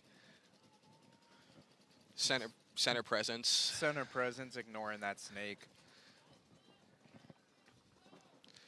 We have seen a lot of games won from the snake, but it's only later. Swing the field from that side. Wolves & Co. going to be losing a body.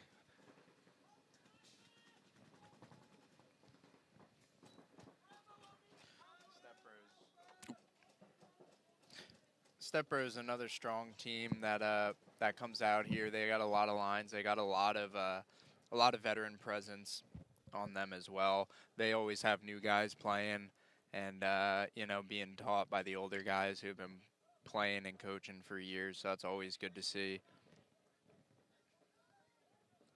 We got Wolves & Co. bumping out to that snake corner. Ref coming to check him out. He may have gotten clipped on his way into there. Seems to be clean. Backline heavy for Wolves. They got their snake corner guy at their home, and as well as the Dorito insert bunker, just hunkering down, letting this point play out. They got 10 minutes. They're fine. They got plenty of time to see where this evolves into.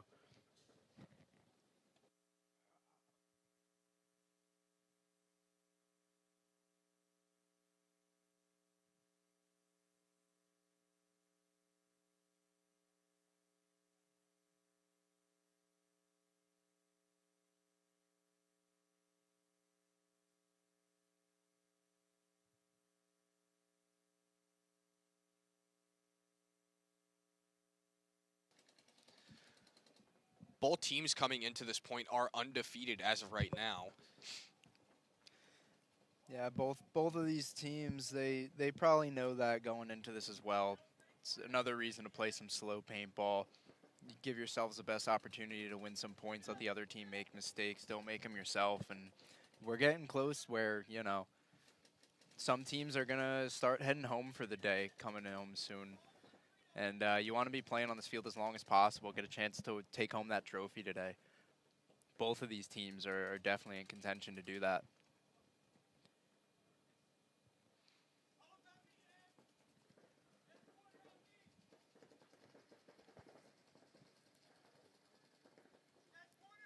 Again, it's looking like a snake battle where these snakes are getting filled later in the game. They don't send anybody there off the break, and now we have 4 people in the snake, just 2 corners and 2 snake threes battling each other. Kind of tunneling vision themselves, I bet, because Wolves still have more bodies on the field. It looks like they might be able to utilize and push down the D side, but I don't see any movement happening. As you just say that, they bump into the Dorito. Wolves & Co. center player, though, hasn't made that bite into the 50 yet. But it looks like he's locking down a Dorito lane, maybe trying to stop Stepross from getting into the Dorito 4 or that 50. Again, there is a bit of a blind spot on the broadcast on Stepross' side of the field. That baby Dorito blocks the Dorito 4 a little bit, but where our cameras are, it's a little difficult to see some of these angles, but it is also for them because we're getting a high up view. We don't really know what they're seeing in the lanes that they're looking at, but we have a pretty good idea. I walked the field this morning, taking a look at what to expect, where players are going to be shooting at, and I'm seeing some exactly what I thought.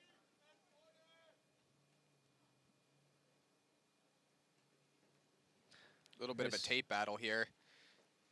Yeah, this is a cool battle to watch. There's Snake 50 just holding that little raindrop on the lens. He's just looking down the tape.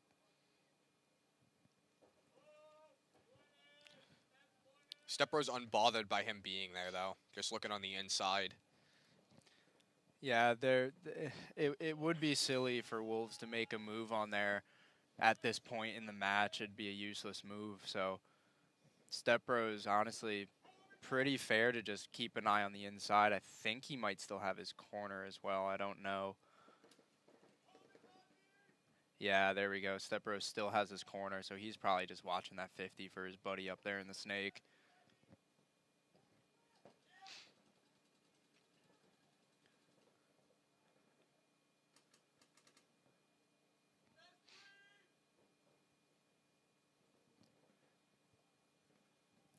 Paint's got to be running low at this point. I see a couple pods still on people's backs, but I don't see anything in the Snake, so he's got to be conservative. This Wolf Snake player at the 50 hasn't shot in a while. He's just waiting. Patience is the key. The universe works as soon as he gives up that angle is when the guy comes and runs up. COD timing. He sent it forward. He got him. Good move. He was tired of waiting. Man, every time I say something.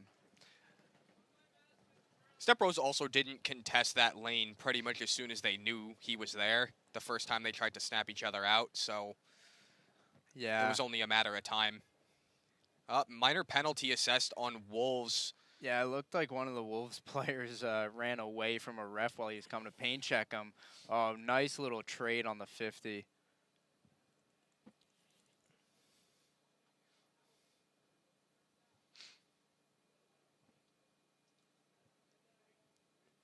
Looks like a little bit of words exchanged there between the Wolves player and the enemy player. And maybe he's arguing with the refs a little bit. For sure. I think what looks like a trade, somebody's probably going to argue is not a trade.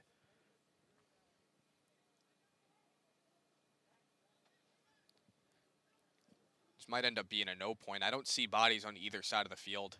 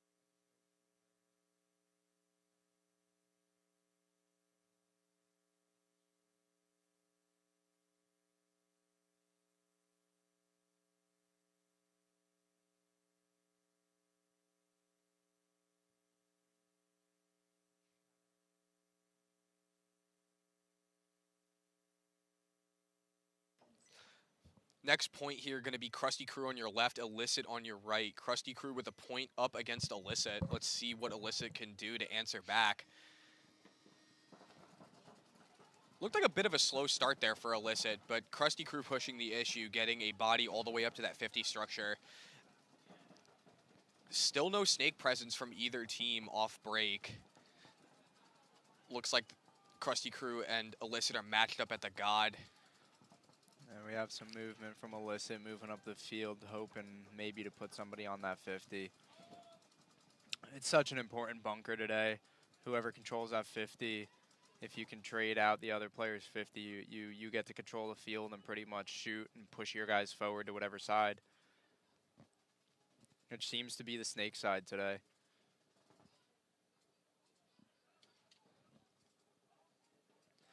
Crusty Crew is also undefeated going into this.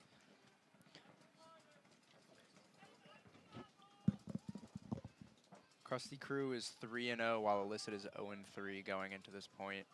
Crusty Crew up 1-0 on the match.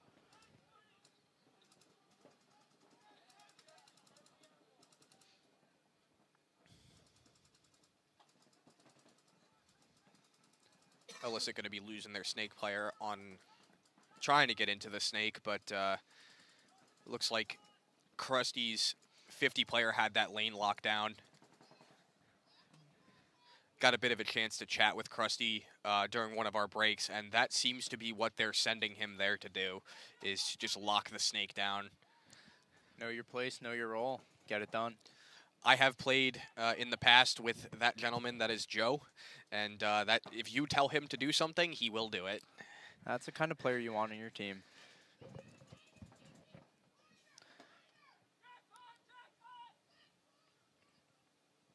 And slight correction, Crusty is 2-0, not 3-0. This is the third match for them, making Elicit 0-2.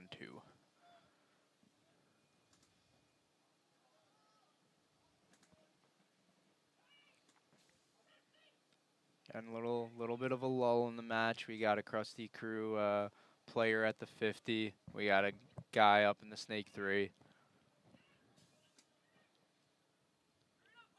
Elicit just hanging out, seeing what's going on the field, trying to get eyes on everybody.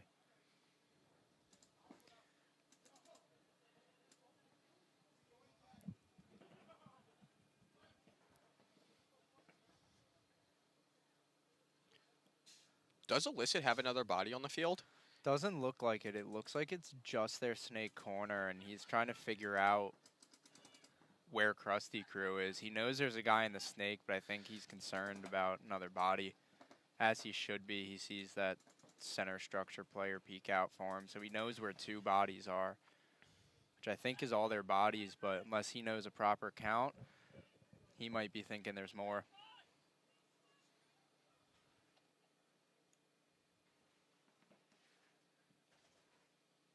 Looks like Crusty also has a player in the back, Dorito. So a 3-on-1 from what we're seeing. I think it's time for Crusty to get the gas on and go for it. Yeah, if this Elicit player doesn't move, if he's the only one left, it might not be a bad idea for them to concede and just save this time. You know, 2-0 isn't the worst, but 2-0 with no time is a pretty bad situation to be in. Yeah. And there he goes. He gets popped out. Ref coming in to check Crusty Crew's snake player. I guess he traded with him before he got pulled out. Crusty Crew should be able to close this point out now. I'm surprised Elicit hasn't conceded yet, just to save the time. But being down 2-0 and already being down 1 point, maybe they're not concerned about it anymore. I hope, you know, morale speaking, I hope they didn't mentally check out of the game. Yeah, oh, it actually looks like Elicit still had a player on the field. They had a guy in the Dorito side. It was actually a 2-on-2. There's the concession. There's the concession. That's why. I didn't realize they had a Dorito player alive. I didn't hear them communicating behind us either. Makes a lot more sense. We don't see what's happening on the field. Next point is going to be Wolves & Co. on your left, Stepross, Enemy of the State on your right. There's a little bit of confusion at the end of that point, but it looks like Stepross ended up getting the point. Maybe there, I know they threw a minor penalty right at the end. Maybe there wasn't a body to assess.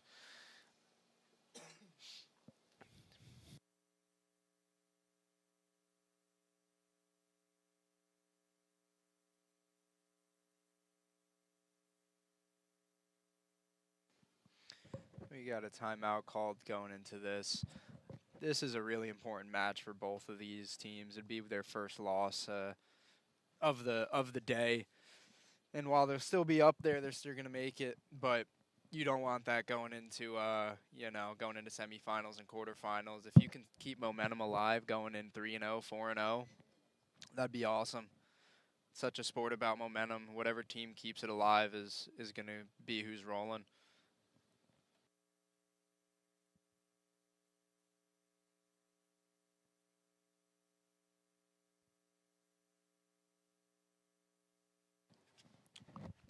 Do have an update from the Division 5 games happening on the field that aren't on broadcast right now. We have the D5 line of Blackhawks. They are 3-1. They're 15 points total. They're in first place. Tropa D5 is also 3-1, as well as Cowboy Killers.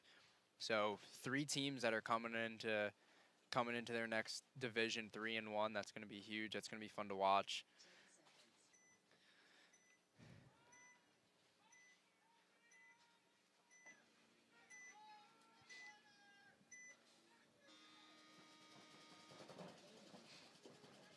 A little overslide by the Stepross snake player. But the benefit to oversliding into the snake is nobody's going there. It's not detrimental if you slide. Nobody's laning past that. They're really late entrances as you see that Wolves player splish splash into that corner.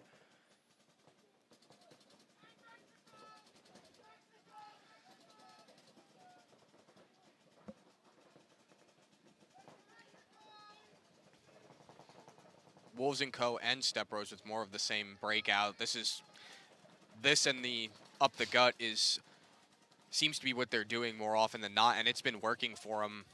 Unfortunately, they do lose their home player, but they still have a stacked back line.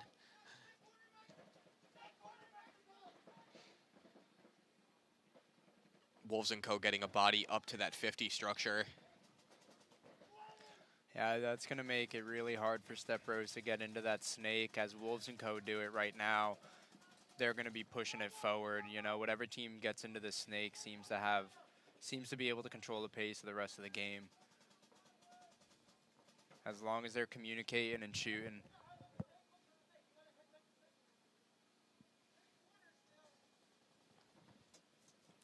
Just heard Stepross communicating across that back line in those 2 snake bunkers. He said head check that snake corner, and they know about the snake corner, but I don't think they know that there is a snake 2.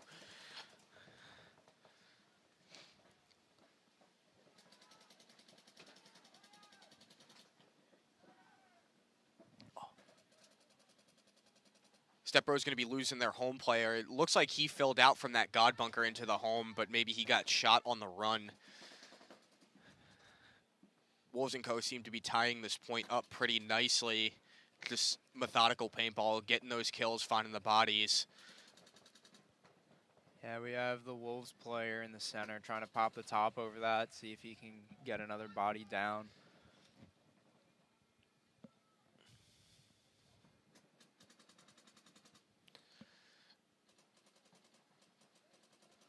Wolves are playing really well against enemy. Again, another team, I said earlier, a team that has a lot of presence. They're a big name, especially locally here at Long Live. They have a lot of teams, a lot of players, and a fairly large community. A lot of people are backing them. You know, a lot of talented guys playing for that team. Just goes to show the talent on all the other teams, on the Wolves especially right now, holding their own against them. If ag is something you care about, they definitely have some of the coolest stuff you can buy in paintball right now too. So a lot of support for them as well. Yeah, local Jersey/New York tri-state area company, a lot of cool merch. And they sponsor Leverage. That's right, they do sponsor Leverage.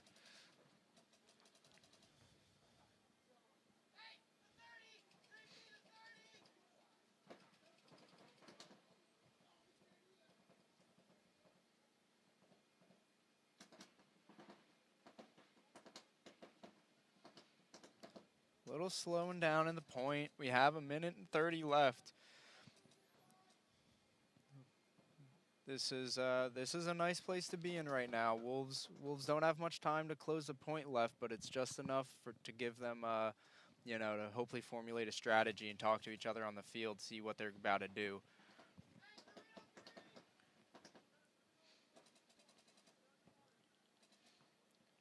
Obviously not ideal, but they could also be looking for a tie depending on where they want their margin to be. They could have looked at the points beforehand and be like, all right, we're beating them on time. Obviously, there's still one more point to be played, but strategically speaking, they might be looking at that. That is very true. A lot of different strategy to be played on in the game of paintball. There was the call for 60 seconds. Looking at 40 seconds now. Wolves & Co. putting on the gas. Snake player making it up to the 50. Stepross Snake corner player still contesting that. Moving out actually now, moving down the field, sprinting all the way to the D side. They know they got to do something, and they're about to do it. Will it pan out for them? Ref coming in and check that Snake player. He's a critical player. You don't want him going down right now. They just lost their center player, it looks like. 10 seconds left. They got to do something like now, but it doesn't look like they're going to be able to. Stepross just had the field position and locked them down. Yeah, that looks like it's going to be a point for Stepross. Unfortunate for Wolves, playing some really good paintball. Yeah, they played 2 really long points. I think they just probably thought they had more time remaining than they actually did.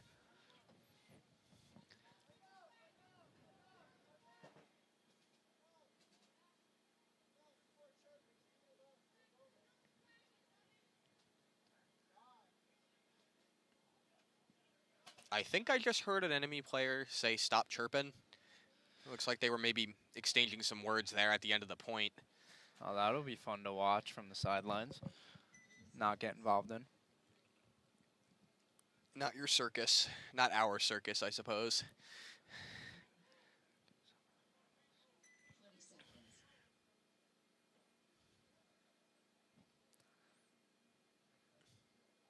Elicit still doesn't have an answer for Crusty Crew.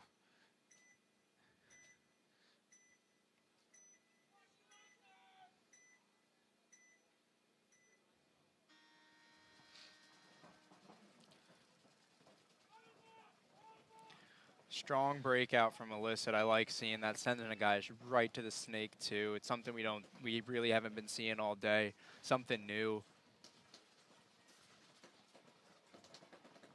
Looks like Crusty Crew sent a player out wide to that Snake corner, and he made it with a little bit of an overslide, but made it nonetheless. Yeah, Elicit stacking bodies in the middle. They have a guy in that center structure and that tower right behind him as well, which is mirrored on the Crusty side, except no guy at the 50.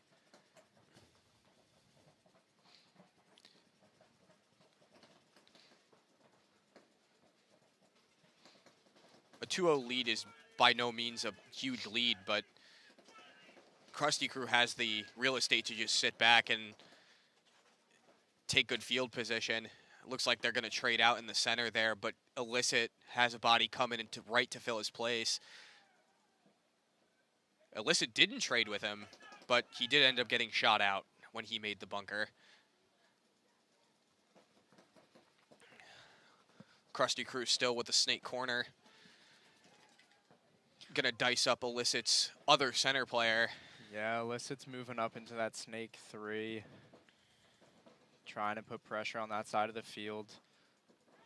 I think that's an Elicit player that just got dropped.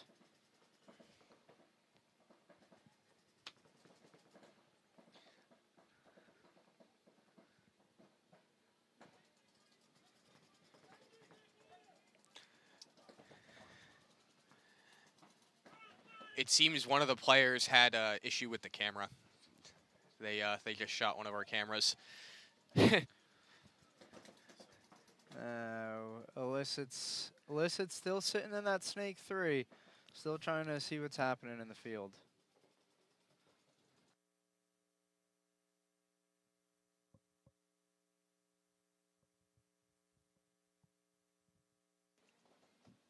Chris is going to be leaving the commentary desk to go clean off that camera that one of the players just took issue with. But as of right now, still conservative paintball from both teams.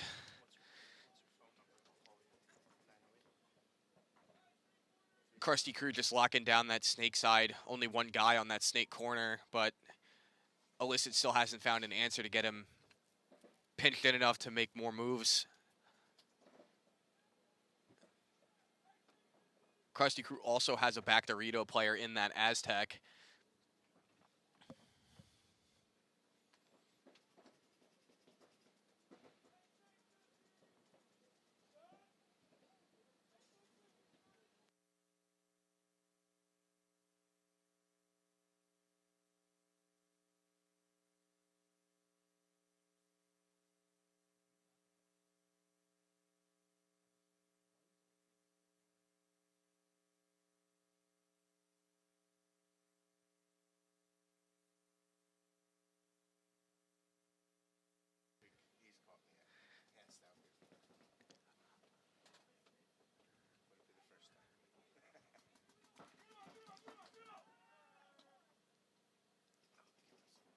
Crusty crew going to be losing their snake corner player just as the 60-second timer is called.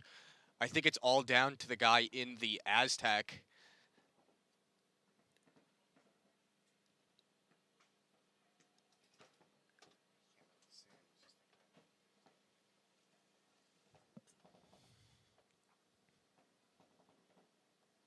I don't think Elicit knows that that is potentially Crusty Crew's last player. I don't see another one, but he gets diced up running into Crusty Snake 3. Crusty Crew player going to dive into that baby Dorito, try and make his way down the field.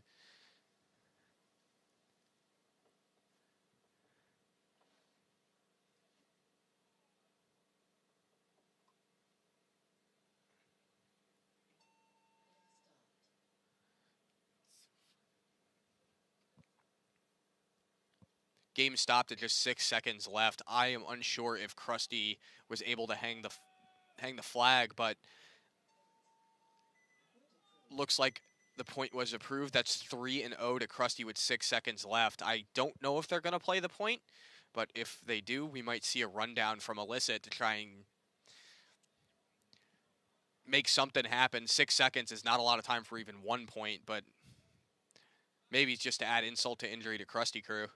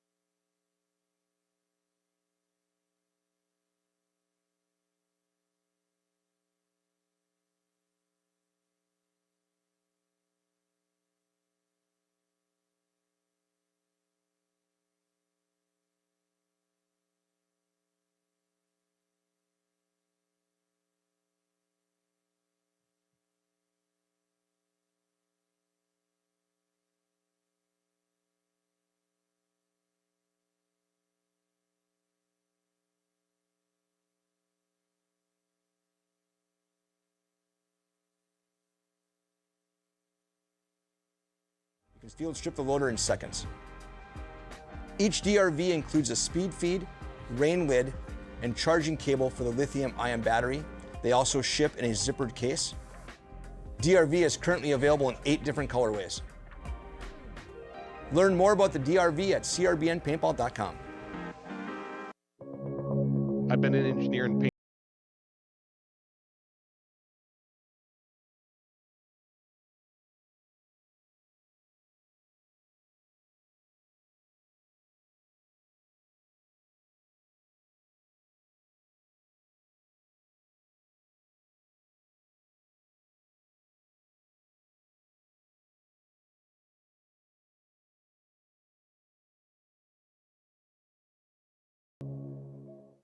Hey, it's BRNT at CRBN, here with the DRV, an absolute hot rod force feed loader.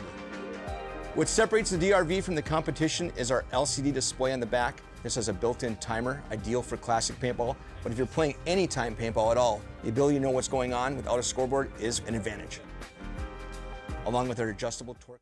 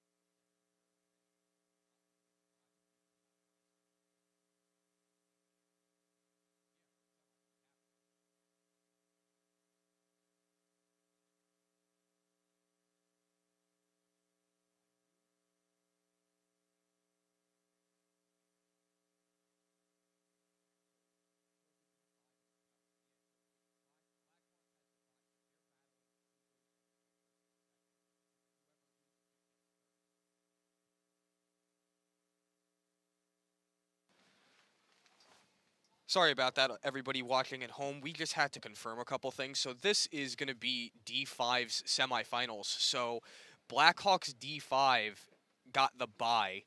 So they are going to be sitting to play for first and second.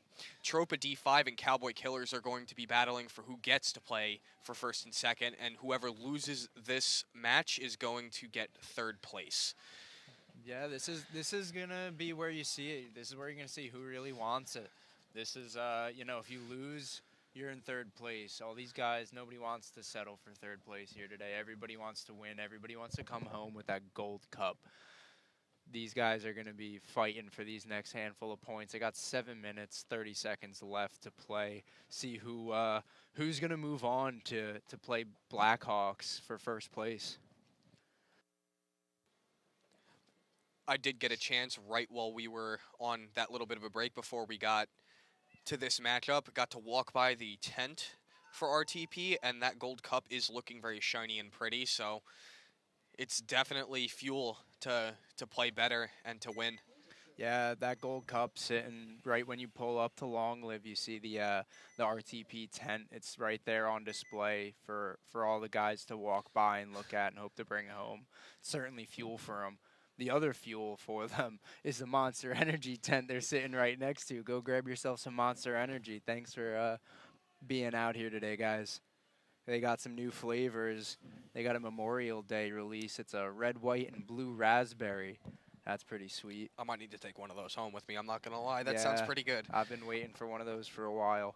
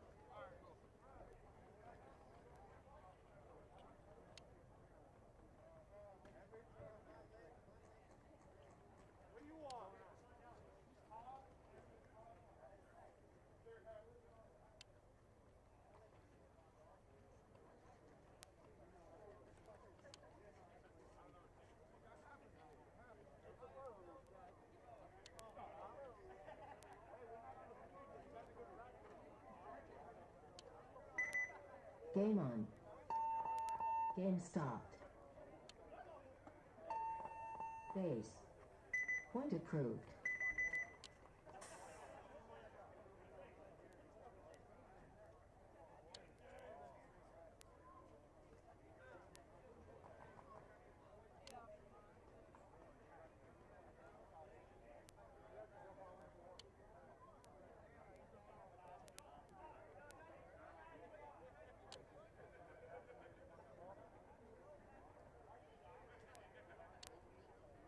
Seconds.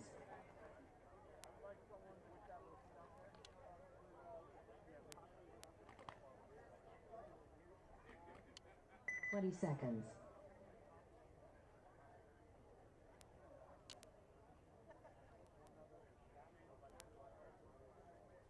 10 seconds.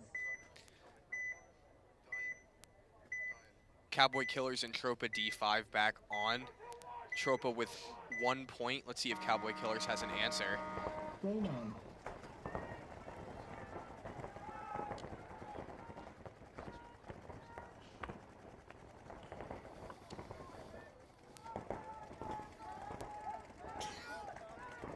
Cowboy Killers putting a body into that Snake 1. Again, it's not something we see all too common at this event, but we also haven't seen what they've been doing during D5 preliminary. So if this has been working for them, which it seems like it is right now, Tropa dropping bodies. Concede. Looks like Tropa conceded the point. Pretty quick point from Cowboy Killers. Able to capitalize, making it 1-1.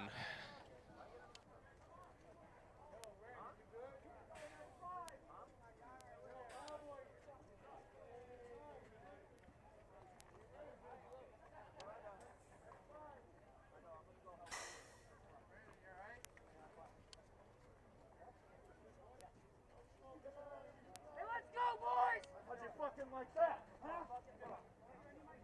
30 seconds.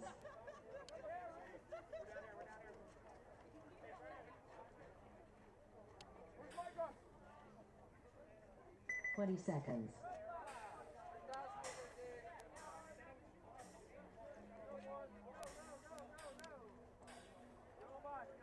10 seconds. Spinning back-to-back points here. Tropa D5 against Cowboy Killers. Tropa on your left, Cowboy Killers on your right. Tropa did not get all of their players to the box on time, but it looks like ref running in there to pull somebody out.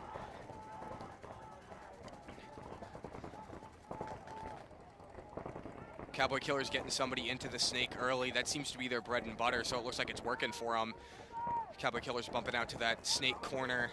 3 on that back line with a guy up in the center 50 structure. Cowboy Killers getting their, spoke too soon. Cowboy Killers losing their Snake player. Tropa D5 has a Snake corner to try and contest. Looks like he might have been the one that got him out. He's gonna make a bump into the Snake 2. Cowboy Killers didn't catch him in time.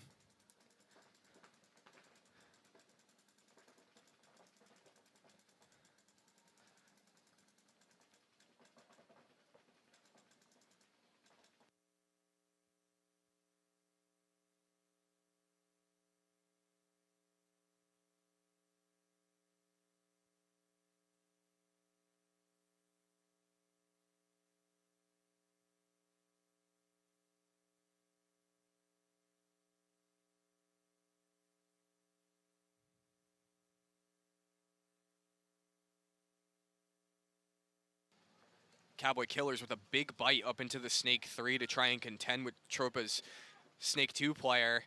Both teams now have a center structure player. Tropa D5 with a home player. Both teams have great field spread, but it seems like Cowboy Killers are more in their groove. Cowboy Killers going to be losing somebody out of that back line.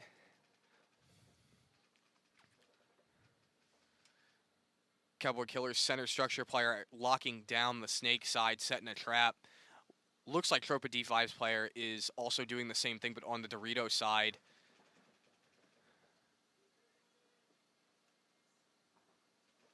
Looks like Tropa's going to be losing their center player.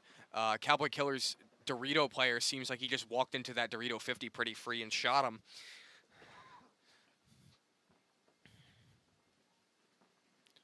And a rundown from Cowboy Killers on the Dorito side. Looks like he traded out with the Dorito but shot the snake. That's going to be a concession from Tropa D5.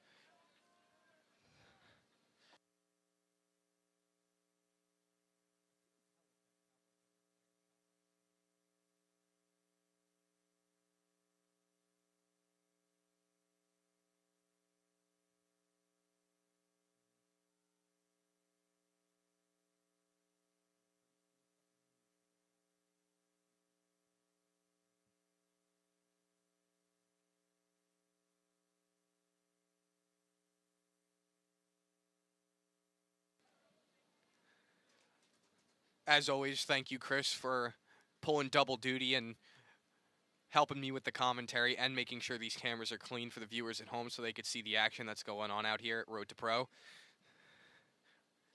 Had to prank them just a little bit.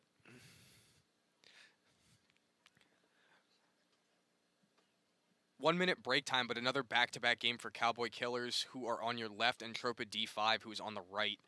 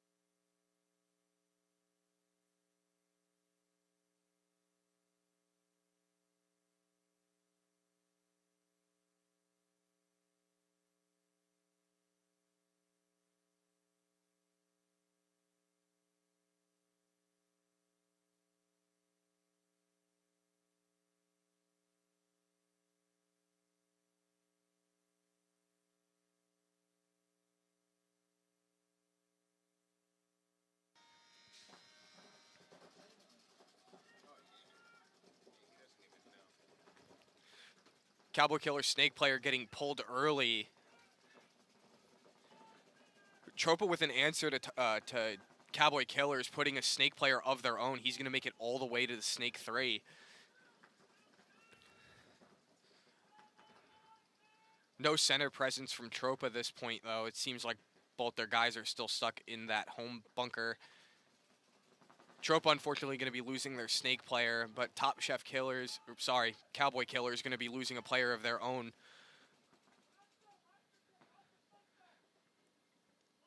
Cowboy Killers' snake side is completely wide open, leaving the door open for Tropa to get up into that snake.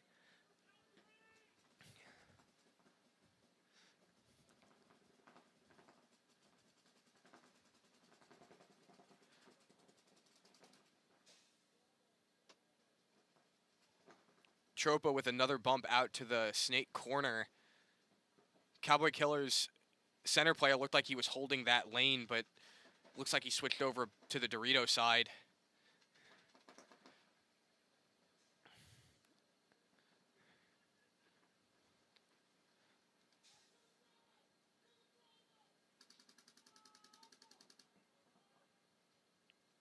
Two more bodies dropping off for Cowboy Killers.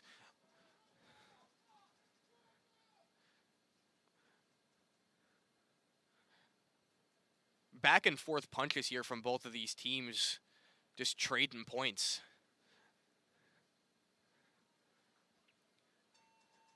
Definitely makes for some entertaining paintball. That's going to even it out 2-2 for Cowboy Killers and Tropa D5.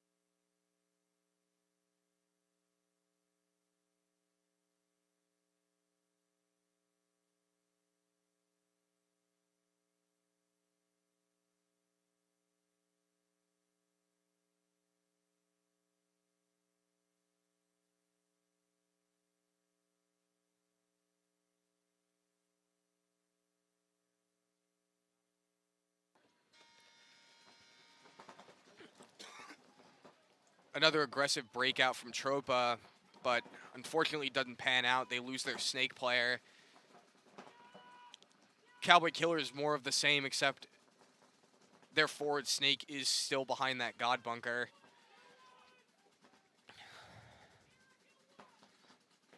Cowboy Killers also has a center presence at that structure. Tropa D5 seems to be stuck on the back line, but they do make their way up to that center tower.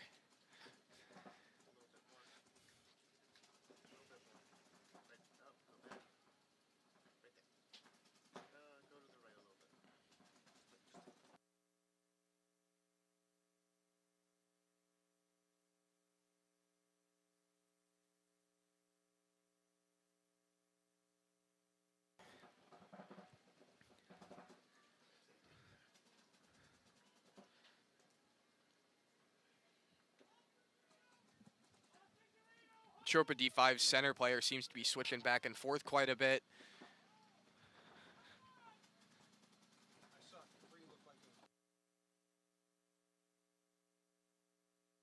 There's a 60-second call. Cowboy Killers making a run into the snake to try and close up this point, and a ref running in on the Cowboy Killers side to assess their center player. Cowboy Killer is going to be getting a minor penalty on their center player. That is not what you want to see. 35 seconds left on the clock. It's all on Tropa to close or to take advantage of the open door and close this point out. Cowboy Killers running down the field.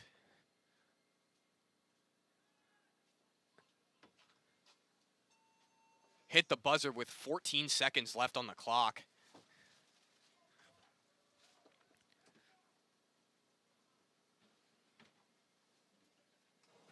Ref's looking at something.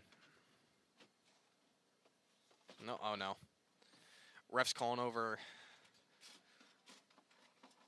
another set of eyes.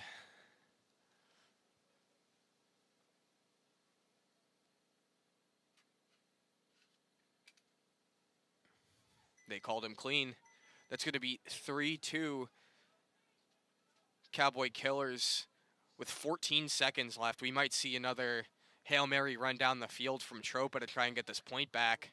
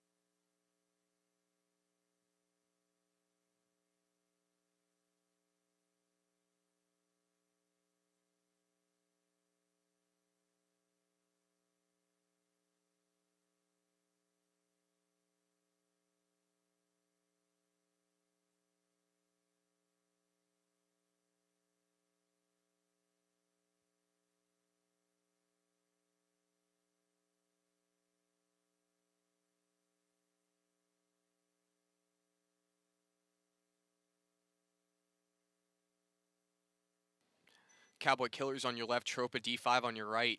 Game time is 14 seconds left to go. 5 guns up on Tropa. Cowboy Killers more of the same breakout, just letting Tropa run into their guns. 5 seconds left. Tropa's got to do something. Doesn't look like it's going to pan out. Cowboy Killers going to be moving on to battle for first and second. Tropa D5 going to be taking the 3rd place. Congratulations, Tropa D5.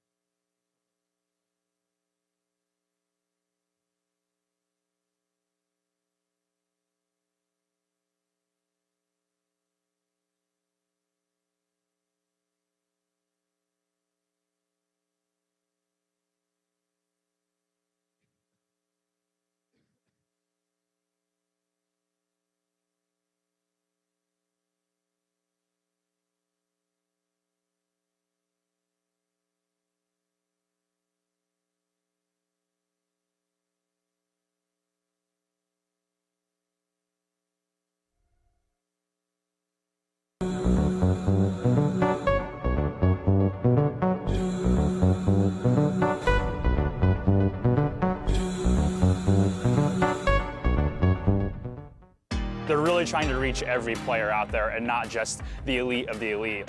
They're trying to really show that Carbon is the gear for paintball players.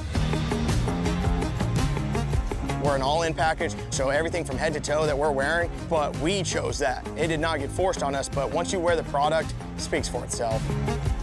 You can pick and choose what you want in your package. They allow you to be your team the way you want your team to be. And that's what I like about Carbon. With Carbon, the freedom to wear things without being a factory team or a sponsored team or something like that is so alluring to us, because over at Battle Creek and at Wolfpack, we like to choose what we believe in. And Carbon checks that box. It's not just NXL, that's the beautiful thing. Carbon is involved in so many different off leagues. It's insane. I, at EXL, have racked up probably $3,000 or $4,000 with Carbon this year alone because we've got 4 wins. With the Carbon Cash, you can buy whatever you want through the portal. They really care about you and repping their products, and they give it back to you at the end of the day. What I really like about Carbon is you're not just a number. You're an actual person, you're an actual team. They are truly building relationships. These guys care, they care about the divisional player. Missouri All-Stars would not be the team without Carbon and without the guys at Carbon. It's the most important piece of the puzzle.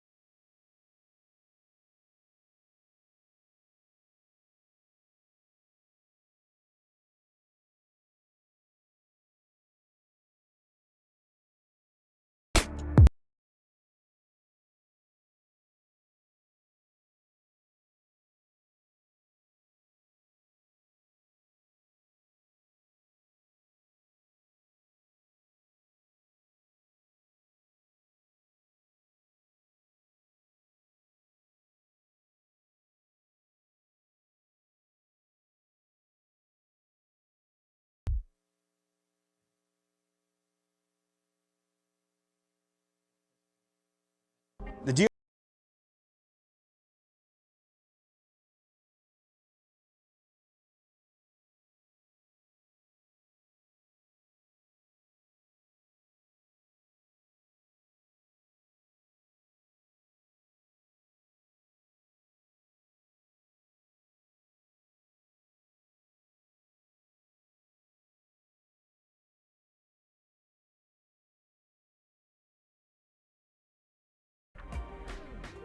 Learn more about the DRV at CRBNPaintball.com. I've been an engineer in paint.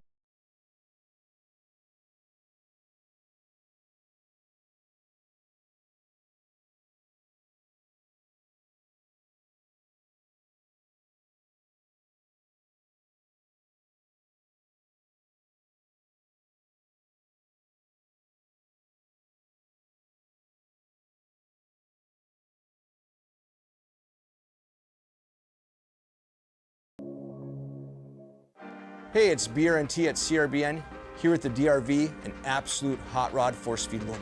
All right, we're going to pick it back up with D4. New Jersey Crashouts is going to be on your right. New York Chaos is going to be on your left.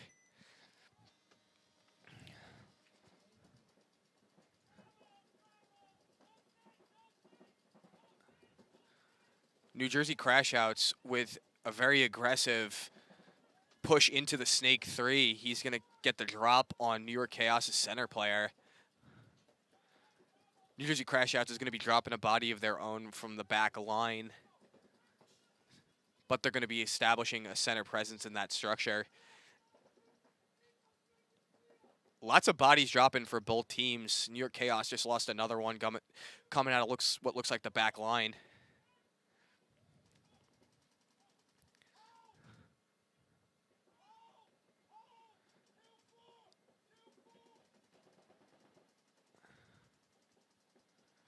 Just heard Crashouts call it kill 4. They had the lock on the body count, and it looks like they're going to eliminate the last player, and there's going to be the concession from New York Chaos.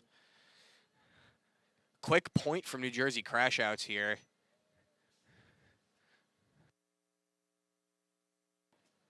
Next point is going to be Blackhawks, which is going to be on your left, and Tropa is going to be on your right.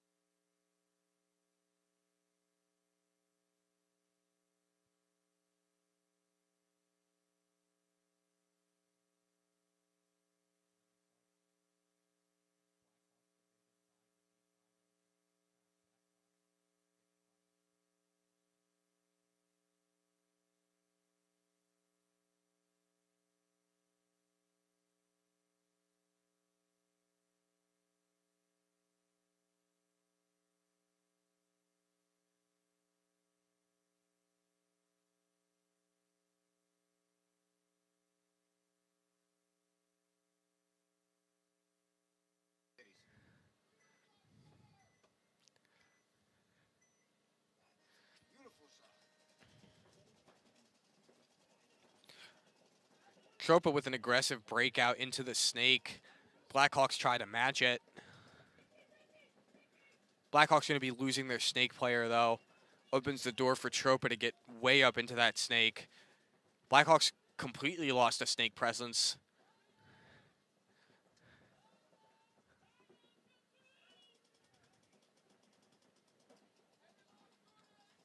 Tropa going to be losing their forward Snake, unfortunately, but they still have a Snake presence with that Snake corner.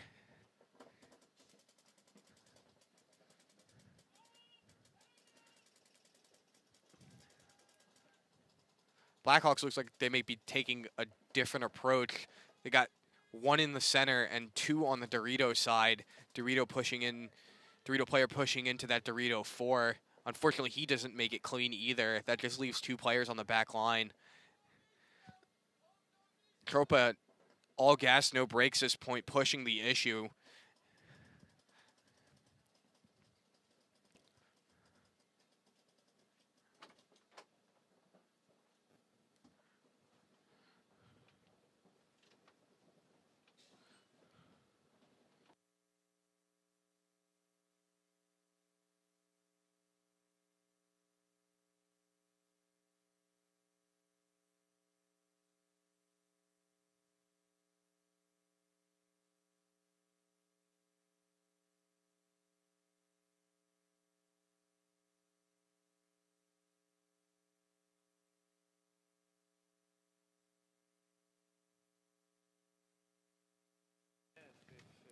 Point slowed down just a little bit here. Tropa making a big kill out of the home for Blackhawks.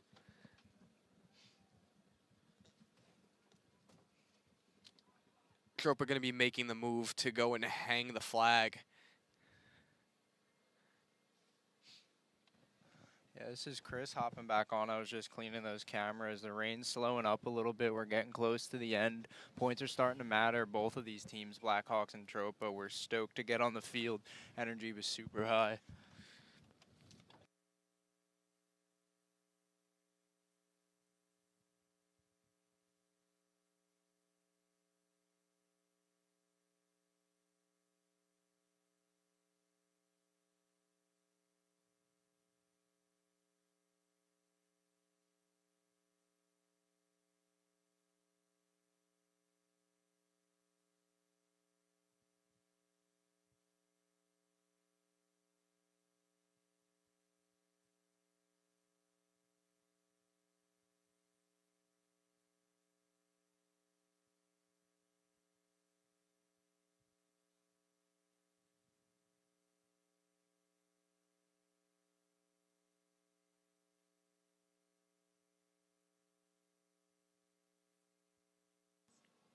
Next point up is going to be New Jersey Crashouts on your left, New York Chaos on your right.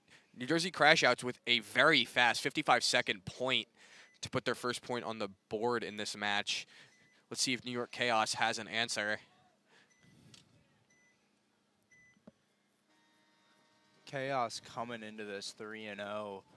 It's probably a morale boost to lose that first point, but they just know they have to play the paintball that they've been playing all day. I was talking to them in the pits. They're feeling good today. They know what they have to do. Now it's just a matter of executing. New York Chaos going to be losing their snake corner, and they get a minor penalty.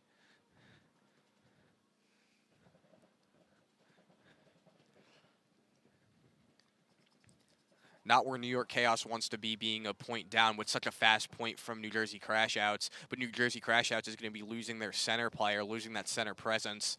Yeah, it feels like Chaos is losing a little bit of momentum. They just got another penalty called on them. Going into your last round, you don't want to be making mistakes like this. Looks like Grimm just placed a player back in his bunker after that penalty was called. I think they might have already pulled somebody. That was very nice of Grimm. He just pulled somebody from the crash outs. I think they called a penalty on the crash outs. It wasn't actually Chaos they called it on. Was there a rundown we missed on the Dorito side? I'm unsure. I'm unsure, but Chaos making their way up on the snake side. It seems like all that's left for Crashouts is that back Dorito player, and he gets diced up. As you mentioned him, you looked at him, and he got shot out. I'm sorry. Commentator curse. I don't mean to.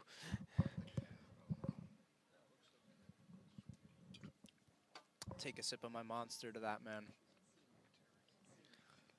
You got to tell the viewers once you crack it open how that red, white, and blue raspberry is. Yeah, absolutely.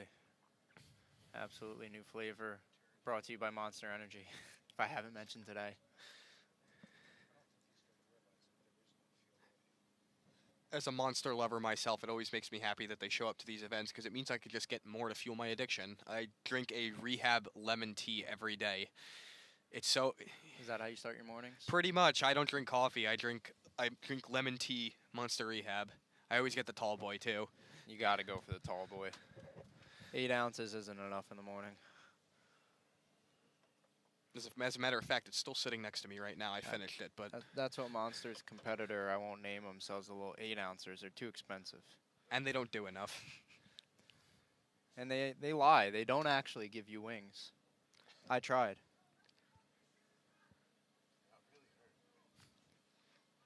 And they don't sponsor paintball, but you know who sponsors paintball? Monster Energy. Monster Energy sponsors paintball. Yes, they do. A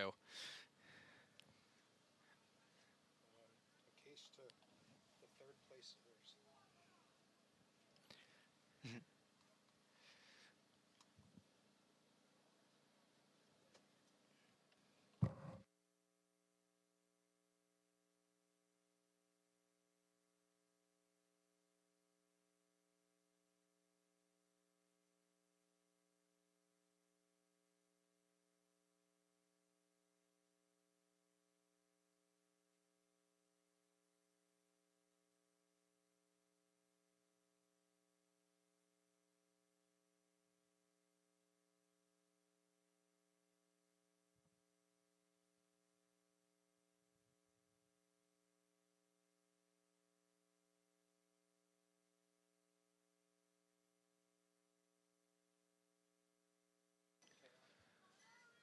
Next set going to be Tropa on your left, Blackhawks on your right. Blackhawks with an aggressive breakout into the snake. Yeah, we see Tropa doing it again. They didn't go into it, but they sent a guy to the corner. They're probably going to be bumping somebody into that soon. Just a matter of time. Yep, there it is on cue. While you were doing the camera cleanup, Cowboy Killers were sending 2 to that God bunker and having him bump out into the snake pretty early in the point. So maybe we were missing a lot when we were watching the D4, but the D5 teams, it seemed to be a move for them.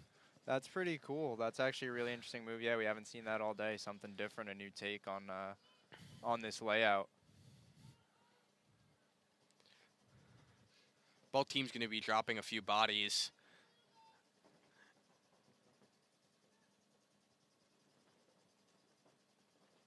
Looks like it's a 3-on-2, unless Blackhawks has a player in the Dorito that we just can't see. Yeah, unsure. They definitely have at least 2.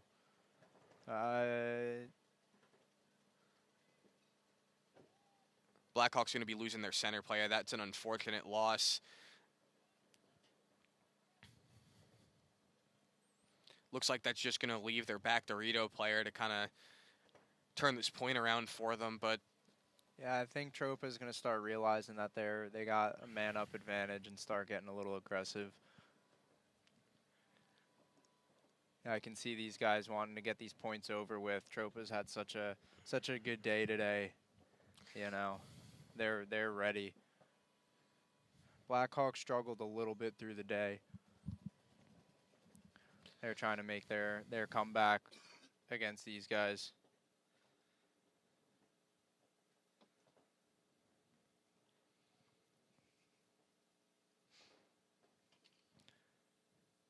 Tropa actually is 2-1.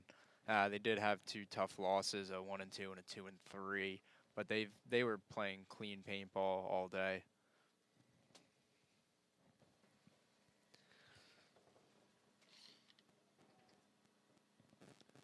Moving Tropa player up into that snake 50.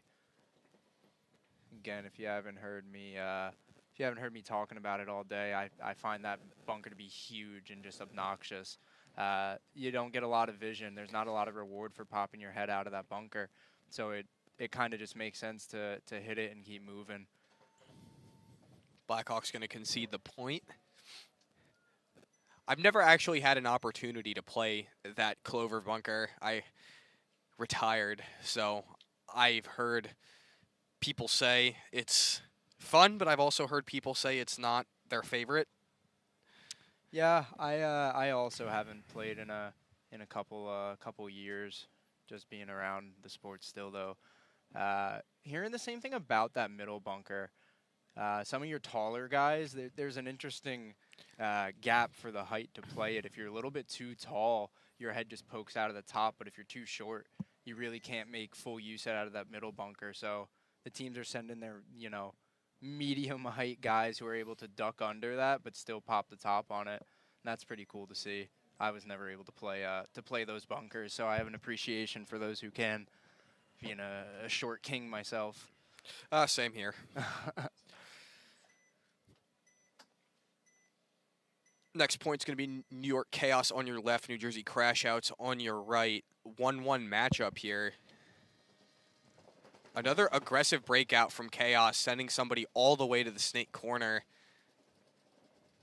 Yeah, Chaos is another team that's been playing really clean all day. They're going into this 3-0. They had 3 really good matches. I was talking to them in the pits as well. They're feeling good. They know they're playing good. Apparently, they had the last tournament they played, they had a rough outing. They didn't play so well, so their bar for them, they know how to play, they know what they can do, and they're getting it done today, and they're happy about it.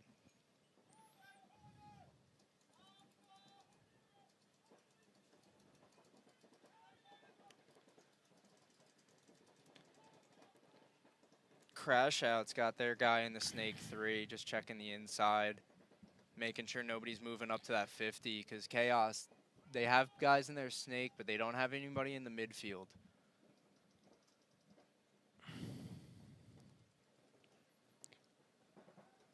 Crash Outs also have an Overwatch, so they basically have that snake lane locked down. Yeah, Chaos is really good at that. I've hung around them. I've watched them a few times of having some really solid backline players and just sending their, their front players forward and getting some bodies down.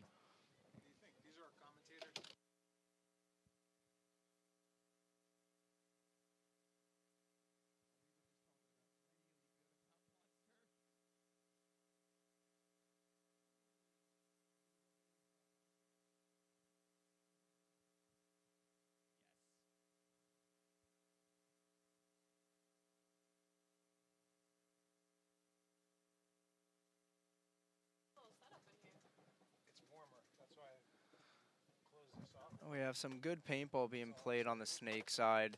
Chaos holding that back line. We have some guests here in the booth. It's a perfect time to remind you guys about Monster Energy. They're out here at Long Live sponsoring this event, so shout out to Monster. Got some new flavors they're dropping. Try them out soon. Big bite from New York Chaos right up to the Snake 3 to contest Crash Outs. Yeah, again, that's that classic move we've been seeing all day is just chunking that snake. Those first two sections don't seem to be working for guys. When they get to that snake 3, they just sit in there, and they must have some really good lanes. Crash Out's unfortunately going to be losing their home player. Their field spread is getting really thin.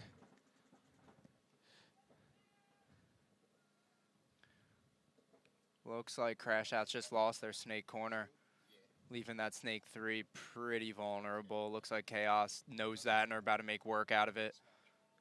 Probably trading so they can go get that clean point.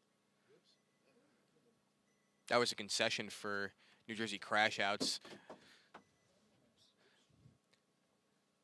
Blackhawks going to be on your left. Tropa going to be on your right for this next point.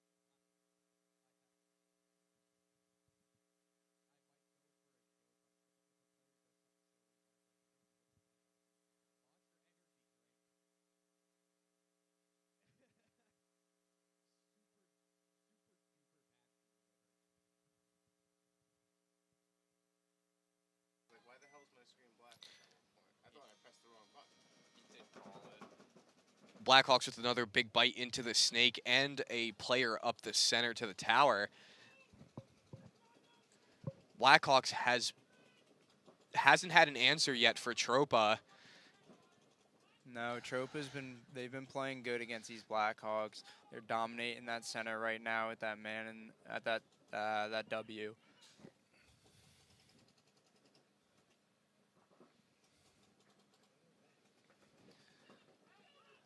Blackhawks losing that really critical Snake 3 player. I think that other critical center W player was able to snipe him. He looks to be a little bit taller and get that drop shot behind that knuckle.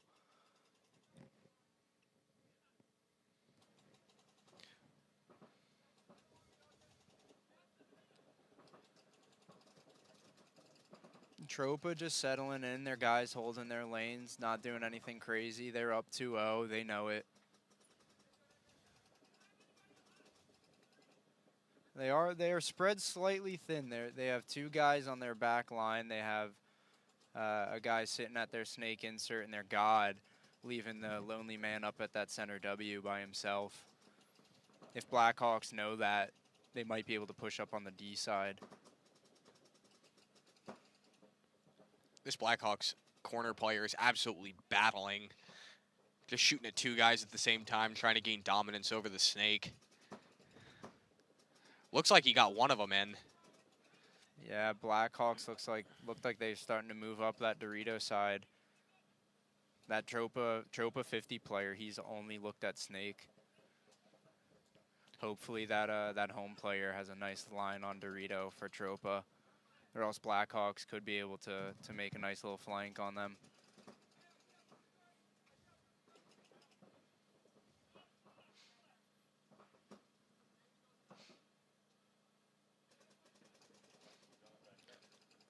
Blackhawks filling that 50, going for the trade. He gets it. That opens the door up for Blackhawks just a little bit more. Does they still have, I believe, 2 bodies up, one in that Snake corner and one in that D2. Hearing them start to talk to each other now, screaming across the field. They don't have a center player to kind of control them, tell them when to move, so they got to talk to each other. Cross lanes, put the Tropa guys in their bunkers and tell each other when to move up. Tropa looks like they just lost a body. They got a guy sitting Snake corner. Blackhawks are coming on the run for him. Intense. Oh, major penalty on Blackhawks. No, that's not something you want to happen when you're down 0-2. I don't think that Blackhawks player happy about that call. That's going to be a swing for Tropa as well. I only think there was one other body for Blackhawks to assess that penalty. So for the folks listening to the commentary, what does that mean if there's a penalty and the Blackhawks don't have enough bodies to be pulled that point?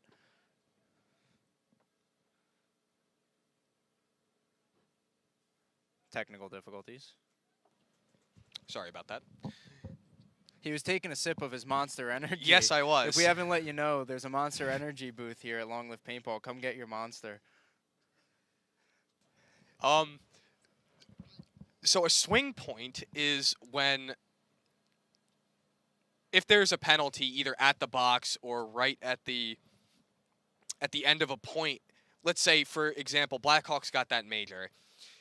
You need to have the bodies on the field to assess the penalty, meaning that a major penalty, they'll take 2 on top of the player that's getting pulled for it. Minor penalty, they're taking 1. There's a gross major, which I believe is 3. So at that point, if there's nobody else to assess the penalty, it automatically swings in favor of whoever the penalty wasn't on. That's a swing point. Right, so in this case, that's a swing point towards the Tropa side, correct? Yes, it is. As we see that scoreboard update, Tropa 3, Blackhawks 0. Thank you for that explanation for some of the people watching. I've been in paintball for this long. I should know what it means. I'll use my nerd expertise to help anybody. Got Crash Outs versus Chaos again. Crash Outs 1, Chaos 2. They're up in the series. Crash Out sending a guy up to Snake, losing a body though. In the meantime, Crash Out's also going to lose their center player. As well as Chaos. I think they also had somebody in that 50. Chaos has a Snake corner in their Dorito insert bunker hanging out on that back line. That Crash Out Snake player hasn't... He's had his gun up, but he hasn't really done much since he made his bunker. Looks like he's finally going to come out and contest that corner player. Yeah, looking on the inside, he kind of gives up his position. He crawled there. If he made it there and nobody knew he was there, sometimes it's best to just keep your head up and your gun down and gather information. Tell your teammates where guys are. If you shoot too early, you're going to draw attention. Guys are going to be starting to put balls in your direction, and you're going to have to get your head down on that. Looks like Chaos moving their way over to that Snake side like we've seen. The momentum of play kind of changes from the middle of the field a little bit to the Dorito side, and more often than not what we've seen today, it ends up on the Snake side. So this point's going to be coming down over, I believe, to the Snake, and somebody should be closing this soon. These guys are looking like they want to do something out here. Crash Outs know they're down 1. They have plenty of time left.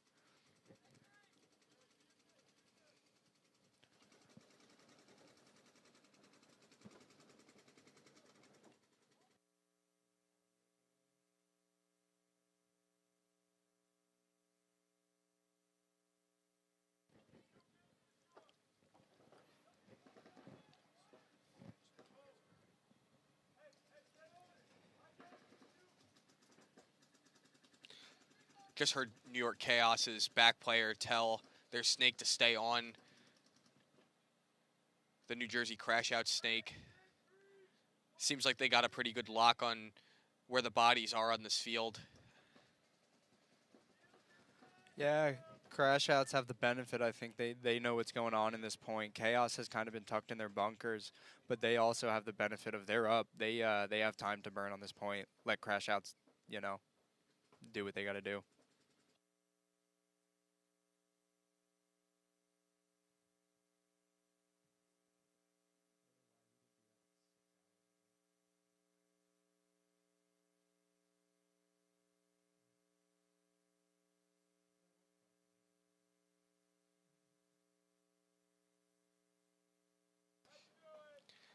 This point slowed down to a little bit of a crawl here, but both teams seem to try to be playing this methodically.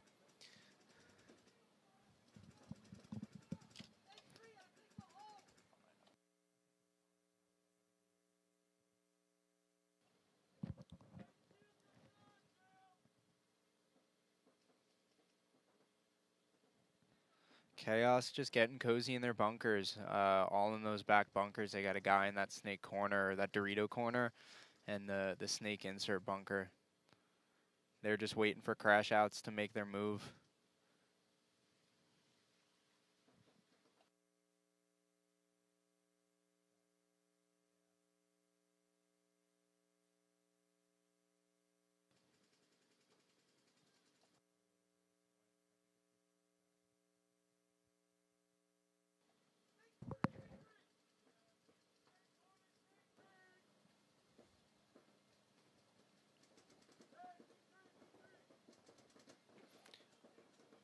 Great communication from Chaos as well. Like I think they, unfortunately, they just lose their back Dorito player, but they know where everybody is. Yeah, Chaos. I think at one point during this match they kind of lost track of the Crash Out players, but they took their time, they regrouped, and they figured it out again. They're communicating.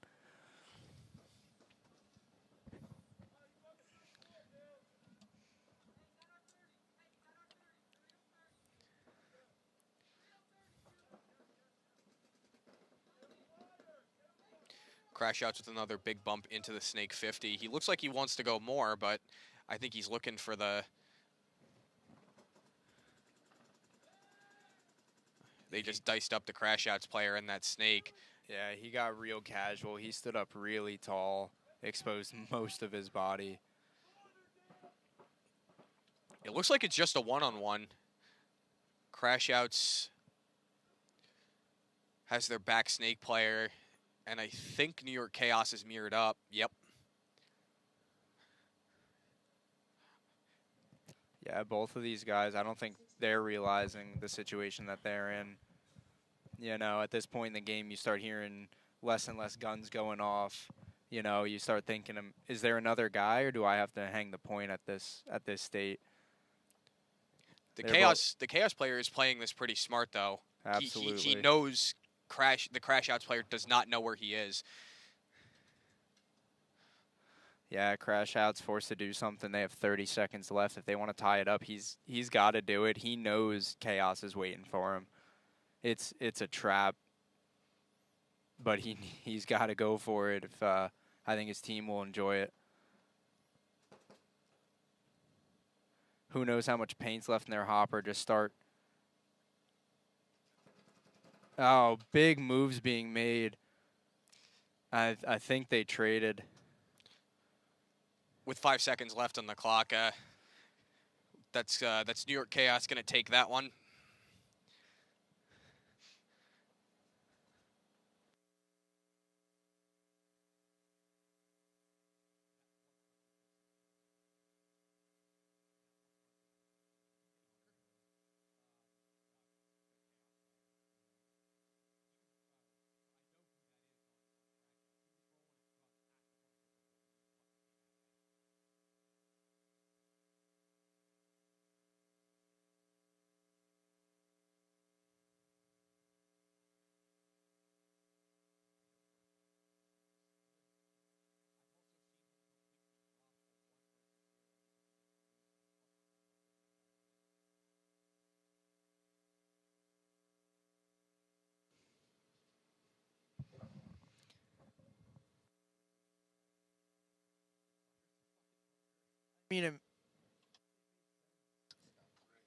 We have Tropa coming up 3-0 against Blackhawks. We have 3 minutes and about 30 seconds left in their match.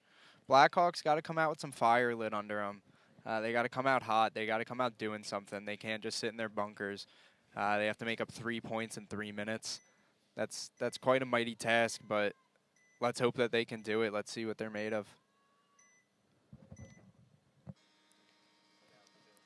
We were talking about a swing point before, yeah. Their Blackhawks, I didn't even realize, are down 2 players as well because of that swing point. They couldn't have enough bodies to serve that point, so they serve it going into the next. So this is not an ideal situation for the Blackhawks. Down 3 points and 2 bodies, with a 4-point mercy rule as well. So if Tropa comes out of this with the next point, that's Blackhawks' day over.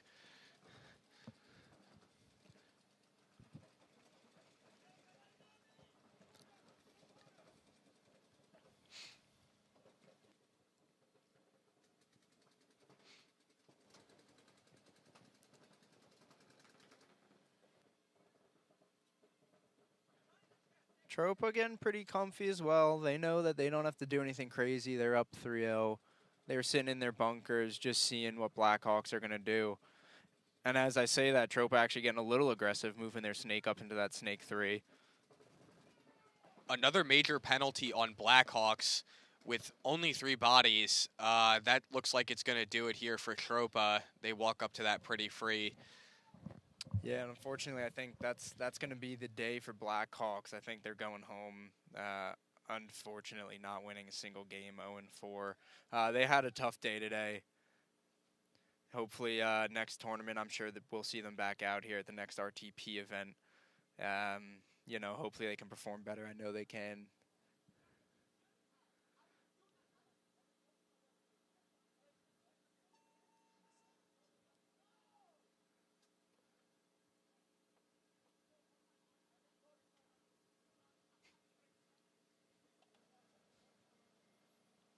Looks like an exchange of words from the Blackhawks player to the refs. Frustration definitely from the day they've had, but unfortunately, yelling and fighting your case isn't going to change it. But valiant effort nonetheless. Yeah, absolutely. Good on Tropa, too. They had a kind of a rough day. Let me see what they're going home with. Tropa's going to be ending up going home 2-2. Not a bad day. I don't believe they make it on, correct?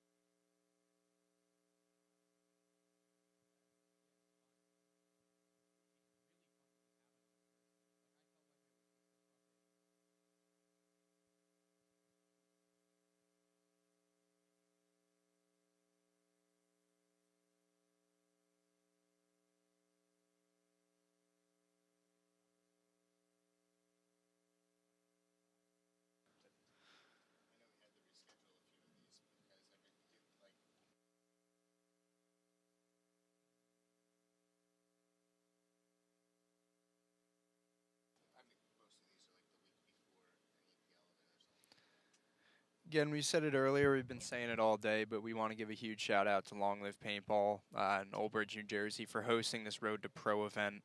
If you're watching in or if you're playing, if you want more paintball at the end of this, we're going to be hosting another Road to Pro. It's going to be broadcasted. It's going to be on August 2nd. If you're a paintball player and you want to come play, if you're in New Jersey or even not, come sign up. Division 4, Division 5. It's going to be on this live stream again. Another Road to Pro tournament. That's August 2nd. Check it out.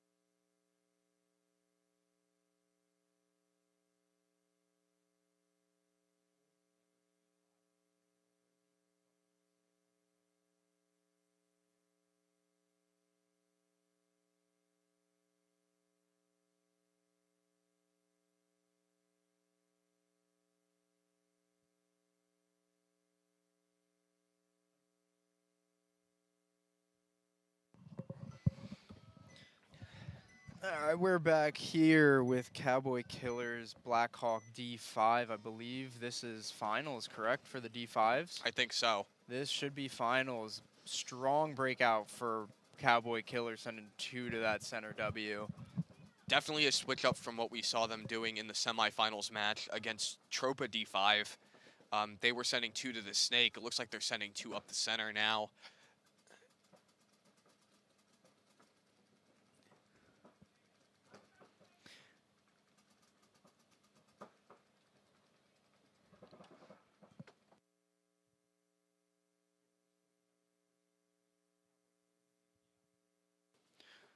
So that is...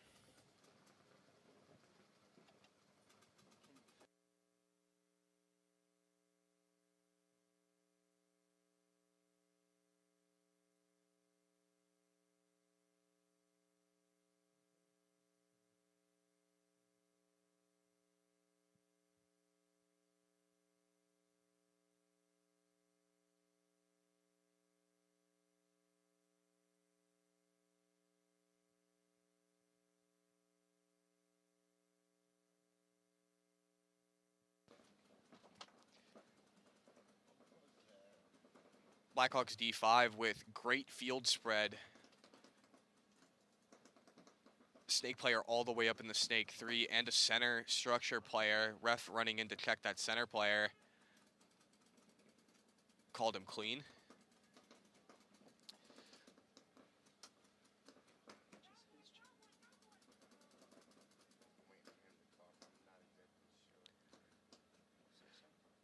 Cowboy Killers with a snake corner and a god bunker.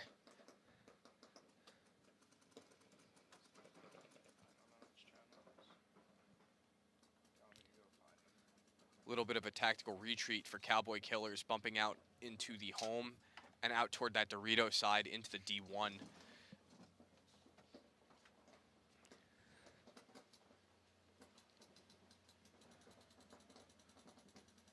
Cowboy Killers uncontested further into the Dorito. He gets shot out, unfortunately. Blackhawks D5 with a snake 50. Cowboy Killers are going to concede that point. Blackhawks putting a point up on Cowboy Killers. These are going to be fast points running with 1 minute break times in X-Ball. 7 minutes and 37 seconds left on the clock.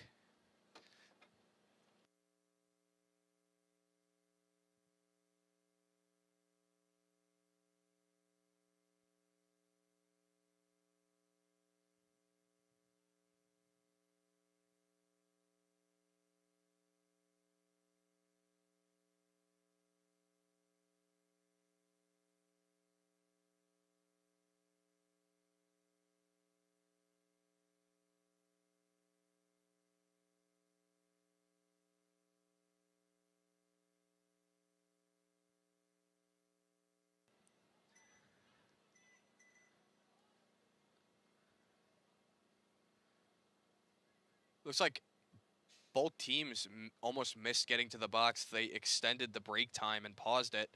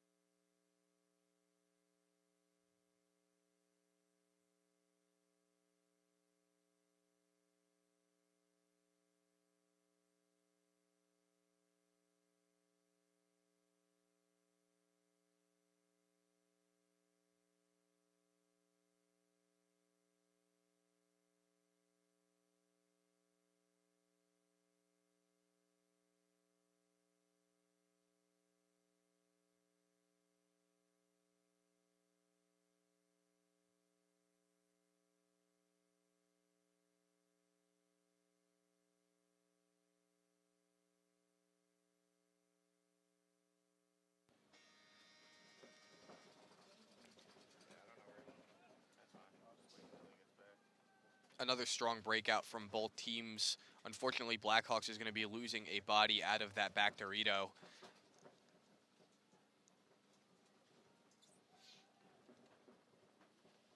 And it looks like there's going to be a trade in that center structure.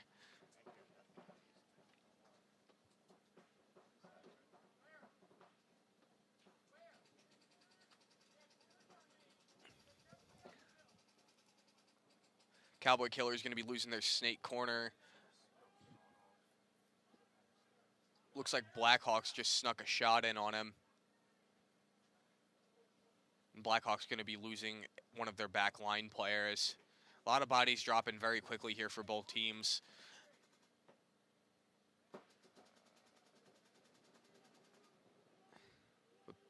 Cowboy Killers makes it into the Snake 3 uncontested. Blackhawks coming to match him, but I don't think they know he's there yet.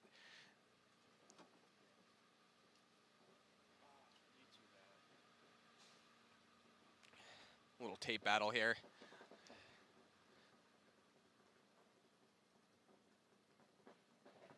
Cowboy Killers Snake player absolutely zoned in, trying to catch the Blackhawks player.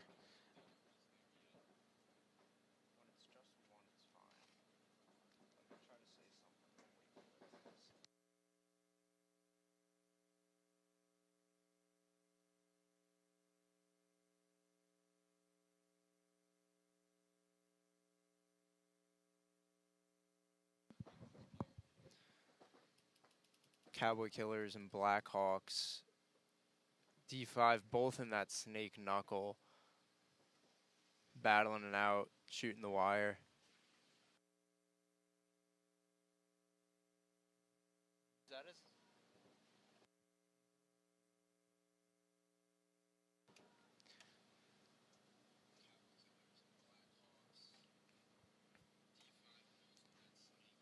Cowboy Killers Snake player looking to make something happen here. He looks to be getting antsy.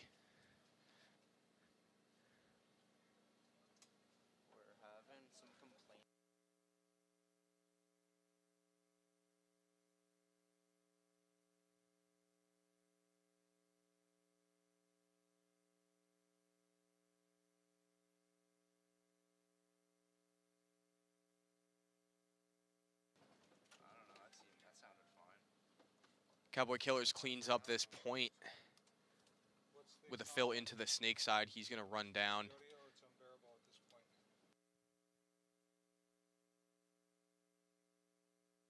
He's going to hit that buzzer.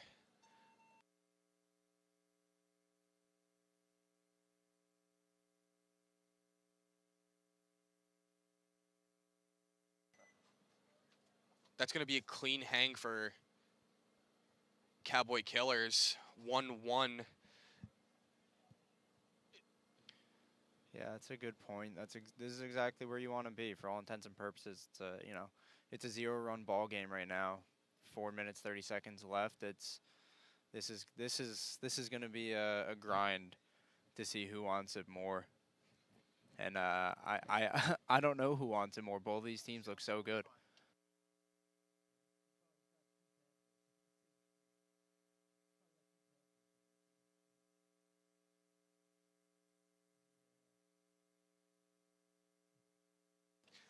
It looks like Cowboy Killers is running two lines here because they've been first out to the box these last 2 points and the start of this one. So that might be working in their favor. Yeah, maybe that Cowboy Killer name really matters. They're putting they got that killer attitude. They're ready to go. I've seen a few teams struggle and they get up to the box, go to chrono their guns, and their guns aren't working. They don't have air. The amount of times I've heard, "I need a gun today." I haven't heard it from Cowboy Killers, though. That's for sure.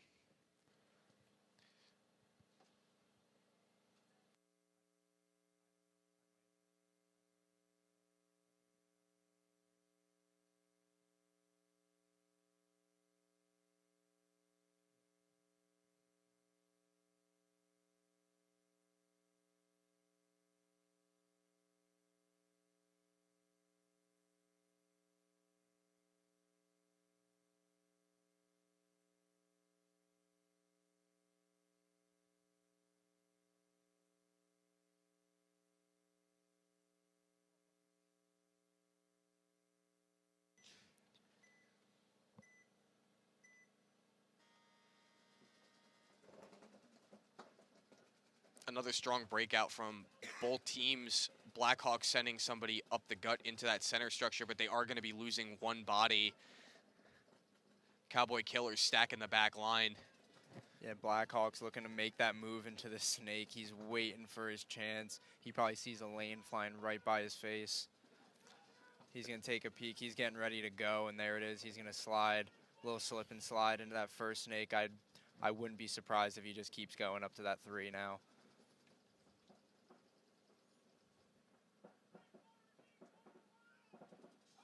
Cowboy Killers setting the trap at that center structure as well for the snake. Cowboy Killers with a great field spread right now, and they're a body up. Yeah, there's that Blackhawk snake player looking to make his way up, just taking that, chunking that snake up. Stop and pause at each knuckle, see what's happening. He sees he's clear. He's looking to make that next move. Just as Cowboy Killers, snake players doing the same exact thing on the other side. We've been seeing this all day. The snake players moving up simultaneously, just mirroring each other until they're in a snap battle on the 3rd knuckle.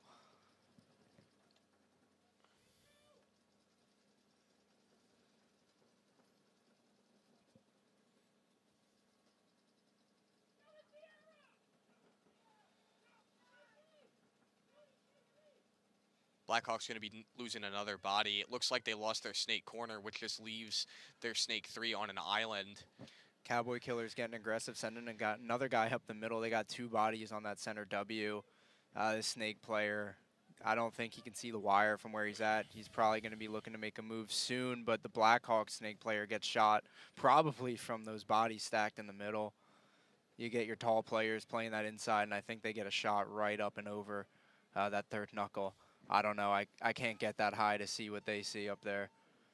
Blackhawks going to concede that point. It's going to be 2-1 in favor of Cowboy Killers. We are another, I guess, weather update. I've been giving them all day. Walking through the pits earlier, I heard a bunch of guys saying how cold they are. The rain stopped finally. It's been stopped for probably about half an hour now. But now the field's just soaked. These guys are absolutely soaked. They're getting cold now. The sun's not coming up. It's probably about 55 degrees out. So it's still some tough conditions, and these guys are grinding. They're playing some really good paintball and just doing the best with the conditions that they've been given today. Really impressive. I'm glad I'm in the commentary booth and not on the field. I'd be complaining all day today. I know it. Same. That's why I don't play anymore. Understandable. Getting too old. Again, we want to thank all of the sponsors for this event. We have GI Sports. We have Long Live Paintball for hosting this event. Monster Energy. Get your energy up. Get focused. Wake up in the morning with a nice Monster Energy. Who else we got? CRBN Paintball. I used to be sponsored by them when I owned New Jersey Havoc. Oh. They're an awesome supplier. Comp Paintball for bringing you this lovely live stream and our beautiful voices telling you what's going on. Kinetic Paintball. Careful with that beautiful. I don't want to hear the playback of myself. Oh, no. I think we're doing just fine up here. Kinetic Paintball, another team New Jersey Havoc was sponsored by. Awesome pants, awesome pod packs, FROSTFIRE and Pro Killer.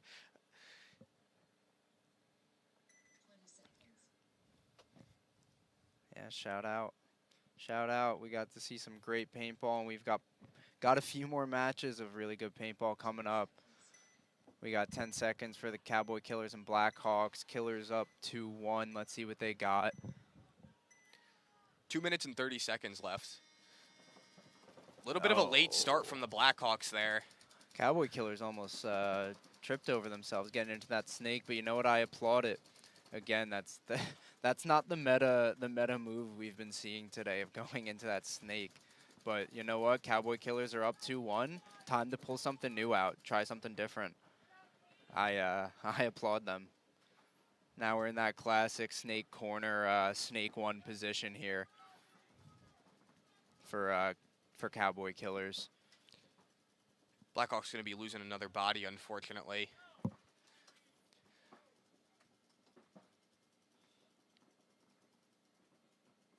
both teams had a center presence. If I recall, it looks like they traded out a little bit earlier into the point. So Cowboy Killers being snake dominant, Blackhawks only having the God Bunker. Yeah, I can't exactly tell where the Blackhawks are. I definitely know they have one in that snake insert, moving over to that snake 1 now. They definitely have one on that Dorito insert as well. Cowboy Killers, I think, have 4 bodies up. They have some on the Dorito side. So we'll see where the momentum swings here as Blackhawks push into Dorito 1.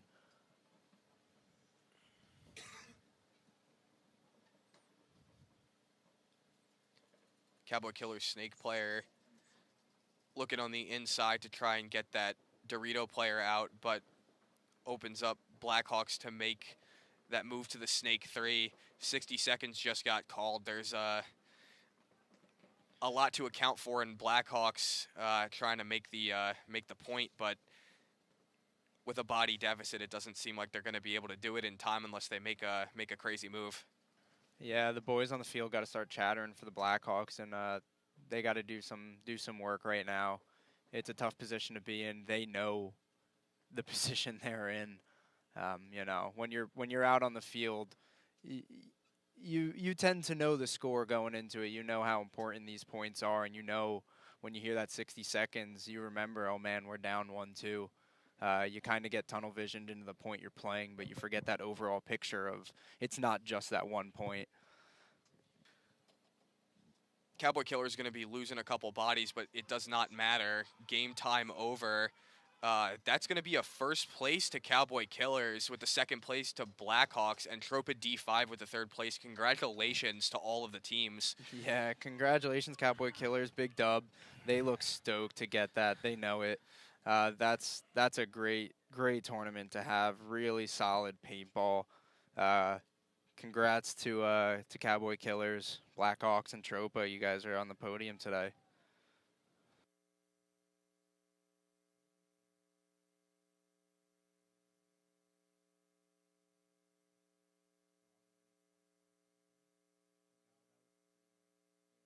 But if you're playing anytime paintball at all, the ability to know what's going on without a scoreboard is an advantage. Along with our adjustable torque settings, 1 through 5, allows you to shoot any paint in every condition. If you're shooting super brittle paint, turn it down. If you trust the paint, it's a little bit harder, you can turn it all the way up, shoot 25 balls a second, no problem.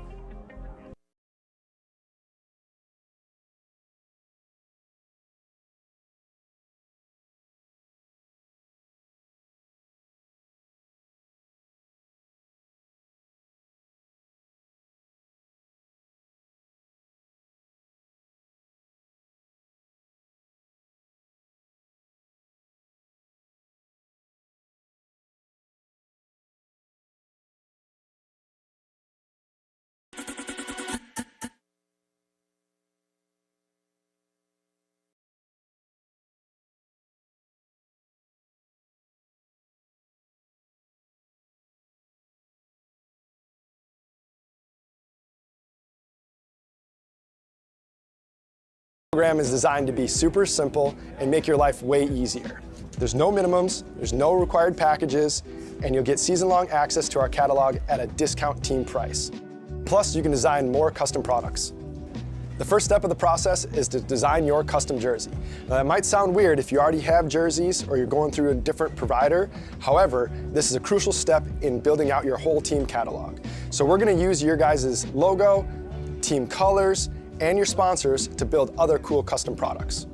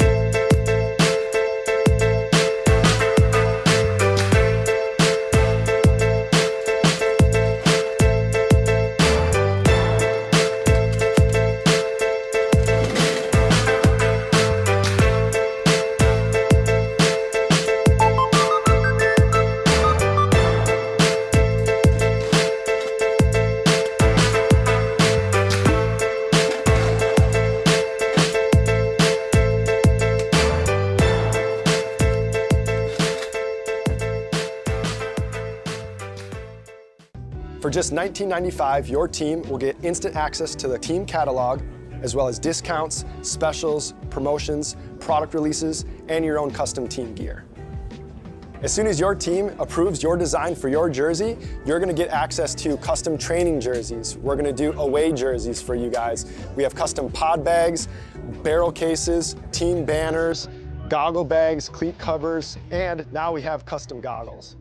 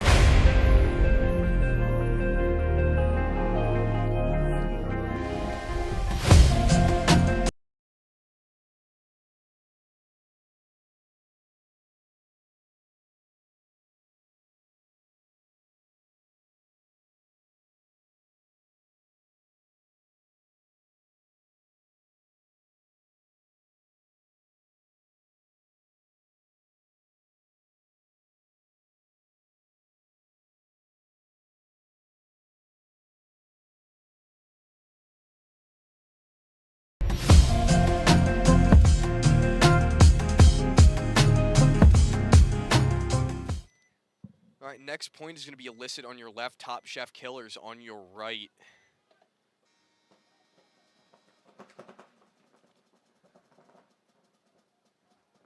Bit of a triple stack there at the home.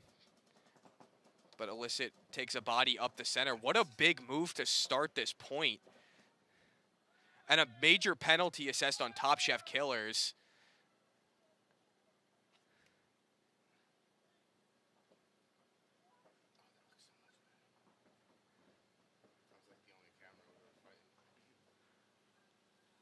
I think both teams are just playing for pride here, but that was a great way to start the point. Yeah, that's some high energy stuff right there. That's exactly what you want to see going into this. Both teams just going into a fresh match, 0-0. Forget about the rest of the day. Worry about what's in front of you.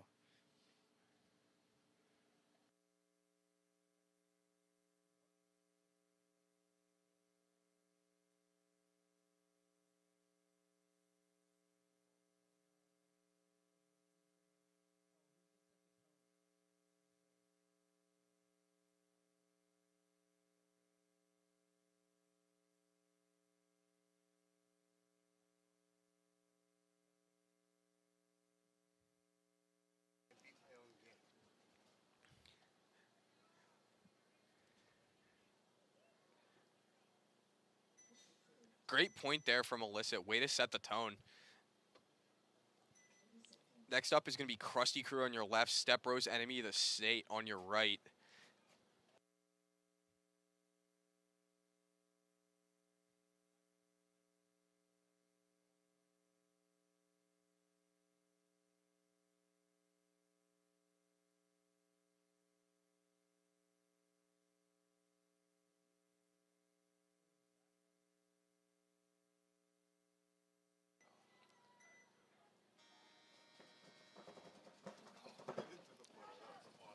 Crusty Crew with a rough breakout. Their snake player diving right into the puddle, getting nice and wet. Looks like their back Dorito player just dropped a pod right in a puddle too. That's not ideal. Stepross with more of the same field spread.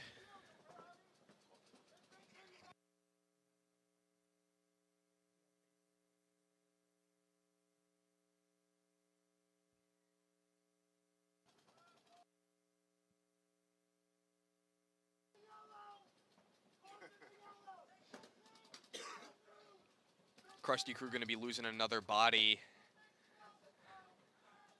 I haven't seen a body walk out for Stepross yet. I might have missed it, but it looks like it's a 5-on-3 advantage in Stepross' favor.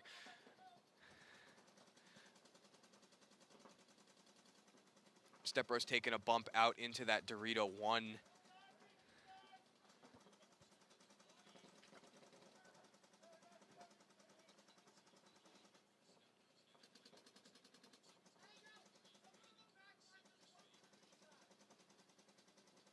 Just heard Stepross say that somebody from Crusty Crew just bumped to the D side. It looks like their Aztec player bumped over to the Dorito corner. Good comms on their part, catching that bump.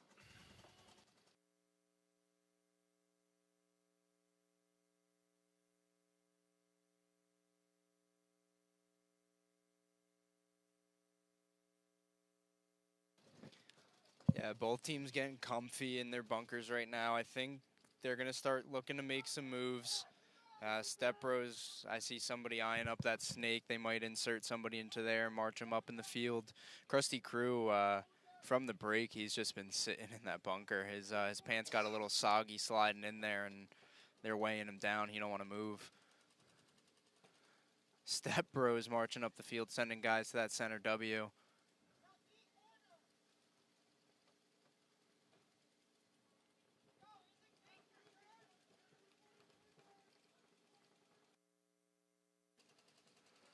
Still 9 minutes, 30 seconds left in this.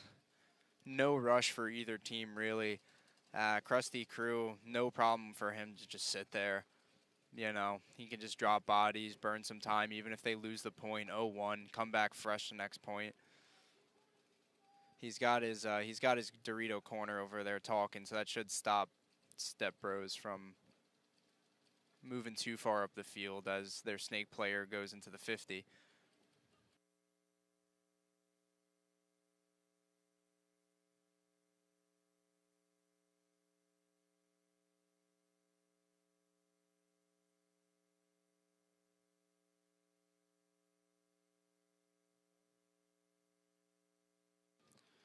Here comes some moves from Stepross. They've had enough sitting and waiting. They want to close this point out. All of them are just moving up there at the 50, if not past it. They're closing in quick.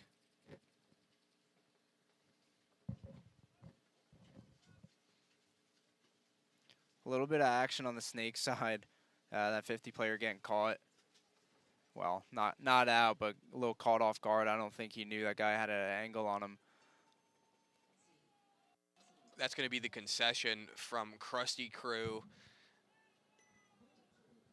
Stepross enemy, the state, putting one on the board against Crusty Crew. Let's see if Crusty Crew has an answer next point.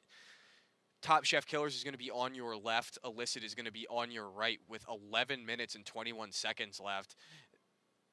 They came out of the gate swinging last point. Elicit ran down the center of the field, traded with the other center structure player, and Top Chef Killers got a major penalty, so that swung the point directly in their favor. I don't think they're going to make it to the box, though. No, that's two guys not making it. Kudos to Top Chefs getting ready for that point, breaking out. They still lost a body on that breakout, surprisingly. Some well-placed shots by Elicit. So let's see what they can do. That's a rough way to start. I think it's a 4-on-1, but I don't think they know how many bodies are on the field. Elicit has two. They have a Dorito corner and their snake insert bunker. Oh, okay, he made it. Yeah. I saw the ref run in and call somebody out on the Dorito side. I wasn't sure if it was him. I think Elicit actually had somebody on the Dorito side. I see somebody walking off right now. I don't know if that's the same guy you're talking about. Looks to be possibly a 3-on-2 situation. Top Chef moving up.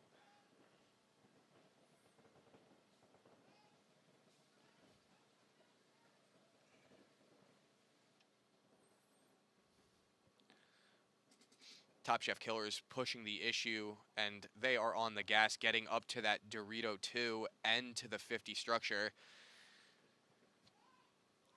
Great field spread.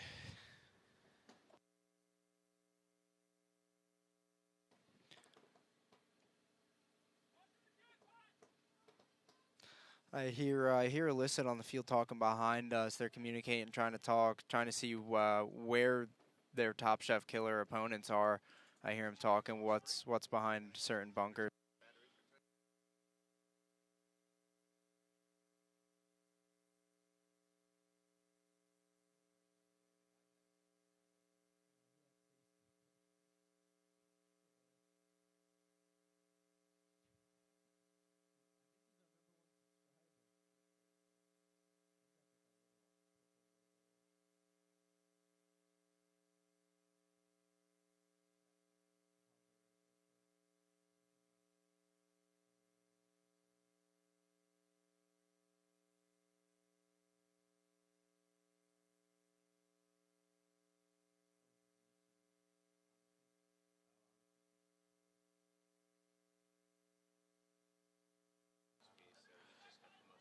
Top Chef Killers really needs to make something happen here.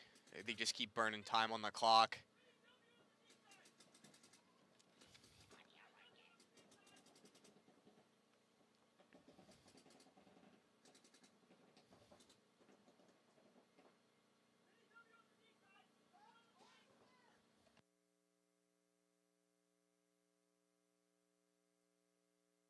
Top Chef Killer is going to be losing another body. For starting this point with as many bodies up as they did, it's very unfortunate that they're not able to capitalize on it. Yeah, Elicit's doing a really good job making Top Chef Killers work for this. Imagine what they would have done if they had those 2 extra bodies. This point could have been closed out by now. No doubt. The consequences of your own actions. Yep, pretty much. Uh-oh. There's 2 refs checking on the Top Chef Killers player. And I think that's it.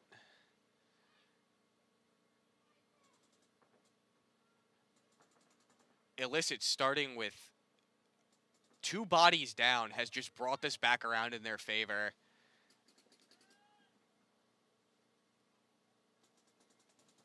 Both teams are just playing for pride, but that's one way to send a team home mad.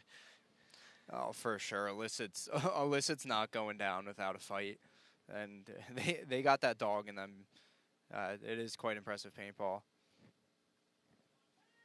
Looks like Elicit's just camping the start box. He hasn't hung the flag yet, and the back snake player is only just now walking up.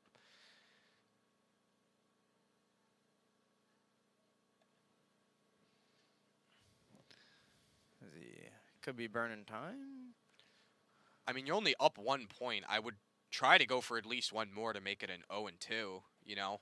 Yeah, they're just taking their time walking, waiting for a concession, and there it is. I mean, I guess, yeah, what are you going to do?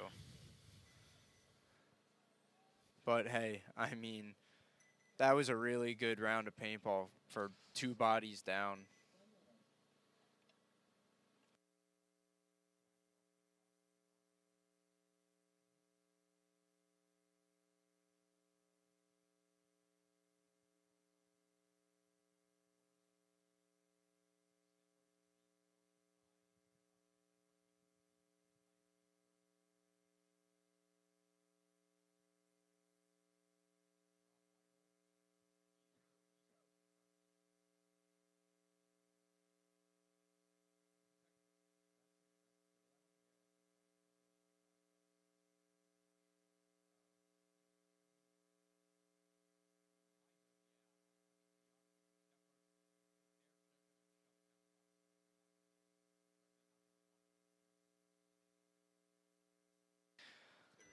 Here we go. Stepross against Crusty Crew coming into this. Stepross coming in. They definitely don't want to lose this point right now. They don't want to lose this game at all. They're up 1-0. Big breakout into the snake corner, doubling up home. We got Crusty Crew sending a guy who got got into the snake, so never mind. Crusty Crew player shaking his head.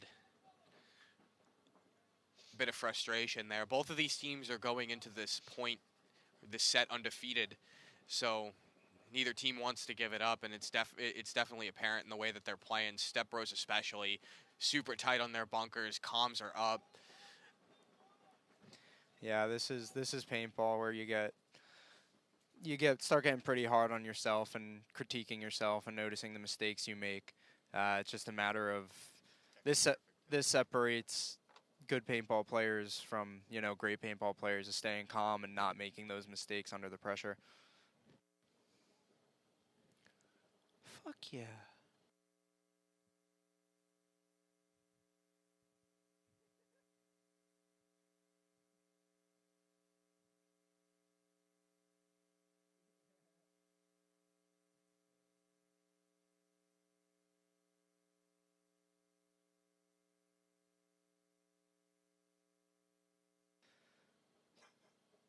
Stepross hunkering down in the back, hanging out, just holding their lines.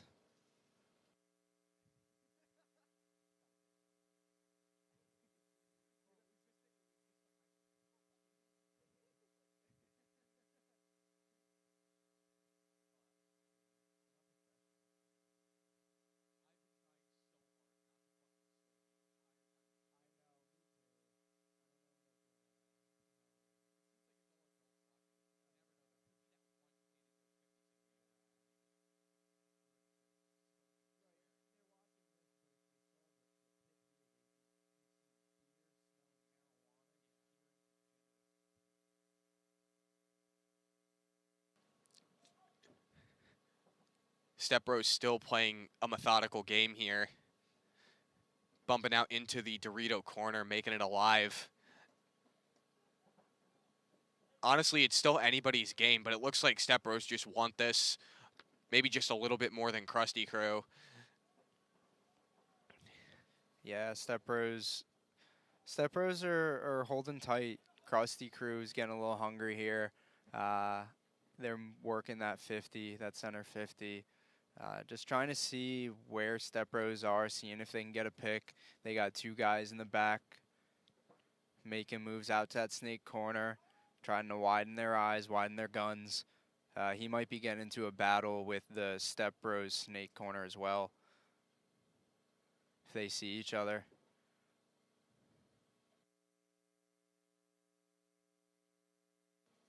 Yeah, it looks like Crusty Crew snake corner saw Stepross, saw his mirror, so he's just he's keeping him tucked in there, just sending paint his way. And just like paintball, they switch. Stepross just sending paint, keeping Crusty Crew's corner tucked in. They're not battling each other. They know they're just trading right now. It's a little bit too close to be snap battling down the tape right now with you don't have anybody in front of you. There's no reward for it.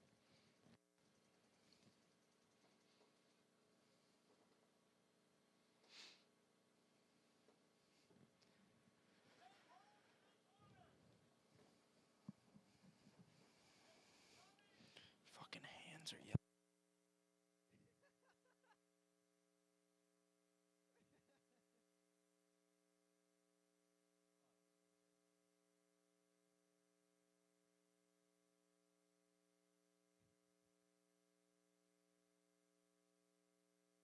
Crusty Crew making a big bite into the snake. Stepross is going to be losing their home player. Stepross with a very wide field spread. Not quite forward, but Crusty Crew getting checked. Looks like it's just rub.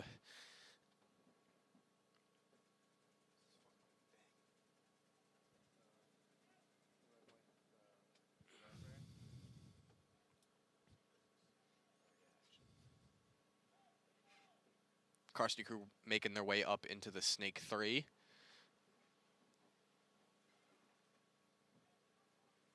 Looking inside.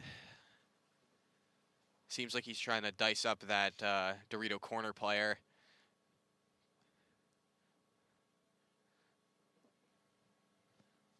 Crusty Crew's Snake 3 player just sitting there like we've seen all day. It's such a crucial bunker.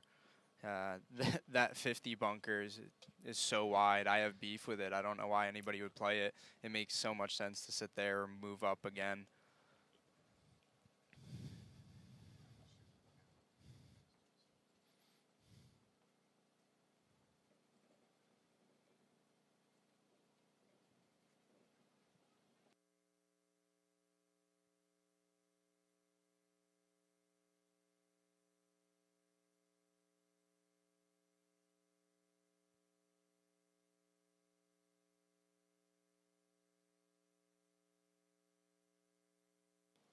Stepross going to be losing another body. Crusty Crew going to run down and dice up both of the Enemy of the State players that were in the back snake. Incredible cleanup from Crusty Crew. Yeah, that's some good paintball right there, and that's just taking charge of a situation. They knew their time's running out. They have 2 minutes left. They were down 0-1 going into that, so they tied it up. Just enough points if they're feeling really good, keep that momentum going into a next point. And they're going to be looking to close out. Step Brothers coming up on the field now. We have Elicit and Top Chef. Elicit is up 2-0 in the series. Let's see what Top Chef's got. There's 6 minutes, 50 seconds left in the match. Plenty of time for Top Chef to do something about it. They have been playing quite aggressive all day, especially out of the break. If they can play a little conservative, keep some bodies alive, stop, analyze what situation they're in, and then go about it, they might be able to, you know, squeeze a few points, come back on Elicit.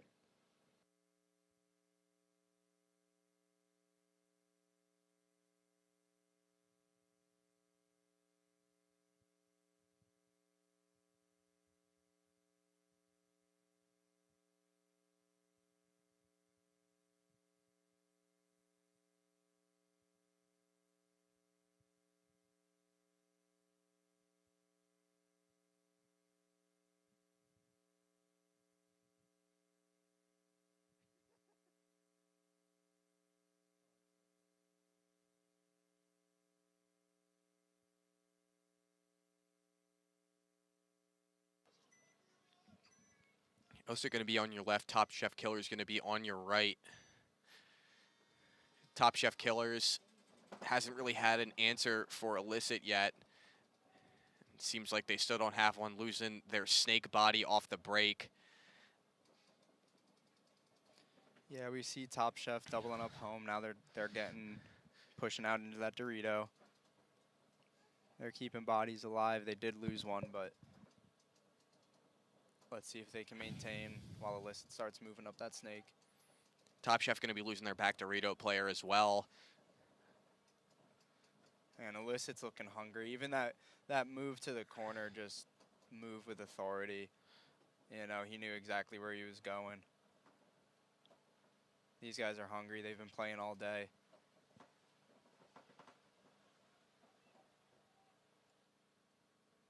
Top Chef making a move up to the center from the home. It might be too little too late. Elicit already has that center presence. He looks like he's going to go headhunting. Thought he was at the 50 structure. Now he just made his way in there. He's going to go get him. Yeah, there he goes. Mirrored. We've seen that move a few times today, too, just wrapping that 50 and taking out the other guy. Elicit didn't end up getting him, though. I think the home player shot him before he was able to get the wrap on the guy in the center structure. Now that's good teamwork, because we haven't really seen that. Usually they've been able to pull off that wraparound and they either trade or catch a guy in the back. Let's see if Elicit can do it again on that snake 50. He knows that 50 players there. He's got some guys across field he's got to take care of. He's got a little bit of backup, beautiful slide going into that third knuckle. That 50 player's looking, he's thinking of moving up. He's ready to move, but he's going to take his time, do it carefully. They're chattering. He's talking to his back player. Yup. Is that a trade? He's got to be hoping for a trade, because if not, that could be rough for Elicit. Looks like no trade. That 50 guy's still up. He's looking snake direction. Elicit has 2 more bodies alive. That Top Chef 50 player keeping them in this point.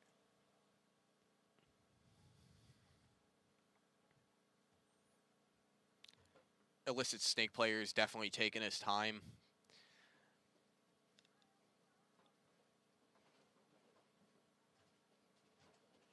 If you know your boy just got shot from that 50, it'd be hard to try and contest it right after. He's definitely waiting for him, setting the trap. Think he's trying to zone in on that home player and try and maybe catch him in the pack.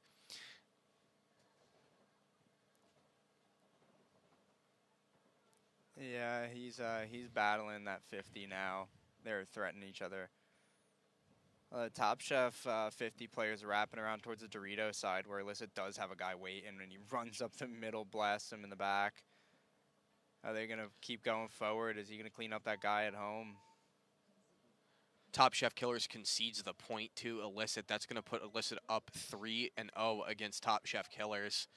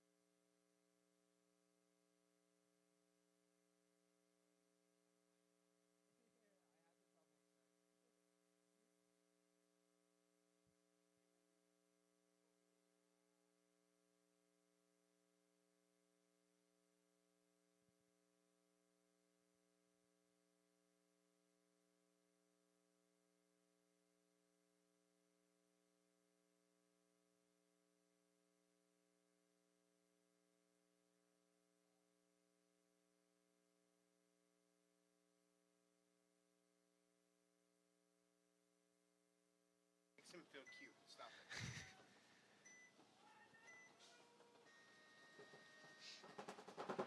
Stepross with a bit more of an aggressive. 2 guys out wide, 1 to the snake corner. He doesn't make it alive, but the Dorito corner does. Looks like 5 alive for Crusty crew. Somebody's gun is down, I just heard over here on the Stepross side. I think it's their snake insert player. I don't even know how many guns we've seen go down. Yup, he's having some gun troubles. Who knows? This weather, man, I'm telling you, people, if you're not taking care of your guns, take care of them. You want them to work. You want to buy quality guns. You got to take care of them. You want them to last in this weather. You want to splish splash around. But you know what does always work? An Empire axe. And you can come to Long Live Paintball and get one. They're on sale. We have so many of them. They release new colors. There's actually this it's like an emerald green and brown. I'm thinking about buying one myself and hanging it on the wall. Hanging it on the wall, you got to go use it. Yeah, my legs don't really do that much paintballing anymore, but I do want to start getting back into it. If I start finding some weekday, some weekday paintball after work, somebody hit me up. Let's start playing. Long Live Paintball during the summer does have night ball, I believe until 6 p.m. So if you're looking to play, come get your gear from Long Live and come hang out. Come play some paintball.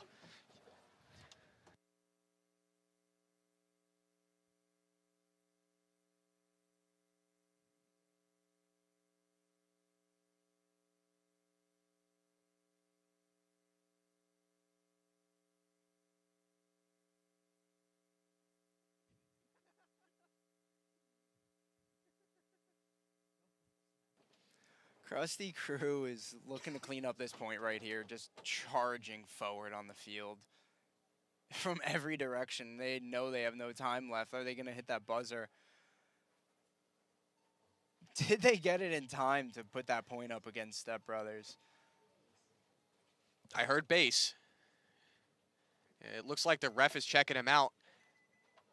Heard point approved. That's going to be 2-1 in favor of Crusty Crew. Crusty Crew makes it all the way through D4 prelims undefeated.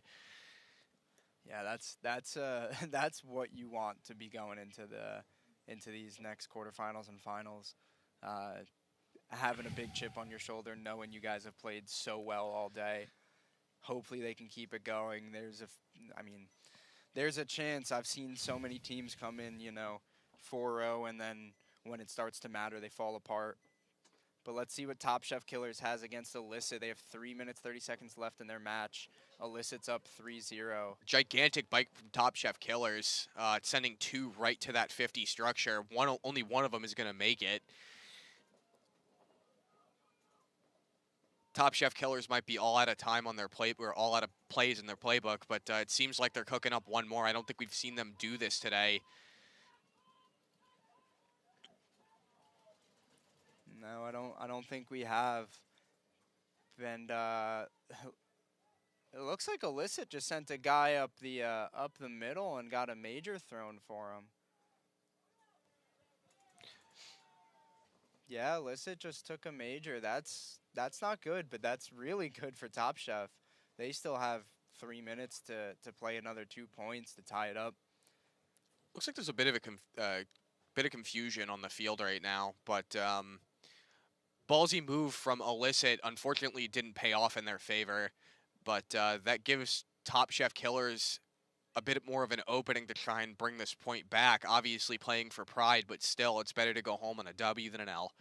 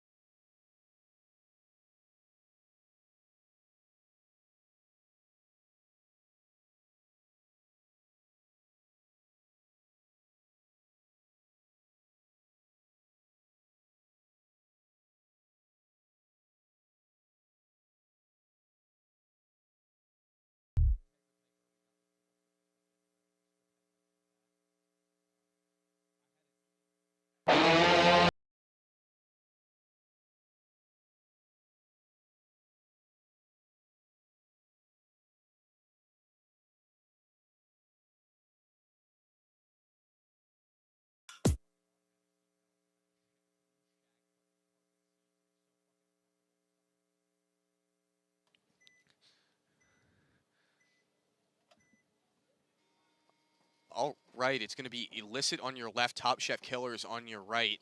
Top Chef Killers with a little bit of an opening to try and make up their deficit in points. Let's see if they can find an answer for Elicit, but Elicit playing it a little bit more slowly, not sending somebody up to that center structure, and Top Chef losing a body out of the Dorito side, unfortunately, and they just have their back line stacked.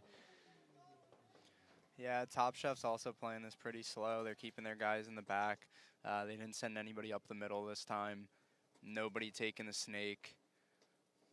This might be a slow 2 minutes until they decide they get a pick on Elicit guys, and then they can start making moves. But until then, it's happy head hunting for Top Chef.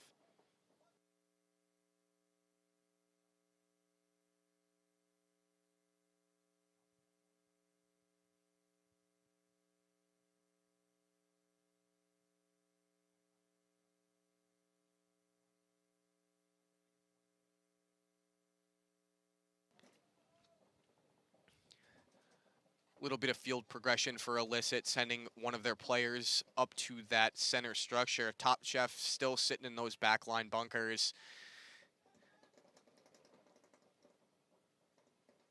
Looks like there's going to be a check on the center player for Elicit, but he seems to be clean. Top Chef going to be losing a center player, going to be losing their home player. Yeah, Elicit's starting to make their way up the field where they got Top Chef pinned out in their bunkers. They can't have them moving. That lets Elicit's forward guys start going up and putting even more pressure. There's the call for 60 seconds. Top Chef's got to do something, but with only 50 seconds left on the clock, 2 points is going to be hard to come by, let alone one. And Elicit looks like they are hunkered down and ready to let Top Chef run into their guns. Looks like it's just one player left alive for Top Chef Killers. No, they have a Dorito too, I apologize. But that still is just maybe a little too late. Making the move out to the snake corner. Try and contest the Elicit player in the snake 50, but 20 seconds left on the clock. It seems like it's just going to be a little bit too late. Yeah, Elicit's just gonna sit this one. They knew going into this they could have played a really long point. They had 2 minutes. There was a chance Top Chef wasn't gonna do anything. I think that was their mistake. They waited a little too long, a little too late to start making moves up the field, and it's gonna look like they lose this point and they lose this match. Unfortunate loss for Top Chef Killers. They had a hard-fought day today.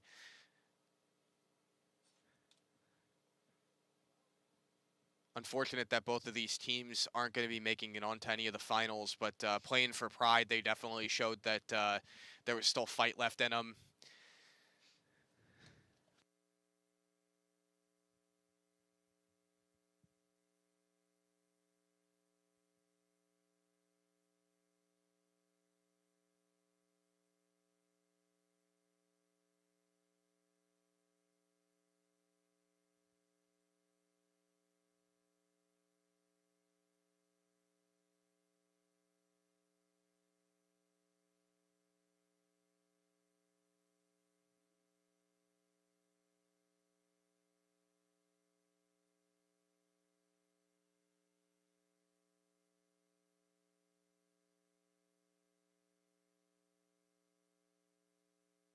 CRV features a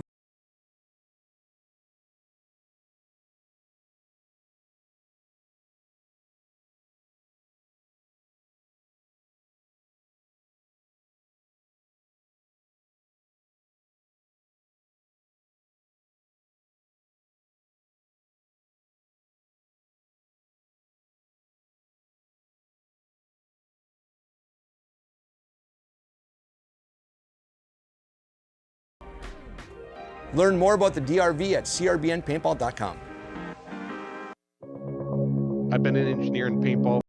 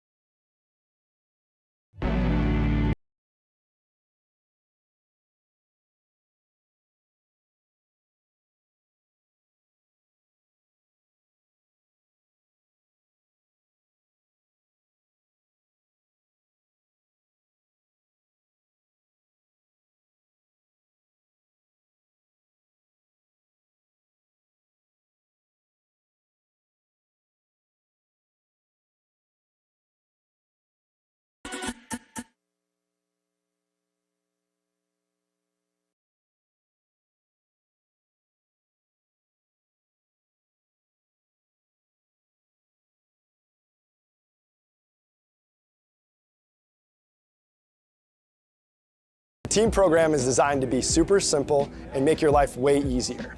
There's no minimums, there's no required packages, and you'll get season-long access to our catalog at a discount team price. Plus, you can design more custom products. The first step of the process is to design your custom jersey.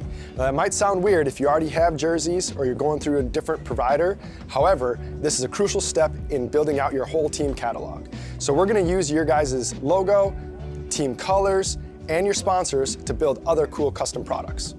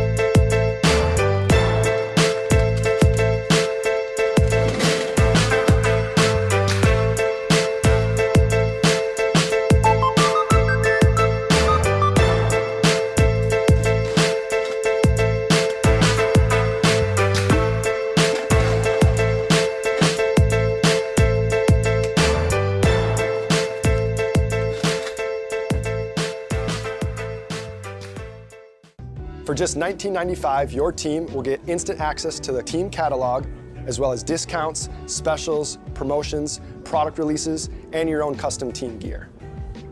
As soon as your team approves your design for your jersey, you're gonna get access to custom training jerseys. We're gonna do away jerseys for you guys. We have custom pod bags, barrel cases, team banners, goggle bags, cleat covers, and now we have custom goggles.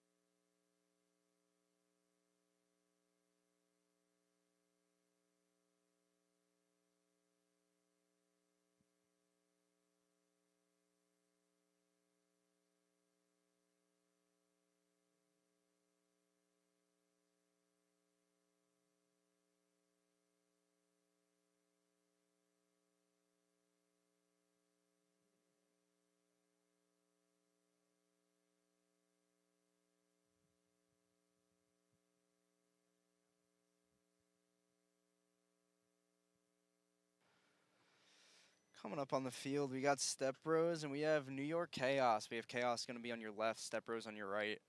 Both of these teams wanting to win this. Chaos coming in undefeated. They're coming in 4-0. Stepross coming off a tough loss. Let's see if they can bounce back and give Chaos some good paintball.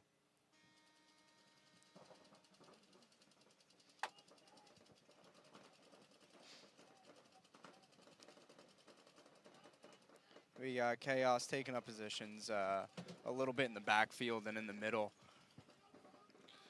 Stepross taking up that snake corner, not putting anybody in it yet. New York Chaos with an extremely conservative breakout.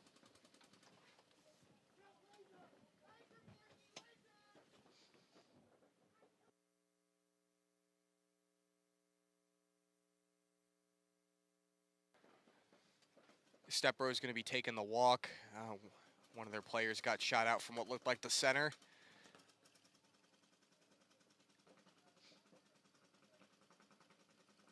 New York Chaos hesitant to push the issue, still very much across that back line with one body in the Dorito. Yeah, they just took that second body off that home bunker, put him out in that Dorito corner. They're establishing that snake corner as well, getting really wide, getting all the guns to pretty much every point on the field until they can start sending that Dorito player forward. Unfortunately, he loses his backup. That Chaos Dorito corner gets shot out. Dorito, their forward Dorito player, has to tactically retreat a little bit. Chaos trying to establish a base of fire with that Dorito player moving out to that Dorito corner. Now they're occupying all three home bunkers in the corners. Stepro is doing something similar, but moving that snake insert up to the can in the middle of the field. He might be looking to do something, maybe move up to that center structure. A big bite from Stepros into that Dorito too. He's unfortunately not going to make it alive. That opens the door for New York Chaos. Now it's an even body situation for both teams, 3-on-3. Chaos stacked across the back line, super wide. Same thing with Stepros, but they have a body toward the center, occupying that snake can. Yeah, Chaos is doing a really good job. They've been playing really clean paintball. They don't want to push their luck too hard. They're not doing anything crazy. They're just sitting in the back. It's a 0-0 game. You know, they're 10 minutes, 9 minutes, 20 seconds left in the match. So they got nothing but time. Let Stepros get a little aggressive, which we have seen them do in the past. They get a little antsy, make them make the mistakes. Don't make them yourselves.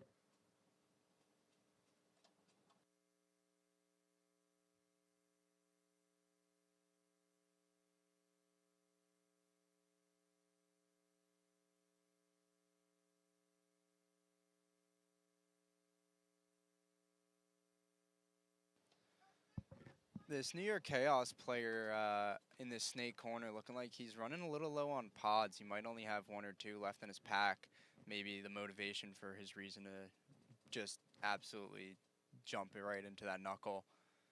His teammate coming behind him, swimming in that swimming pool in that insert bunker. Unfortunately, that forward snake player getting shot out.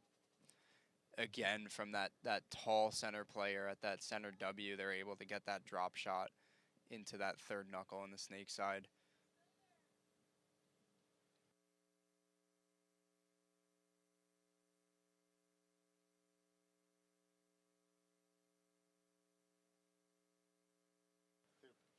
Step Brothers looking to close this point out. Their snake player starting to creep up, starting to talk with his center player looking Dorito side.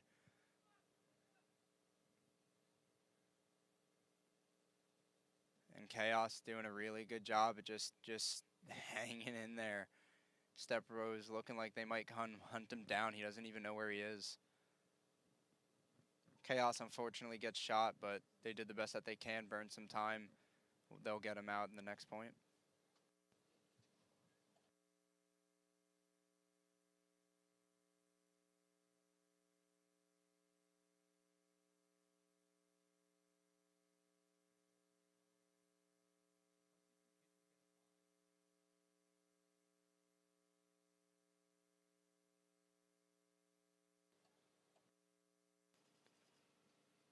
Next point's going to be Crusty Crew on your left, Wolves and Co. on your right. Crusty Crew sitting at the top seat for this point. Wolves and Co. sitting at the bottom seat.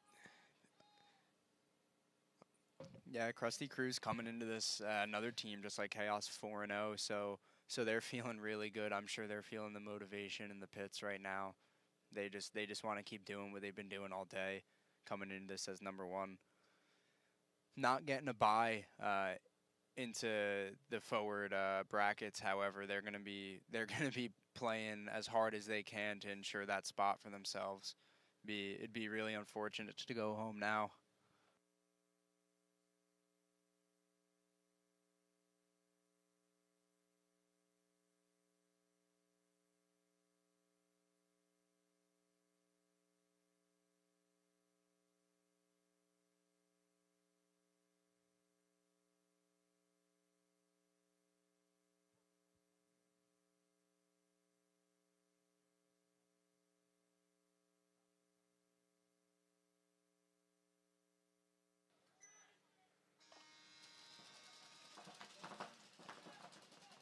Crusty Crew going to be on your left, Wolves & Co. going to be on your right. Aggressive breakout from Crusty Crew, sending a body out to that snake corner and one up to the center structure. Yeah, we're seeing Wolves break out. Pretty standard what we've been seeing. They're doubling up that home bunker and hanging back to that Dorito and snake insert. Actually doubling up that snake, so they're probably going to move a guy into that pretty soon. They got a body in the middle of the field. Crusty Crew kind of hanging back, just observing what's unfolding in front of them, staying calm, not doing anything crazy.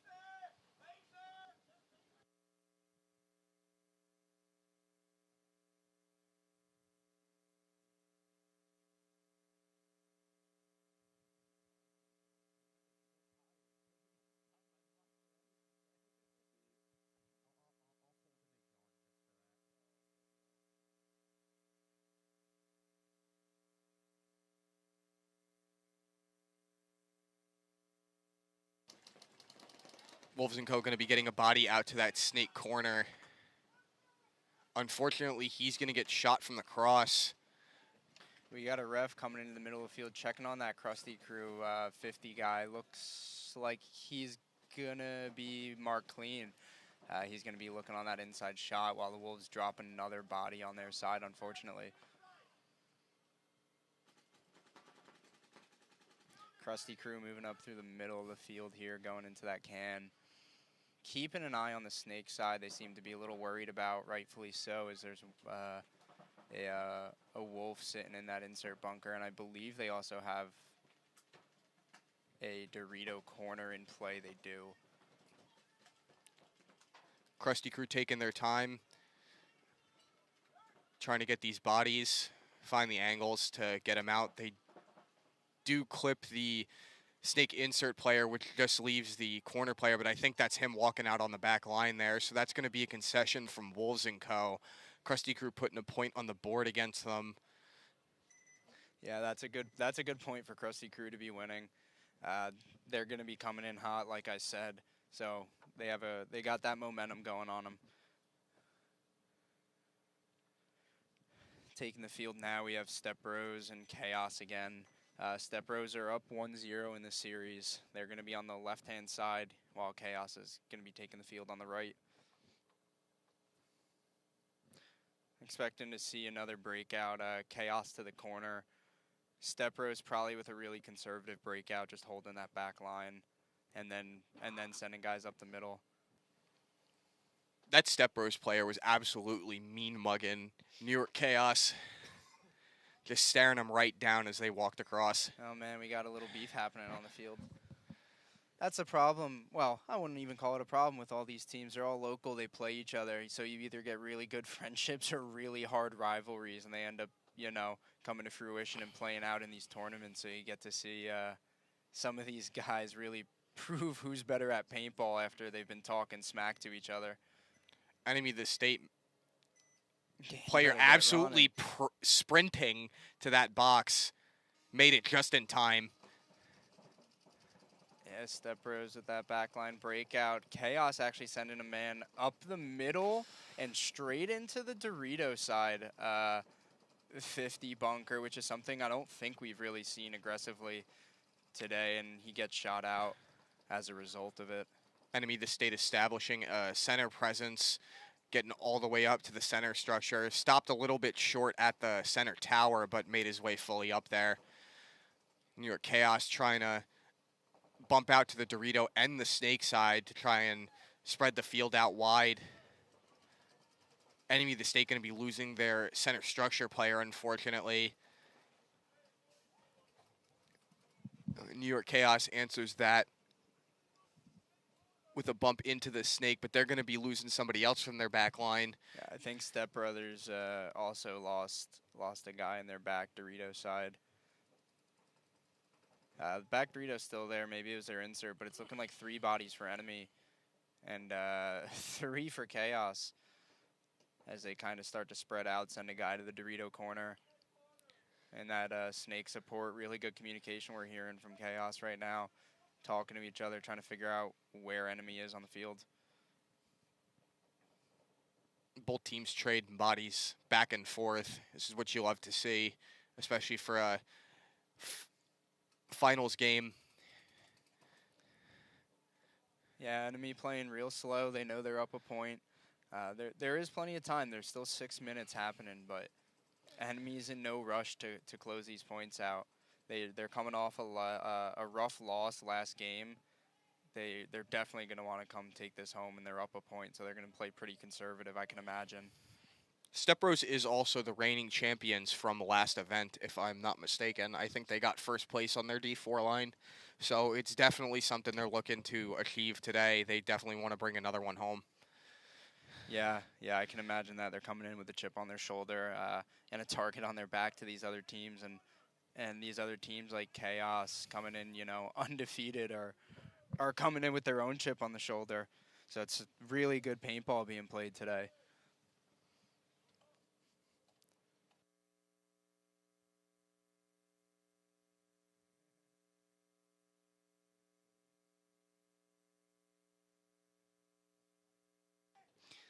Chaos playing that snake 50 bunker, eyeing up that Dorito side.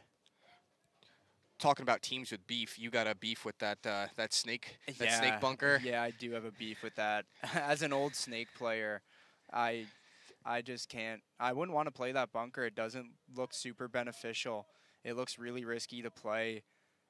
You know, in order to see anything, you have to either pop your head over the top, which you're just open to anybody on the field, whoever's looking in your direction, and you can't really shoot the wire on that either. There have been some close calls on the pro games as well, where a lot of people are popping up right at the same time, almost barrel to lens, and it gets a little scary. Yeah, I can imagine. This layout's pretty neat too, because we've been seeing a lot of teams making mirrored moves, like you're saying, 2 guys thinking the same exact thing at the same time, moving into like those snake 3 knuckles and mirroring each other within seconds. That 50, again, a really, really hot bunker we've been talking about. People abusing it because it gives you so much control over the center of the field, and you're able to just tell your teammates which side of the field to take. As we have a Chaos player diving into enemy's snake 3. Really big move. He's got some backup in that corner.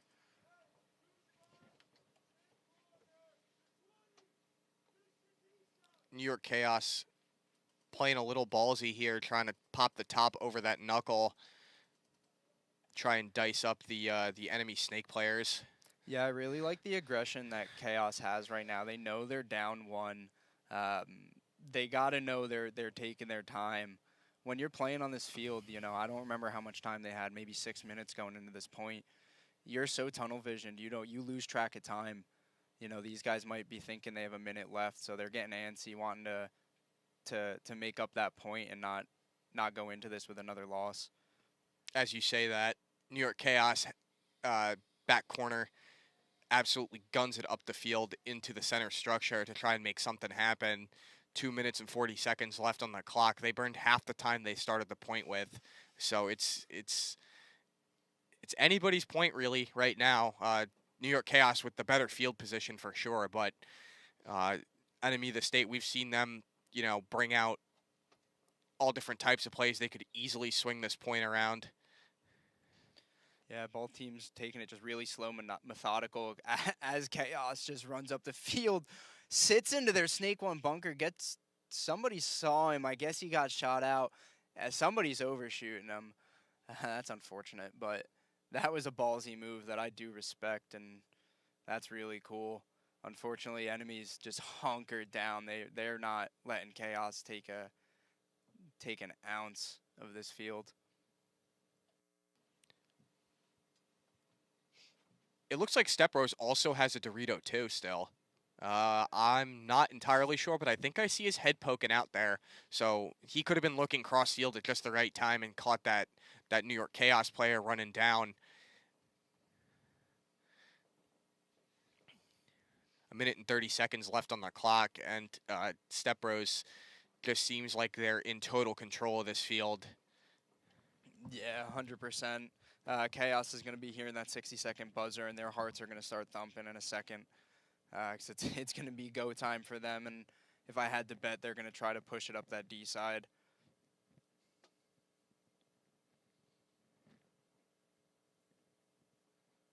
Yeah, there is an enemy in that D2 bunker. 3 guys just wait, and they all have traps set. They know where they're looking. They had good communication. They're checking their lanes, waiting for Chaos to make that move. Let's see if he's going to do it. He has to.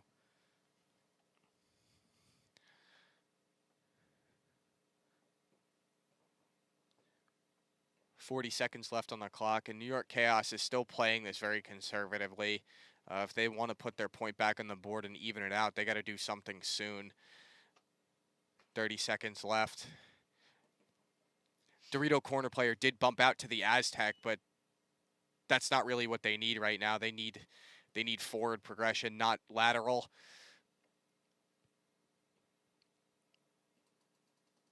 I don't want to be the bearer of bad news, but I think it's going to be Stepross' point here. I don't see any way New York Chaos can pull this through with 5 seconds left. No, definitely not. That's unfortunate. Chaos has been playing really well all day for this to be their first loss.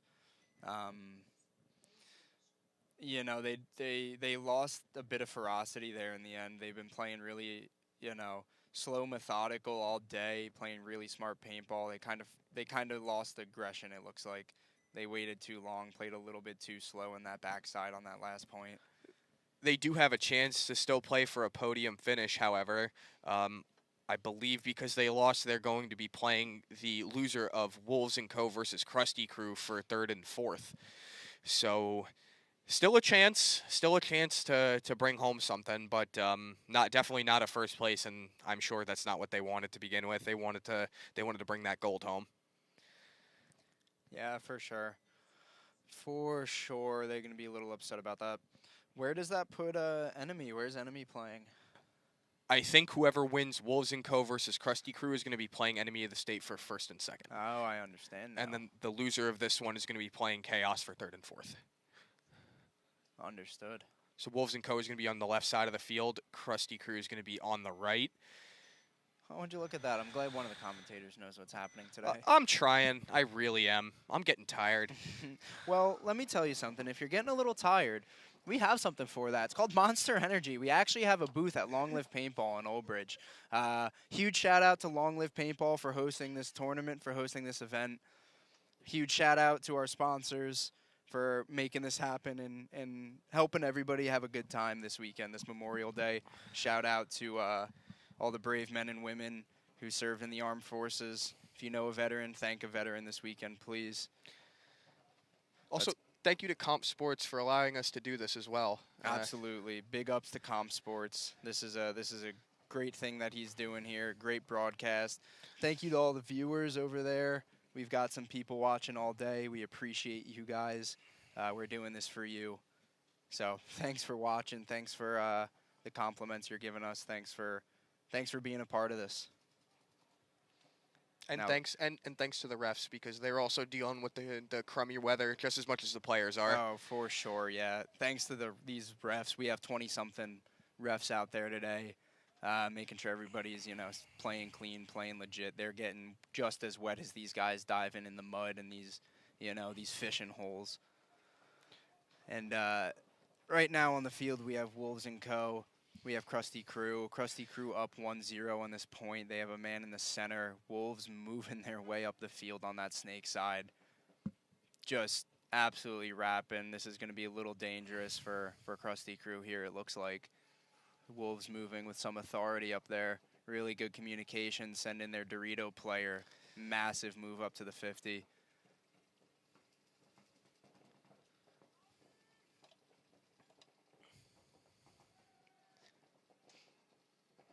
I think that's going to do it for Crusty Crew.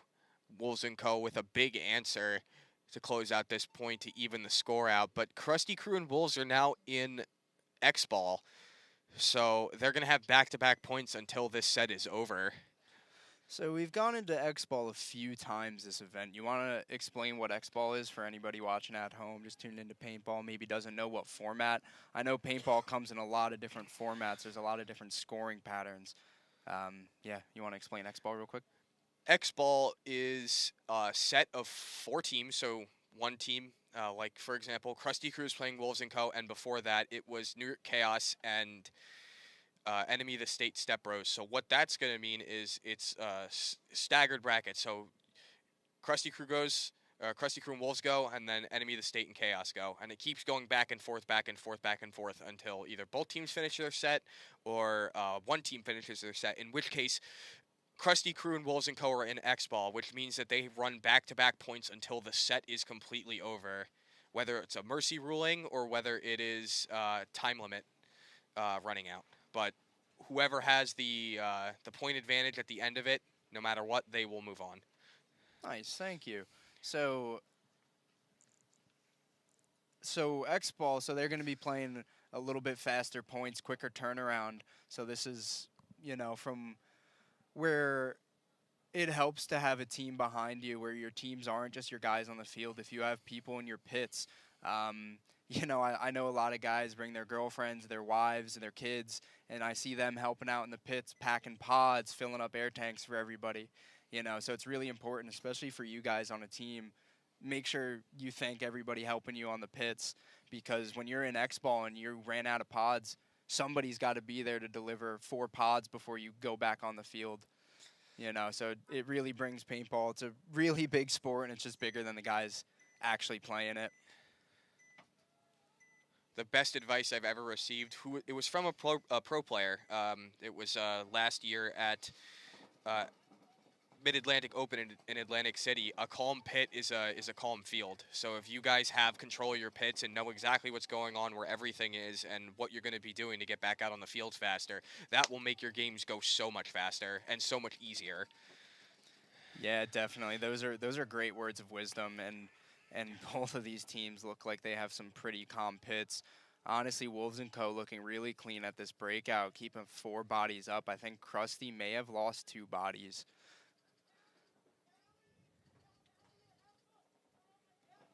A bit unfortunate for Crusty Crew to drop the ball.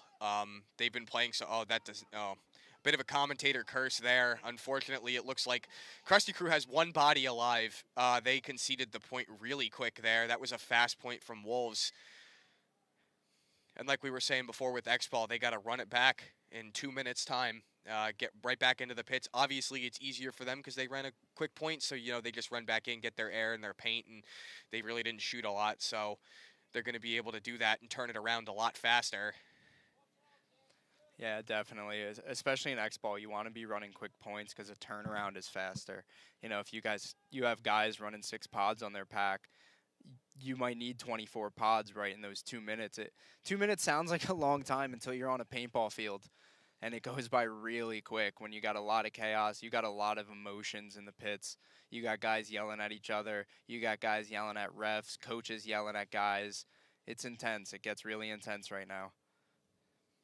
A lot more intense than something like a Race to 2 would be. For the viewers at home, Race to 2 is the other most common paintball format, and that's basically just a best 2 out of 3. Who can get to 2 faster? So you only have 3 points. Whoever wins 2 out of those 3 points is going to move on. Similar time limits, obviously, like the D4 has a 12-minute time limit for their set. Race to 2 is the same thing, so it's the best that you can do in those 12 minutes to get to 2 as fast as you can. Obviously, with the X-Ball, when it comes down to margins, time matters, and so does the same thing matters in Race to 2. You could be going up against another undefeated team to try and see who gets top seat in finals, and if they just have a little bit better time than you do, finished out points faster, and were able to close it down faster, that'll keep you from getting the top seed and giving them that. Yeah, that's when you know, smart concessions come in when you concede points, and it makes more sense to just keep the time than burn it. On the field, we have Crusty Crew and Wolves breaking out right now. Wolves up 2-1. Wolves triple stacking that home bunker off the break, which is pretty neat. We haven't seen that all day. Seemed to work for them. They were able to put that guy out into the Dorito, but it wasn't a commentator's curse. I didn't talk about him. He did get shot out. Moving into that snake corner as well.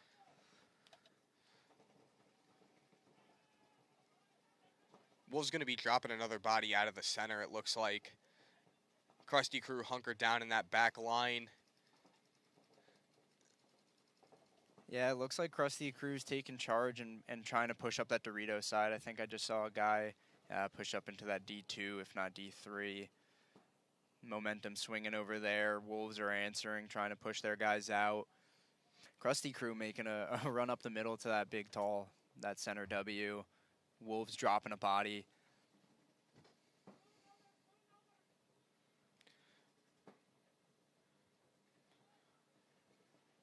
Wolves Snake 2 player, man, I think it's that center W.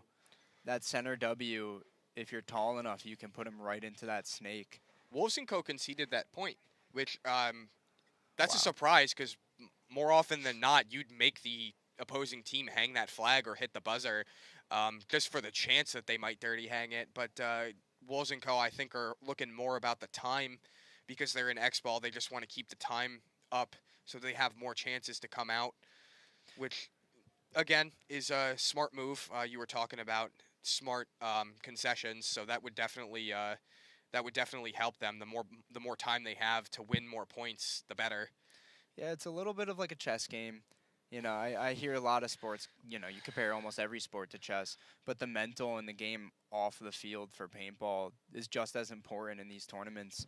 You know, maintaining your time management, concession management. I think it was Nick Slowiak that said that paintball is chess with guns. It's all about angles, all about placement, all about knowing where and what's going to happen before they do it, so that you have an answer for it. Definitely, yeah. If you've never been in the pits of a paintball tournament or gotten to walk around or talk to the teams, it's pretty interesting. If you go up to them, they have whiteboards with the layouts drawn and just, you know, different options of what they can do on their breakout, different strategies to have when X happens. What can we do?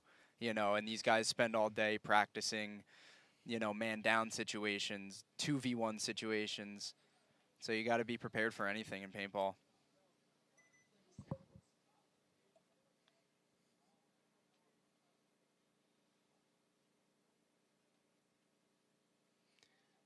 Going into this match is going to be 2-2 Crusty Crew on your left, Wolves & Co. on the right.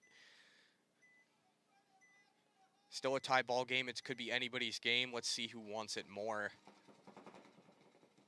Crusty Crew with another aggressive breakout all the way up into the center structure off break. Wolves & Co. with a little bit more of a conservative one, sending somebody to the center tower. 5 alive for both teams as well. Yeah, that's something we haven't seen. 5 alive.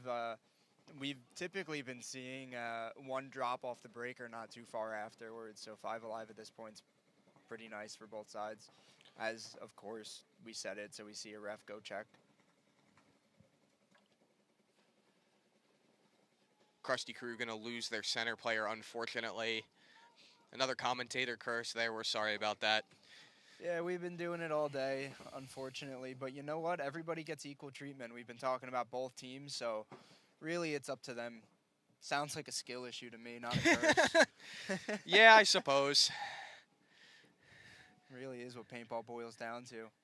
I know the center player from Crusty, so I'm going to go give him a hard time about it after this. Yeah, you ought to do it.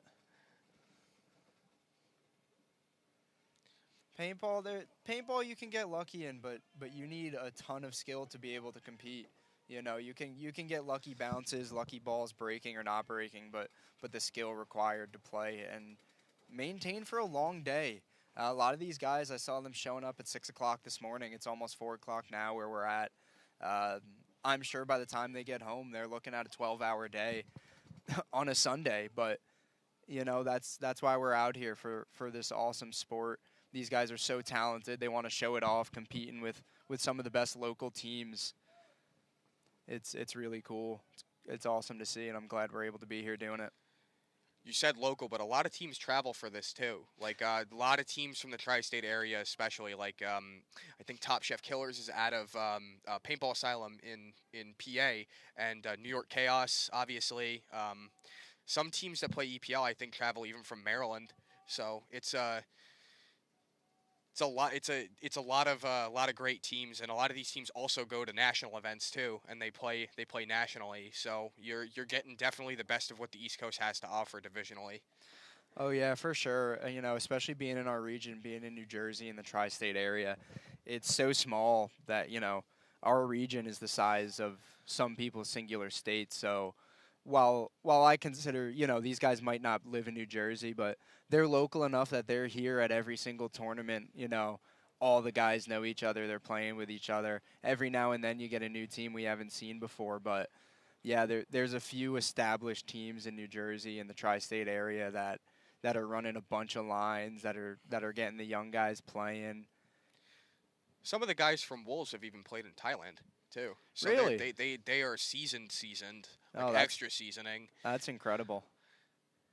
Playing overseas has to be a thrill. It's definitely something I would like to do in my lifetime for sure. And it's definitely something I'm sure the Wolves would like to do again. And it all starts here at these local tournaments, putting this work in. And we see them. They got 2 minutes and 45 seconds left. They're tied up 2-2, Crusty Crew in this X-Ball series. Crusty Crew has their snake corner just hanging, getting cozy, trying to see what's going on. I believe they also have a Dorito 1 player.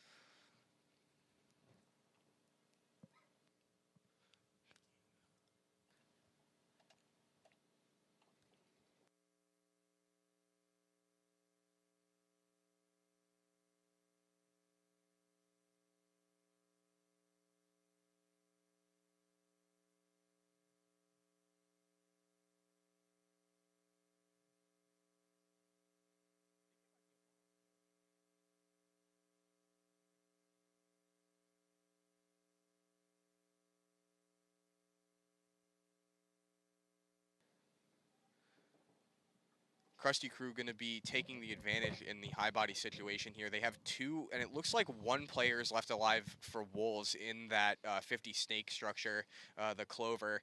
I don't think Crusty Crew knows that because they've been still playing very conservatively. Yeah, I'm not sure if this Wolves player knows the situation he's in either. He knows he's in a little bit of danger because he's also playing a little relaxed. You know, this is where in a game of paintball, when you don't hear guns, you get suspicious. You don't know the situation you're in. Is there somebody else? Are there 2 guys? Is there 1 guy? There's only one way to find out, and that's going to look for yourself. Nobody's going to help you in the situation. So, It's up to somebody, whoever wants this point, to. 60 seconds just got called, so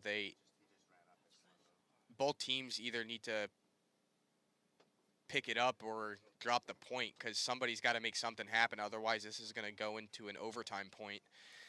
Yeah, it actually looks like there may have been a Wolves player hiding in the Dorito. I think this might be a 2-on-2 right now. I think as a Wolves player just gets pulled. That's Crusty Crew. That's all of them. They got to put the gas on right now. There's only 23 seconds left, 22 seconds left. Yeah, I'm not hearing a lot of communication on the field. They have to know that time's running out. He's making a run for that buzzer. See if he can hang that flag. He, I think, traded out with that Dorito. If not, that Dorito is still alive. I don't think it's going to matter, though. There's 5 seconds left on the clock. Wow. Oh, I guess he was still alive there because I think I just saw him peek his head over the Crusty Crew, Dorito 4. Yeah, there he is. I think there are 2 guys up. 2. This is going to go into overtime, which I always like because then the stakes are really on. And then if nobody wins this and it's uncontested, then you go into 1v1s. I've only seen that happen a handful of times. That's always a blast to watch. I always I always love seeing those situations when you're in a 2v2 or a 1v2. You notice a lot of guys go quiet. And it's interesting because on one hand, you want information. You want to know if your teammate knows where the other guy is. Sometimes you don't even know where your teammate is or if you have one. But everybody's afraid to talk because if you start talking, the other people are going to hear where you are. So you get into this really slow, quiet, tactical 2v2 paintball or 2v1 paintball, and it can be really interesting to see. Absolutely.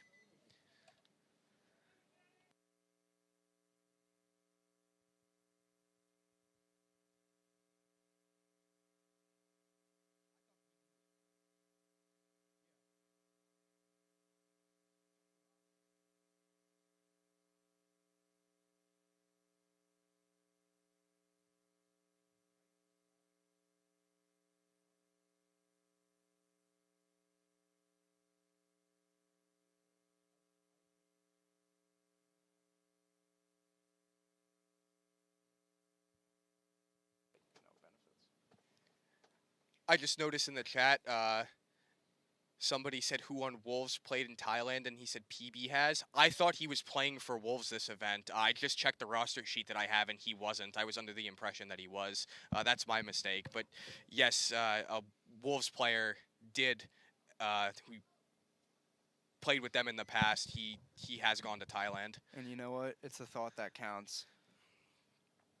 Yeah, there were a few of us in this broadcast booth that thought PB was playing today, so, oh well, misspoken.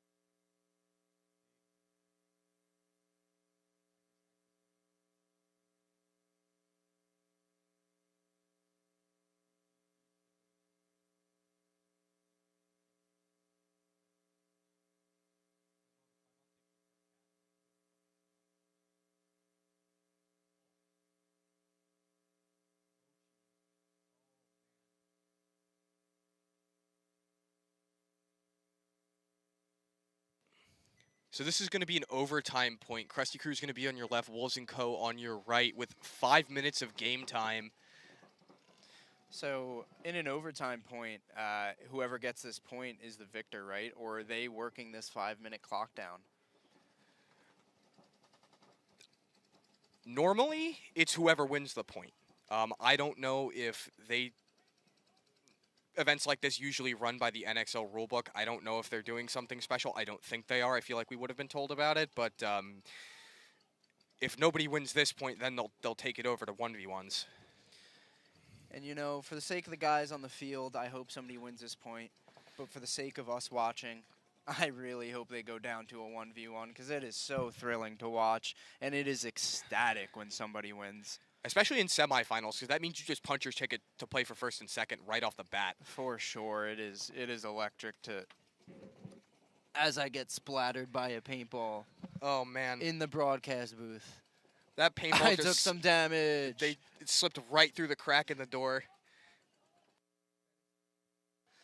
Right through the door. Unfortunately, we don't have masks on in here, but we were facing the other way, so that's okay. Thank God it didn't bonk you in the back of the head. It was right on your shoulder. That was really close. That was very close. I would have had to have a problem with probably one of the Crusty crew guys who bounced it off. One of the 2, maybe 3 bodies left alive on the field. Wolves have 3 bodies alive, pushing that Dorito side, pushing that snake side as well. That snake corner looking to chomp all the way. He's in that snake too. More likely than not, he's going up to that 3rd knuckle. As soon as he talks to his buddy behind him, let him know he needs a little bit of cover. Crusty Crew's got that lane locked down with their snake insert. Crusty Crew with a gigantic bite into, or Wolves & Co. with a gigantic bite into Crusty Crew's Dorito 4. It looks like he made it clean as well. Yeah, that's a big move they made at the same time. Their home player got dropped. It looks like this might be Wolves' point. They are absolutely all gas, no brakes, trying to get every single Crusty Crew member out so they can go and hang that flag. Yeah, Wolves are definitely, as the kids say this point, I think they ate and left no crumbs. You know, they cleaned up. That was some really clean paintball. Yeah, it definitely seems that the Wolves came to play paintball here at Long Live Paintball. They were energetic. They probably had a monster energy. There's a booth. They're giving out monsters if you're local. If you're here at the field, it's a good boost of energy.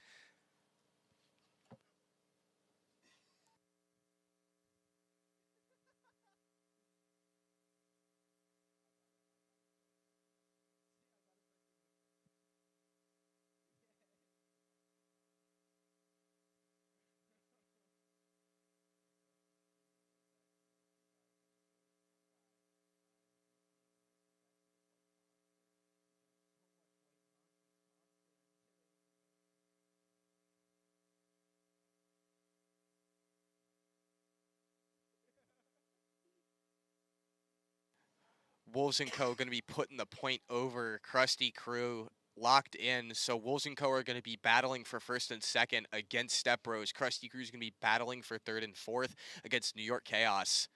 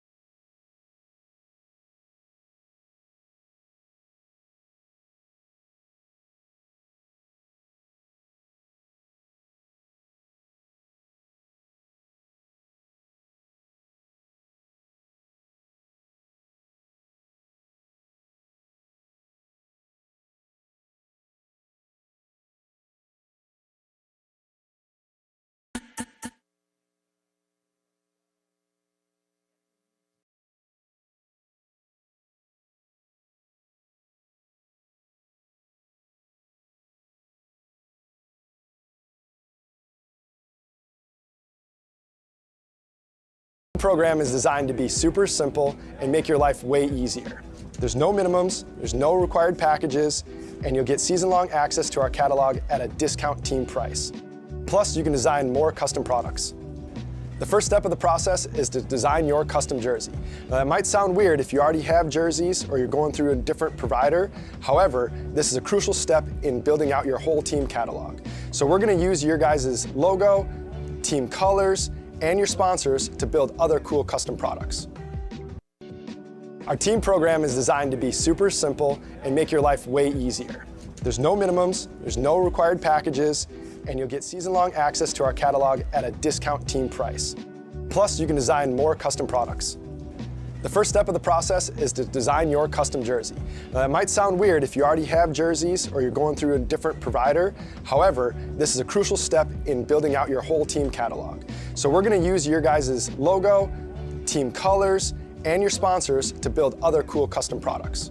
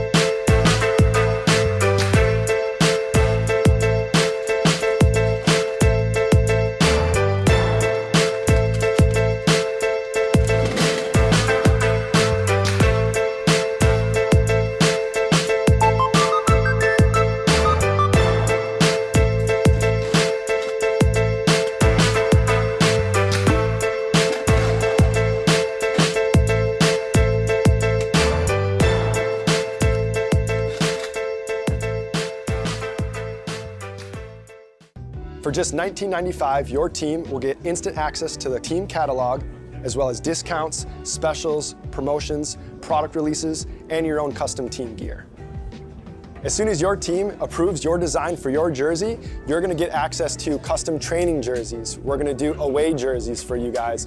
We have custom pod bags, barrel cases, team banners, goggle bags, cleat covers, and now we have custom goggles.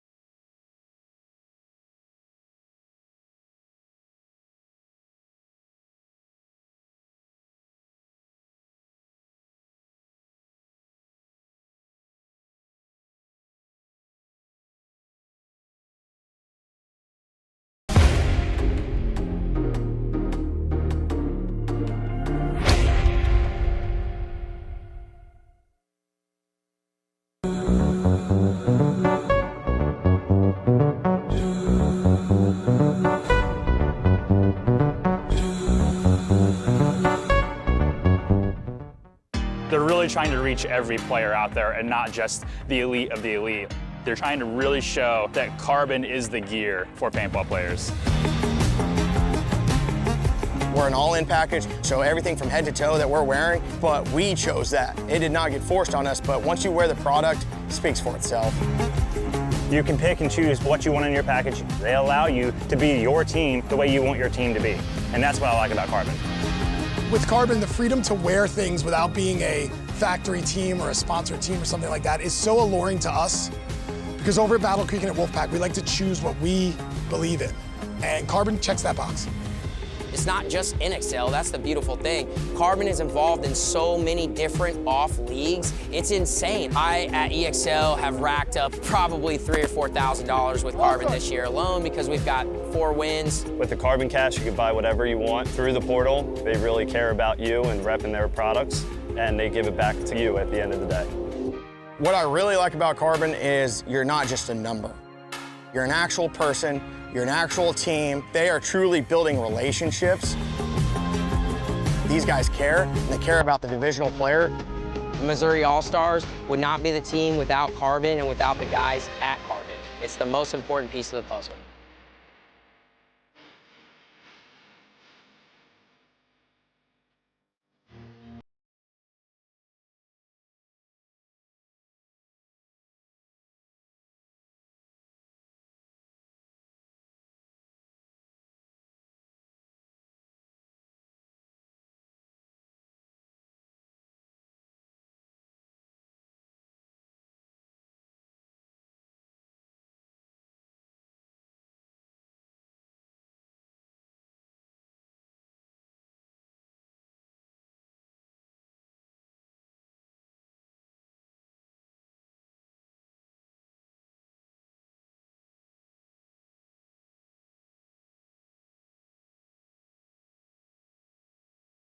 Chaos playing for 3rd and 4th place, and Stepross enemy of the state.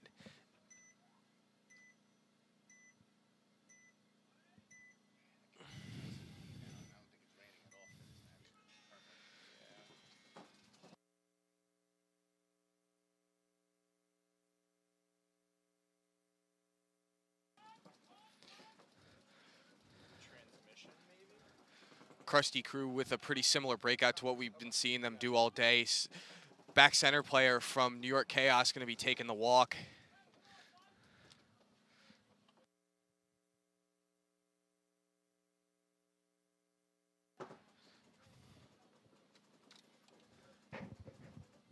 Yeah, I'm just coming back here, wiping off one of our cameras. Got the chance to walk past these guys in the pits. It's always a fun time doing that before seeing them get ready before they get on the field. Chaos is pretty quiet. Chaos coming in with kind of a stone cold killer vibe to them. They were pretty quiet. They all knew their tasks. You know, Crusty crew a little bit rowdy, trying to get their energy up. Two very different styles of paintball being played right now.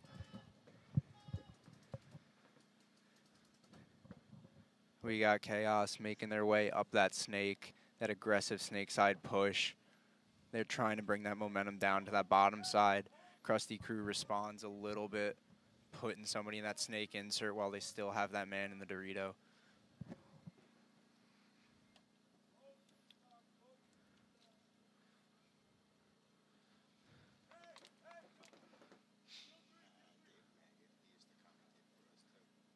New York Chaos with the kill count on lock. I can hear them behind us. And another bite into the Snake 50. Crusty crew with a wide field spread.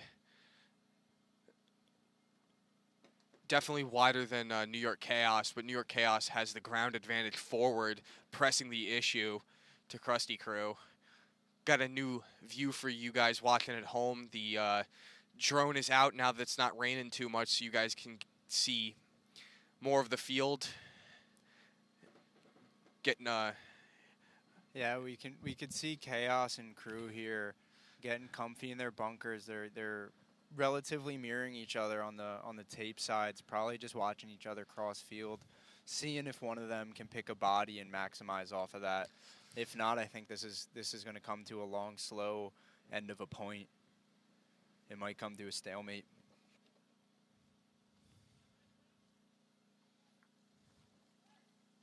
Crusty crew staying crossed up.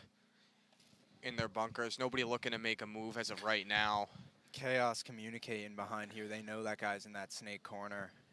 He's, as you can see, this Chaos player in the snake 50. He's hunkered down behind that knuckle for the crew third snake. He does not want to pop his head up because he knows that snake corner's probably just watching him. He's got to talk to his Dorito guy. He's now blind. He doesn't know where his teammate is. While his teammate runs up to the 50, they're a little bit closer. Communication can be a little bit easier as he gets snapped out. It's a 1v2 now. Crusty crew with the body advantage.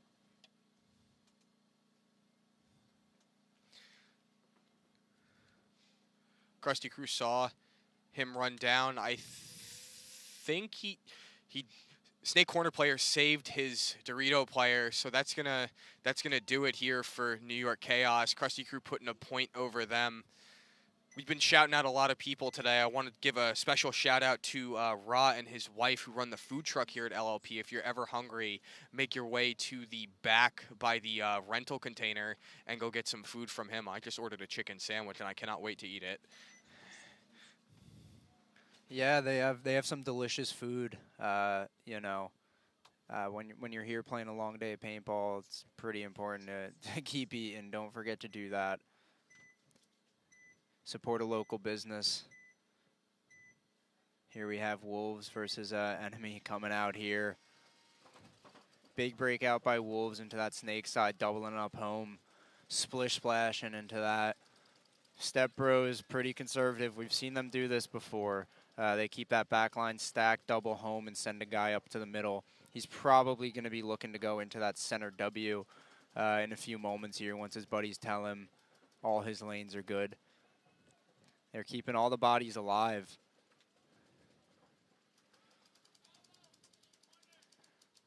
Looks like Wolves may have dropped the body. Looks like it's going to be a 4-on-5.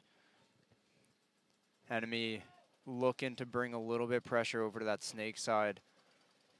Wolves possibly also looking to make a bump into that snake. I see his home player telling him to move. Yep, there it is. He goes into the corner, sliding, bringing up all that paint.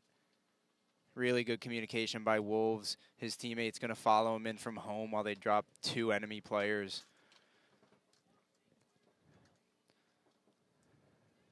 It's going to be a 3-on-4 with Wolves in the favor. Enemies still have that man in the middle of the field. Didn't make that bump up to the center W. He seems to be being able to control the pace from that tower.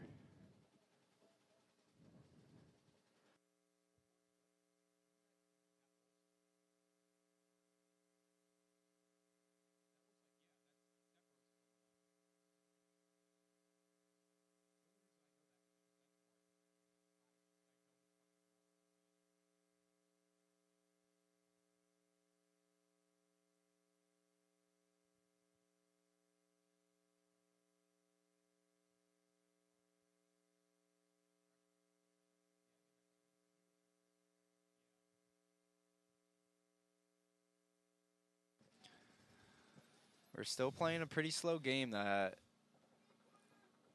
They made that bump up to that middle, that center W here. I'm hoping to put a little bit of pressure onto that D side.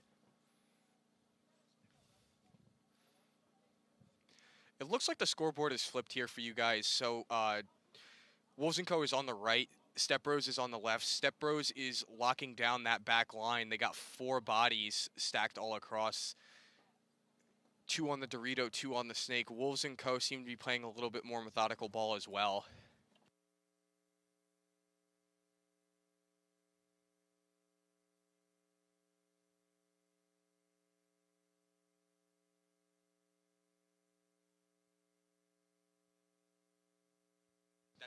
Wolves making their way into that snake, looking to make it up into that snake 3 knuckle with a little bit of support from his corner, watching his inside.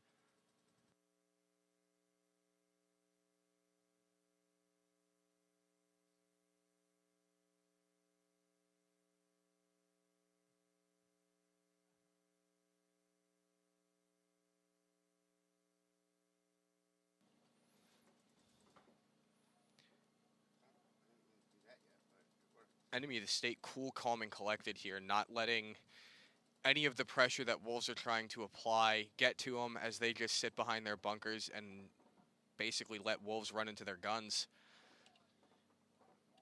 Yeah, both of these teams coming in fresh, 0-0. They still have 8 minutes left.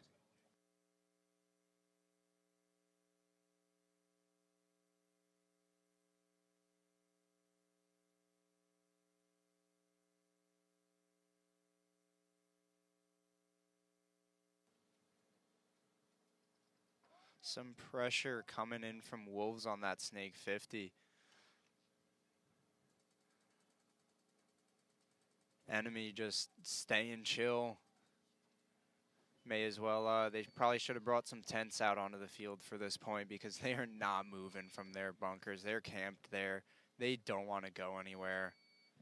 That's their bunkers for the Memorial Day weekend.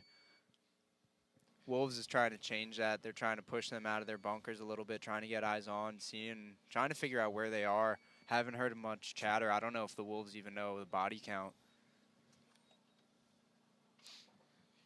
Yeah, it seems like they're definitely looking for where they are. Stepross is going to be dropping a body out of what looks like that Dorito Aztec, so that's going to even the body situation for Wolves & Co.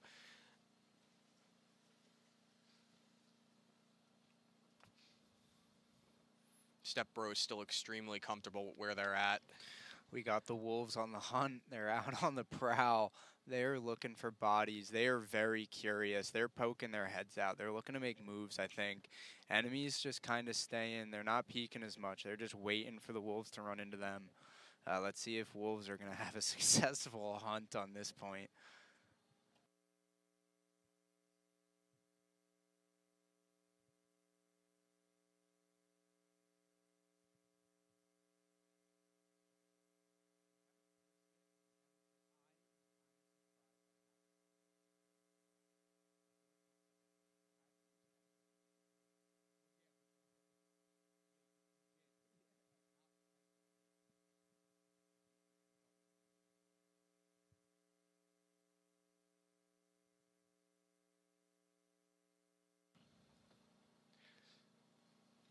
Wolves pressing the issue even further. Looks like Enemy of the State going to be getting a check. If I had to guess, all these guys are running low on paint too. I'm not hearing a lot of shooting. I'm not seeing a lot of pods on backs, which means they're conserving. They're going to ride this point out.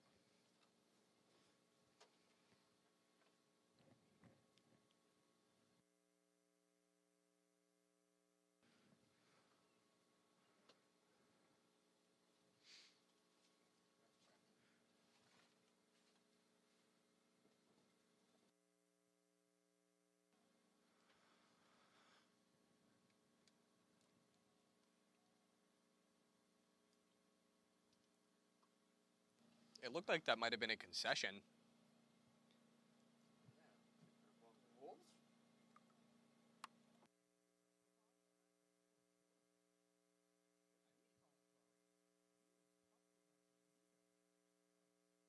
Seems as though the Wolves finished with 4 bodies on point on the field. I didn't even realize he was in our blind spot sitting in that Dorito.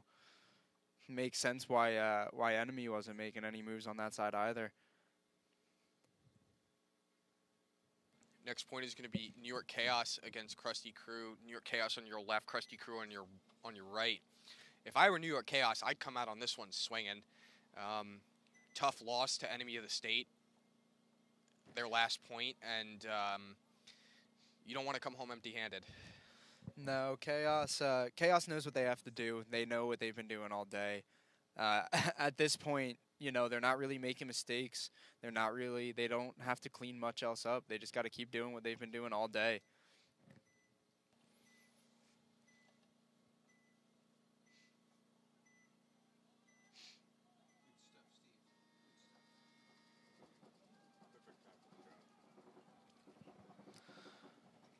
Looks like almost a mirrored breakout.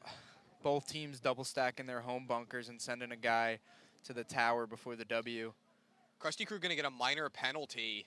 Looks like a rolling your gun after hit. Thank God he didn't shoot anybody, but that's still not good news for Crusty Crew. No, that Chaos, I'm sure, is loving it right now. That's a really big momentum swing. We've been seeing it all day when these teams are getting penalties. The morale on the field, it drops a little bit, and the other team knows. You know, paintball and like other sports, quite obnoxious when you get a penalty. The whole entire field knows you get a bright flag getting thrown up in the air, and everybody starts yelling. So it's proven right there where Chaos is able to take that momentum and close out a point. And I bet you they're going to be looking to keep that rolling into the next match. But on another note, Eddie, I got a question for you. Shoot. That food smells pretty good. Where'd you get it from? I got it from Ra's Food Truck. Him and his wife run it. They're in the back by the rental container if you're ever at Long Live Paintball. They make whole different, I can't think of the word, honestly, but they make a lot of different types of food, and I always go for the chicken sandwich. They make it with a garlic aioli. It's really good. Yeah, they got a big menu, and it's delicious, so shout out to them. Shout out to some delicious local food here at Long Live Paintball. If you're at Long Live, don't go to Wawa. Go to Raw. No, it's closer. Wawa, you have to drive a few minutes. Here, you can walk. You might not even need to walk very far either. If you're over in the back by the rental booth, you're good to go. It's literally right there. It's right outside the tent. Wait, I actually forgot. What are we talking about? What's right outside the tent? Ra's Food Truck. Oh, that's right. That Ra's Food Truck located at Long Live Paintball in Old Bridge, New Jersey.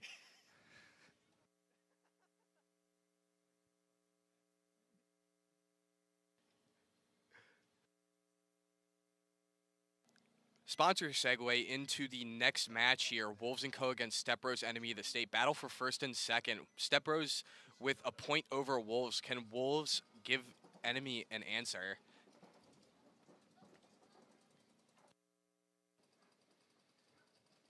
Wolves breaking out, establishing that strong backline base of fire. Enemy doing the same thing.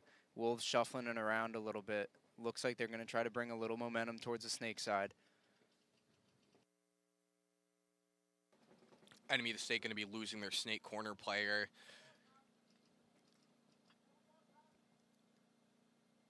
They still have the snake insert player, and they have a body up at that 50 structure.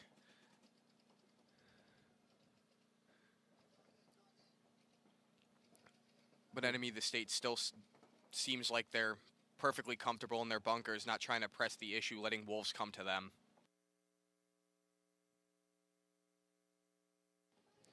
Yeah, there's no reason to do much else when you're up a point like this, and you have that guy in the middle of that field that we've been seeing. You're able to just control everything else. You're able to funnel guys to whatever side of the field you want just by denying the other side. It's such a strong bunker.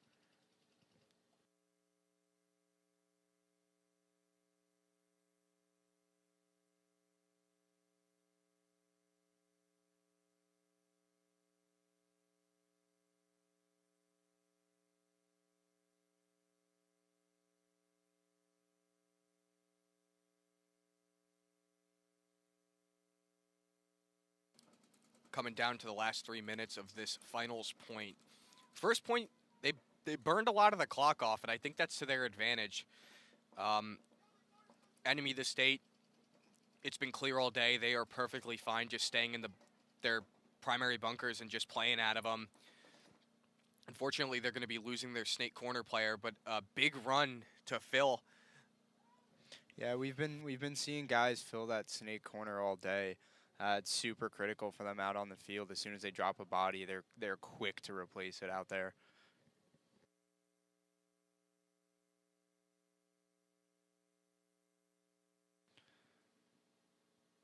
A little slow paintball being played by enemy. No reason to rush. We have we have Wolves moving up into that third knuckle. Wonder if he's going to get an eye on enemy's 50 player.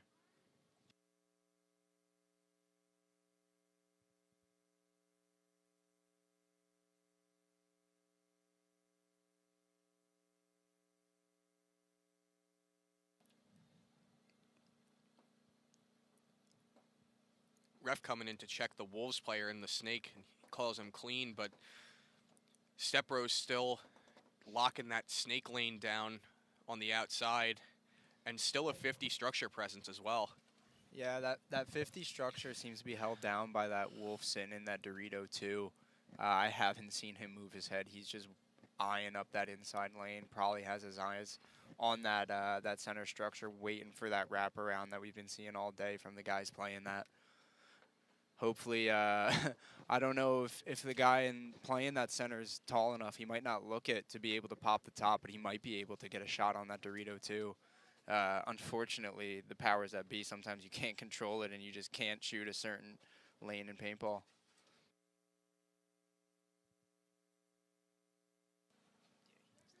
If I had to guess at this point, I think Stepross is going to run this clock out with only a point up.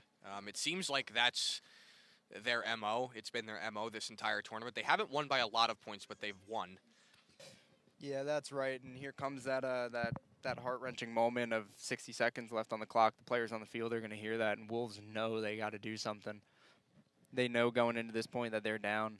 I'm sure they didn't expect this point to last that long.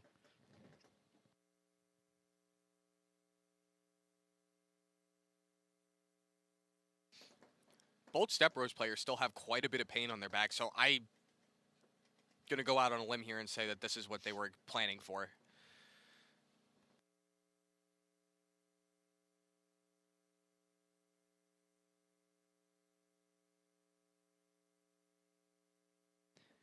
Yeah, it looks like Wolves are not going to be making any moves here with 15 seconds left. Enemy just hanging out in their bunkers, doing what they do, taking a lot of paint, conserving paint, keeping it that long point. A little battle of attrition, and even making a big move up the middle. Enemy just for the fun of it, he knew that point was coming to a close.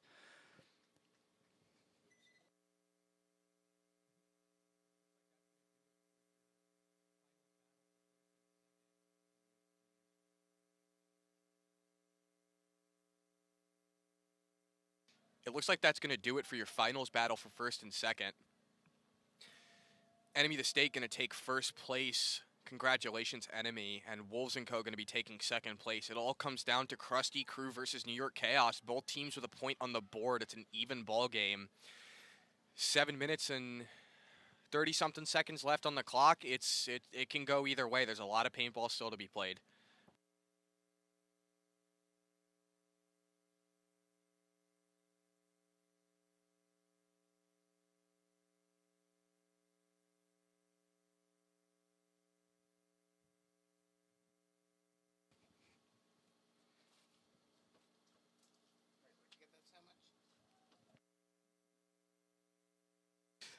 Yeah, these are two teams coming in undefeated. They're both going to be coming in wanting to finish, wanting to take that third place. This is going to be, I can imagine, a grueling match. Chaos breaking out, double stacking that home, sending a guy up the middle.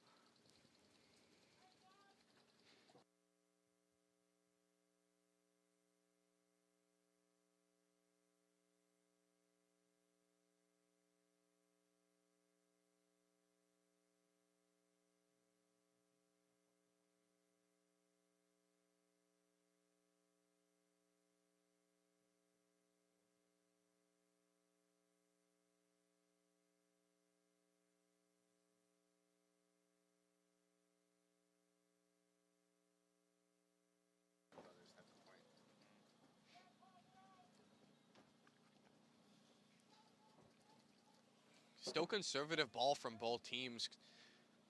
New York Chaos has a player in that center tower, so does Crusty Crew, but the back lines are still stacked for both teams. Crusty Crew still has two bodies in the home bunker. Yeah, it's an interesting play, but you know what? If it's working out for them, it's really nice, because as we see the momentum of this game, you know, it changes in the middle. In the middle game, it can either go towards the Dorito side or the Snake side. Doubling that home gives them the option to break out later in the game and not commit from the get-go.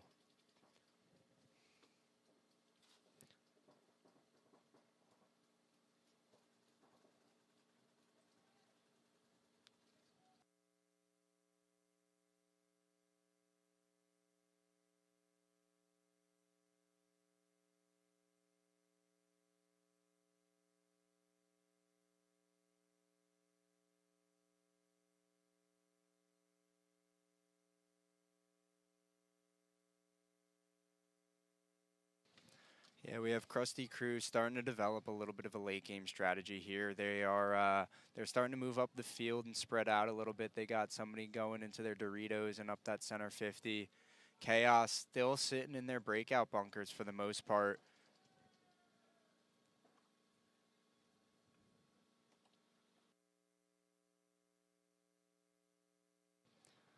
Chaos dropping a body from the inside of the field. They're going to lose a little bit of control here as long as Crusty crew can maximize off of it. I wouldn't be surprised if they start making a move up into Snake. No, their Snake corner actually just got shot out and immediately filled in by their Snake insert.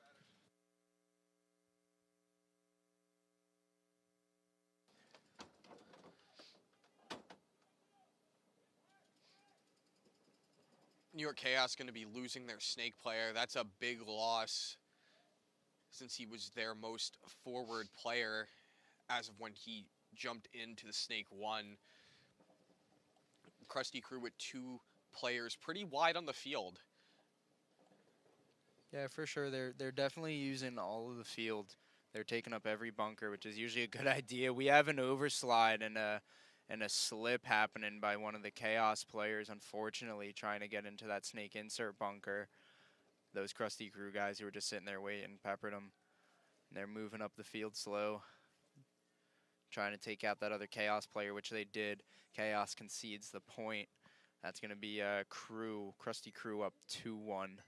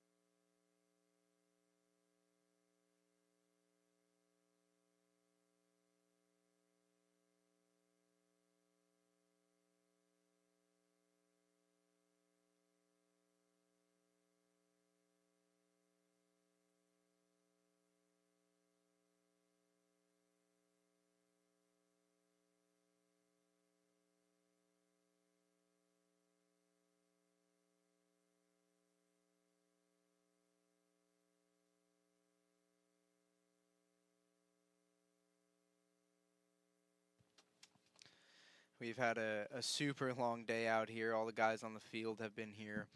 It's almost 5 o'clock now. Some of these guys have been here since 6 o'clock this morning. They've been playing in the wet. They've been playing in the rain. You can see the refs wearing ponchos. You can see the guys are probably soaking wet. The field is messy. It's nasty. But this is what it's all about. These guys are playing for third place here. Crusty crew and Chaos, both teams coming into this being 4-0 in preliminaries. Unfortunately, couldn't put it together where it really matters. But you know what? Somebody's still coming home with a trophy, and they're fighting to see who it's going to be.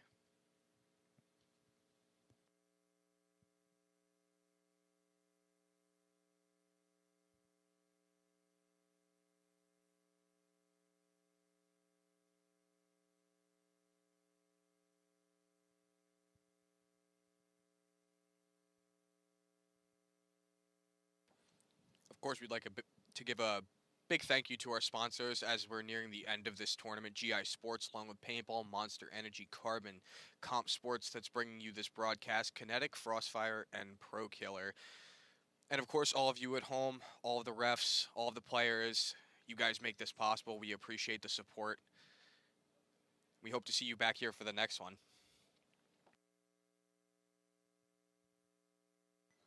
And what is that? I think that's next one is going to be August 2nd. I think so. August 2nd is going to be the next Road to Pro tournament here at Long Live Paintball in New Jersey. Comp Sports is going to be broadcasting that again. So please tune in if you're tuning in now. Thanks for watching. Let's watch this breakout happen.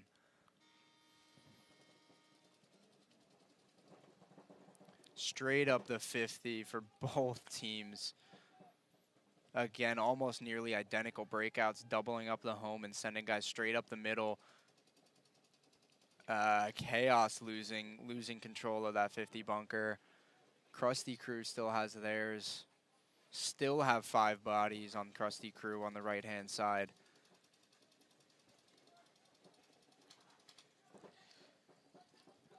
Crusty Crew's moving confidently too. Like, it seems like they're really going for it. New York Chaos, a lot of the guys that are walking out, the 2 guys that they drop head down, like motivation just absolutely flatlined.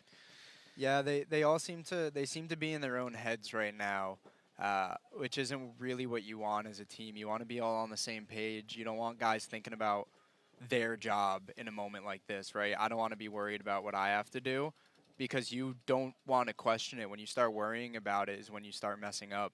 You want to, if anything, worry about what the other team's going to do. Have the confidence in yourself that you know you're going to get the job done. And I think Crusty Crew is showing that a little bit more than Chaos right now. Chaos just had another buddy walk off and another body walk off. I think it's just 2 left for Chaos. They concede the point. That's going to be 3-1 in favor of Crusty Crew. 2 minutes and 46 seconds left on the clock. Still a lot of paintball to be played, but in these final situations, games get drawn out because both teams want it. And might see a long point coming up. We might see quick points. We don't know.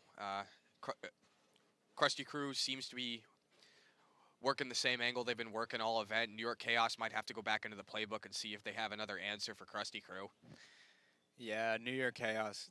They got and I no doubt are they talking about it right now in the pit lane, they've both been playing the paintball. They've been playing all day. It's just whatever Crusty Crew is doing, it's working just a little bit better than Chaos. So, like you said, they might have to change something up, or if they did change something up, go back to something they were doing earlier in the day that was working, because they were on a rampage this morning. Absolutely.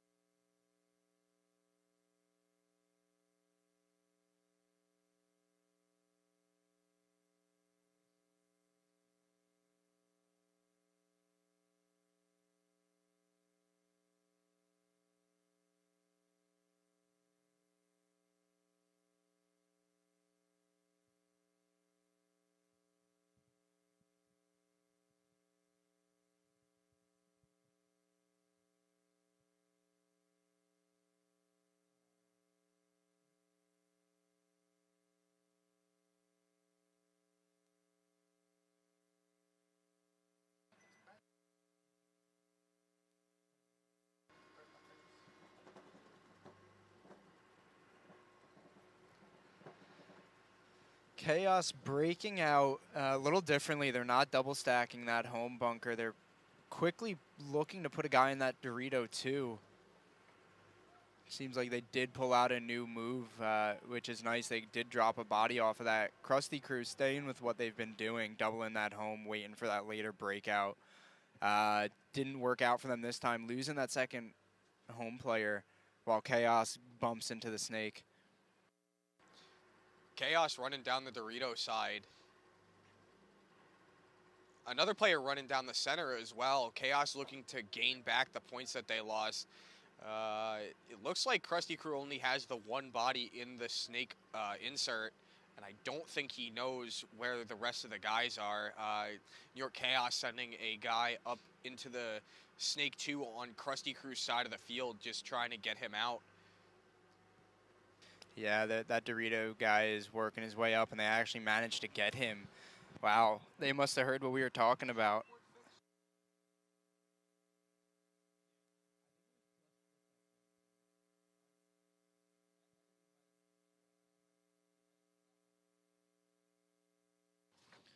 Yeah, I would love to hear what Crusty Crew, or I'm sorry, what Chaos was talking about in between points there, because whatever they said in the pits, whatever they decided to do, it worked out for them. You know, bottle that energy up, give it to me, you know, because they came out on that point absolutely brutal, looking for blood, and they got it.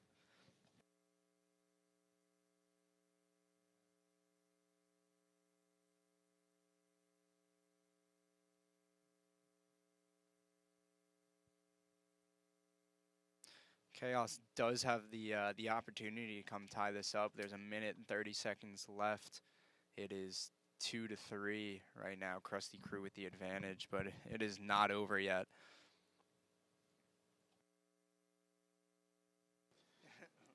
I don't want to jinx it for either team, but I want to see 1v1s. For sure. Yeah, for sure. I want to see this go to 1v1s. Our executive producer, Steve, said he also wants to see 1v1s, so you got 3 going for it. Let's hope the players on the field got the script and understand the assignment that we're going into 1v1s. If the executive producer says it, that's what's going to happen, so.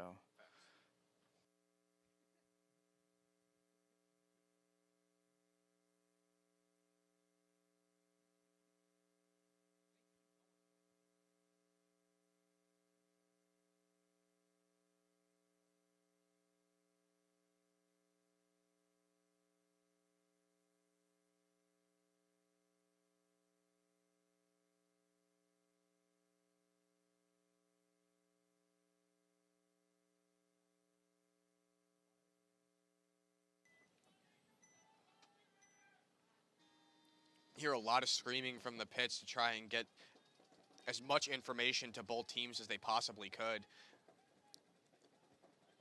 New York Chaos going to be losing their snake player, but one of the home players is going to be filling out to that snake insert. Crusty Crew going to be dropping a body of their own as well. Yeah, it looks like Chaos fell for the overslide. I think I saw in the breakout Crusty Crew's snake corner and Chaos's snake one both overslid, but Crusty Crew is able to get that shot off first. Looks like it's a 4-on-3 in favor of New York Chaos. New York Chaos has that center presence. New York Chaos also here in the 60 seconds left. They're down a point. If they want to go home with a trophy today, they got to do something right now. Looks like there was a penalty thrown on Crusty Crew. The ref went up to the snake insert and threw his arms up. We're going into a tie. We might have predicted the future here. It looks like we're going to get an overtime point with only 30 seconds left on the clock. It's not a lot of time for either team. We could either get a Hail Mary or this might go into overtime, in which case it'd be cool if it went into 1v1s. Yeah, this is some really close paintball right here. We have 30 seconds left. If everything is all good on Chaos's end right now, the refs are checking them out, hanging that flag. It's going to be a tied game, and who knows what these teams are thinking. If they're going to play aggressive, if they're going to go into it relaxed.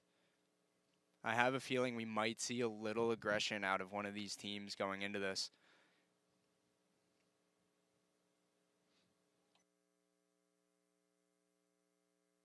And that is approved for Chaos. It is tied up with 38 seconds left. Don't go anywhere, folks. This is going to get real intense real quick.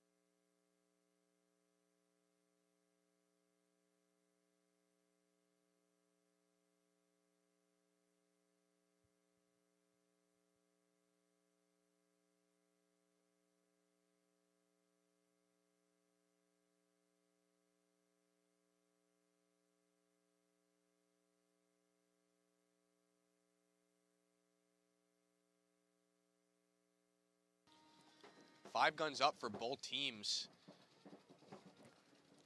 Crusty Crew sending 2 guys up the middle to that W, trying to dominate. Crusty Crew going to be losing a body, though. Surprising coming out of Crusty Crew, because they've been playing very conservative, keeping guys at their home bunkers. Cool to see them do something a little different, keep Chaos on their toes. Chaos sending guys up to that bunker. They're going to go quick. Looks like they're just going to try to sweep this field. One of the Chaos guys getting popped from Crew's back player. Less than 10 seconds left. It looks like we're going to go into overtime. One step closer to 1v1s.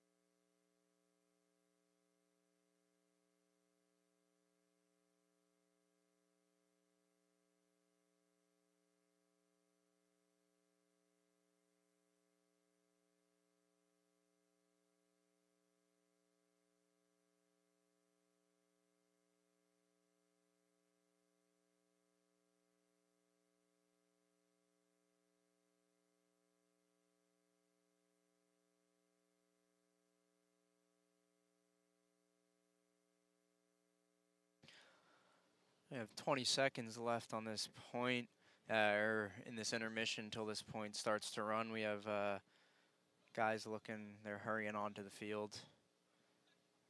Chaos not looking ready. This is going to be a mad dash to the box.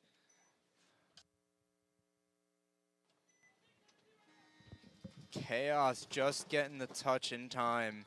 Crusty Crew breaking out semi-traditional with their 2 home players and sending one up the middle. Chaos going to lose a body, though. And that's the only snake presence they had until just right now.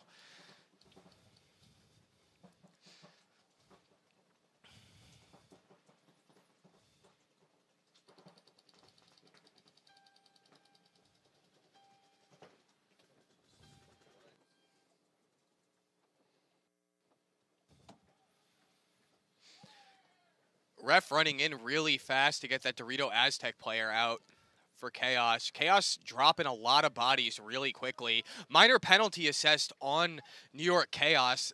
I think that might seal the deal for Crusty. That might do it for Crusty. Chaos has 2 bodies left on the field. See if they can, what they can do with it. Crusty Crew moving up on that snake side. I think that's going to do it for Crusty Crew. Yeah, New York has 1 body left. Crusty Crew just has to march up that field. Yeah, that looks like Crusty Crew maybe didn't trade with him.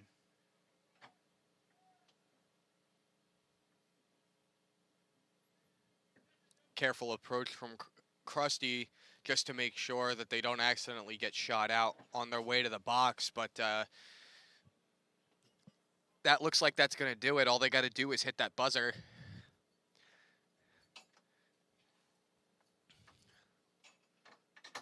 You see Crusty Crew, they're checking each other there. You don't want to hang the buzzer with a hit that you didn't realize. So good practice, check each other. Cleanest guy hits the buzzer.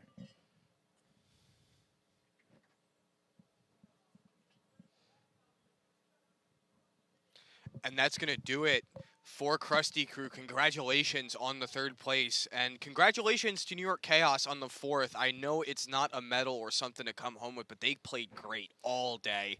Yeah, absolutely. Both of these teams played incredible paintball all day through this awful weather.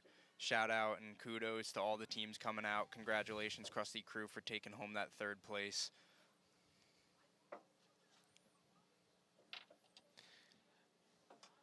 That's going to do it for Road to Pro Summer Kickoff. Thank you all very much for joining us. Thank you to all the refs. Thank you to Comp Sports. Thank you to all the sponsors and all the players for making this possible. And we will see you next event on August 2nd.